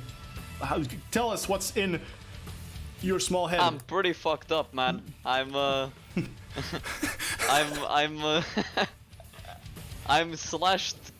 smashed, burned. I'm not doing well, Chief. I'm doing as much. All right. Yeah. All right.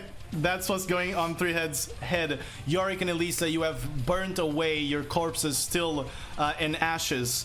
Gogi, it's your turn. I want to walk next to Quelana, Yeah? look at her, and tell her, "Watch this." I roll back my sleeves, power word stun on him.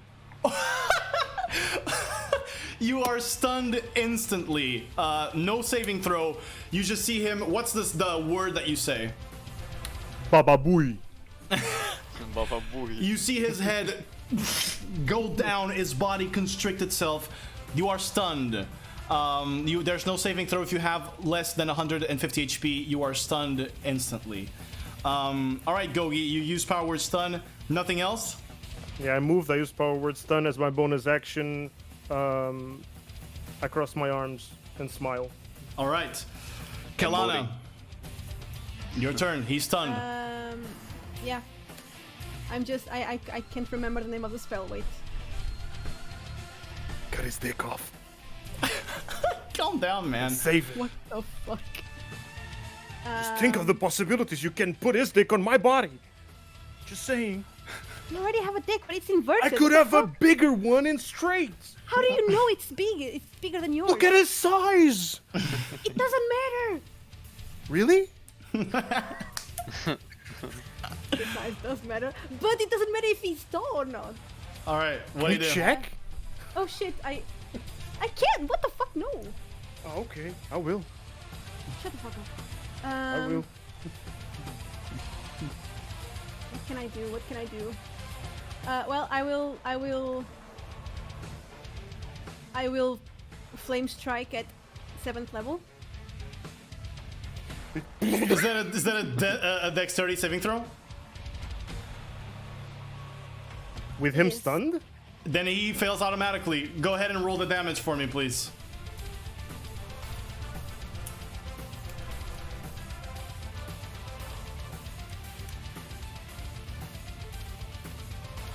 A total of 23 for now. Do you want to reroll any? With empowered spell. Yes. On the radiant damage, Yeah. I have a 3 and a 1. You all right? On the fire damage, you also have 2 2s and a 1. Yeah. You can. True, true. You can. I rerolled 1. So you're gonna reroll. You can reroll 3 total. Yes. So choose which ones you're rerolling the ones, right? 2 1s and the 2. All right, go ahead and so we're taking out 4 damage, so 19. Roll 3d6 for me, or is it d6? Yeah, roll 3d6 for me.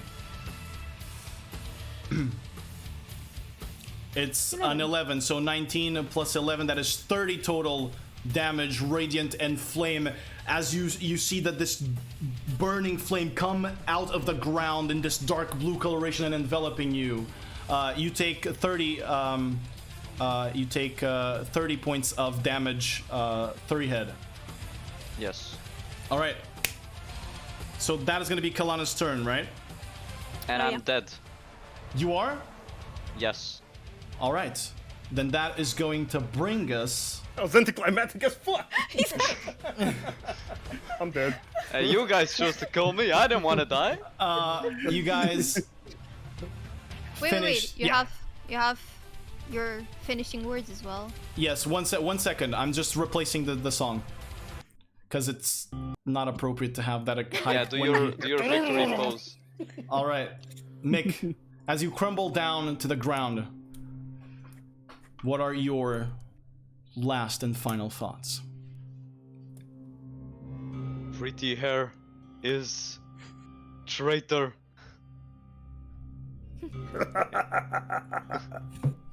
Fool, you should like feet instead.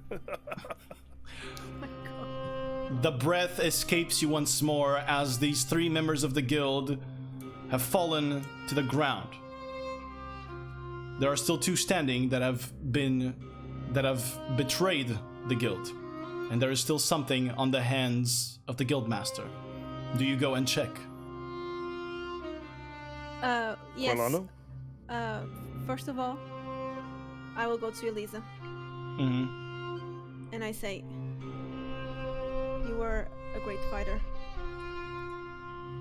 Anyway, I will. And I hear grab- nothing because I'm dead. Yeah. Isn't she know, a bunch I of thought to ashes? Didn't she myself. get burnt to a crisp? Nah. Yeah, I hear Her Her body corpse is is burning. like burned, Yeah. but her corpse is But oh well. I grabbed the Root root maker. maker Got and it. I put that, on myself. that looks good on you. Everything looks so good on me. Okay. Everything? And I go to the Guildmaster. All right. The Guildmaster seems to be clutching a book. Do I you... try to All right. remove You remove it from the Guildmaster's mangled body, and the book says in this ancient Elvish that you can still recognize slightly. It says the Book of the Shattering. Do you read through? I will try to. Hold on. As you move and begin reading through, hold on. Do you know how to read? Shut the fuck up. What do you mean, shut the fuck up? I have a book with me. I've never seen you read a book. You flip through the pages of the book, and it seems that you are absorbing all of its information as the eye on your forehead glows blue, and you just feel the knowledge be absorbed into you. This speaks of an event called the Shattering, an event in which an entity that in the book is named the Weaver, but it is known to you as your own patron, the Azur. This Weaver almost crept into the material plane, but he was stopped. And in your head, you know that there is a key. There are two keys to him having been stopped. You read that what caused him to not be able to fully pass, as all of the minds of, or most minds of mortals and the younger races had been shattered and under his control, was that one dragon, with the assistance of the primordial gods of life and death, Elef and Hadit, one dragon, known as the Cinder Sky, leader of the Ashen Flight, had sacrificed herself, given her soul to maintain a barrier around the planes, and specifically around the Plane of Nightmares, Aarn Gimt. You had never heard this story, but as you flip through, it says that your mind, it says you have to find its name. You have to find its name. The name is the key. Because the body, according to the book, was hidden away somewhere and is under protection. But finding the name is the first thing you need, and you finally, as you read the Book of the Shattering, find one name. The name of the Cinder Sky. Mizarion. And you have the first key.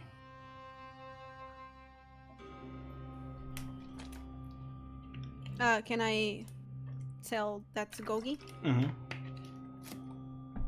Right? Yo, Gogi. Yeah. And I tell him. All right. Can I please have that book for now? I think I could use it a little bit better than you would. Probably. Please. Here. So I take the book. You take the book. As I take it, I open it and I flip through it. I imagine the same situation happens. Same situation happens, exactly. And it enters. As I toss away my Book of Shadows, and I keep this to myself, I hold the book in the air through magic. Tentacles from the floor hold it in place as my eyes start shining once again in a dark blue and sparking all around the room. As I turn my palms up and I raise the three of them, their bodies as my thralls, and they are now my undead forever. You see Elisa's body rise up, pale still, as the ashes around her begin to be washed away by this dark blue energy, and tentacles clean away the burning. Yorick rises with a broken neck that then goes back into place and twists his bones back in place, wasting away the ashes with the same magic. And finally, a large, looming barbarian Goliath rises too from death. All of them, as you rise them up, instantly clutch their eyes and remove them from their face and shared among all of the people in the room. A dark blue outline of an eye appears in your forehead. And that, my friends, is where we're going to end today's one-shot and the Shattering. If you wish to continue seeing the tales of the group that played today, including Elisa, Threehead, and Yorick, there might be an evil set campaign in the future. Dude, your overlays. Oh, hell yeah. All right. So, my friends, amazing job. I'm fixing the overlays again. I'm sorry. Amazing job. Good puzzle solving. How are you guys feeling? Good puzzle designing. The 5, the 1. What do the numbers mean? I mean, the gateways to knowledge are your senses, right? Of course. It's the only way that you get to know something is through your senses. It's through seeing it, through smelling it, through tasting it, through touching it.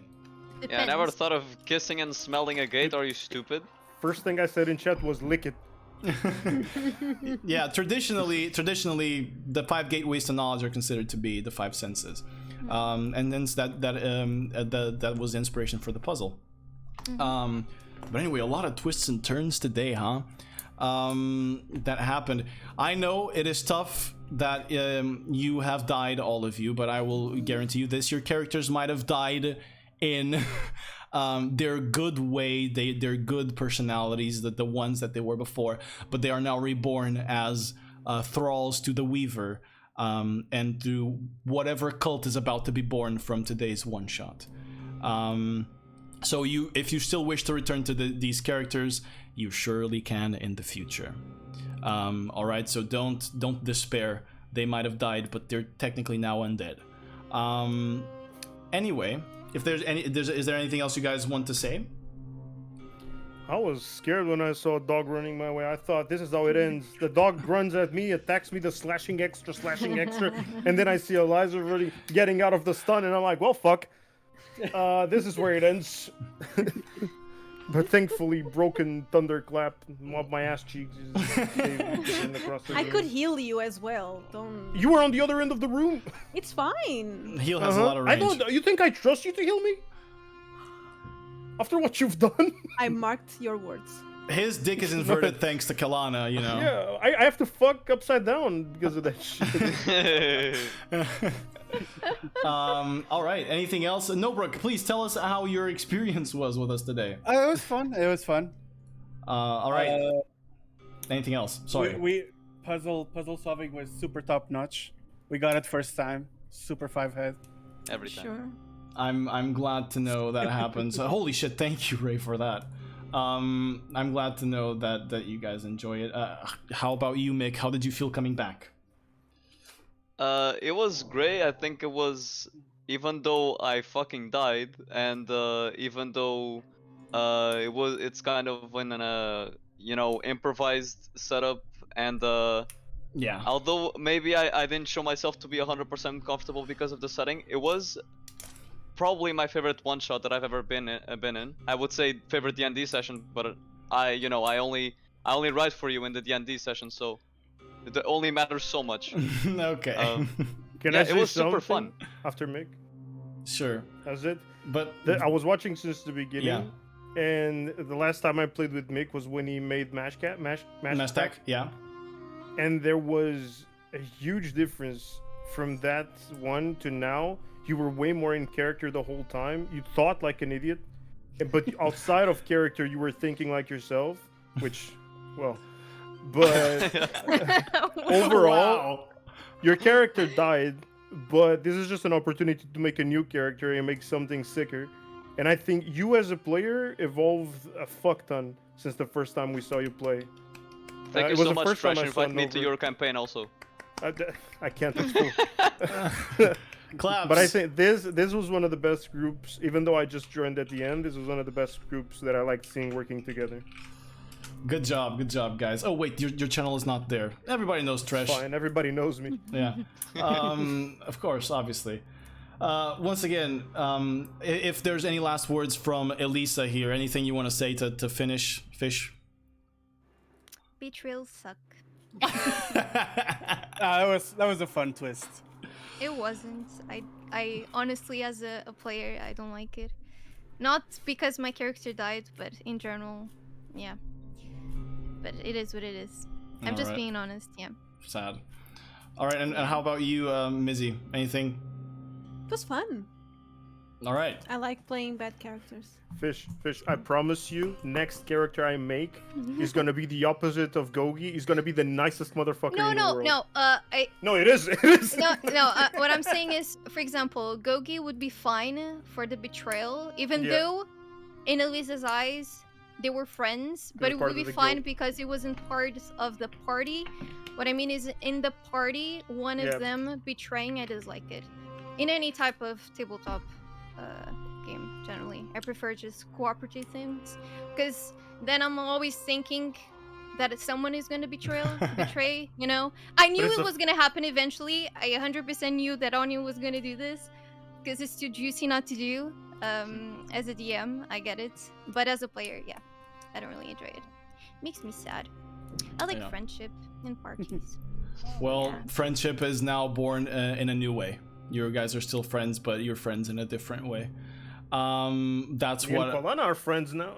No, and all the three of the others, they have their Undead. senses. They're just undead. But they have their senses. They're on the Weaver's side now.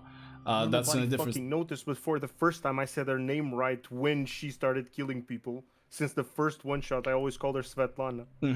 I noticed that you called her now. The moment she started killing shit, Yeah. and I started liking. Now Gogi considers her a friend. Alright. Behind the scenes commentary on my character. All right. Anyway, let's cut it here. Let's end it here. Once again, chat, thank you so much for watching. We really appreciate it. We are now going to leave. Once again, this is going to be uploaded on YouTube either tomorrow or on Tuesday. So if you didn't catch anything, you can either watch the VOD or watch it there. Thank you so much for all of your support and for checking us out. We appreciate it, and for all the follows and everything. The links for the cast are in the chat room. If you want to go give them a follow, I would really appreciate it. But it is time that we go. My friends, farewell. And it has been a pleasure to enjoy this Sunday evening with you guys. Bye-bye. Bye bye. Alfie.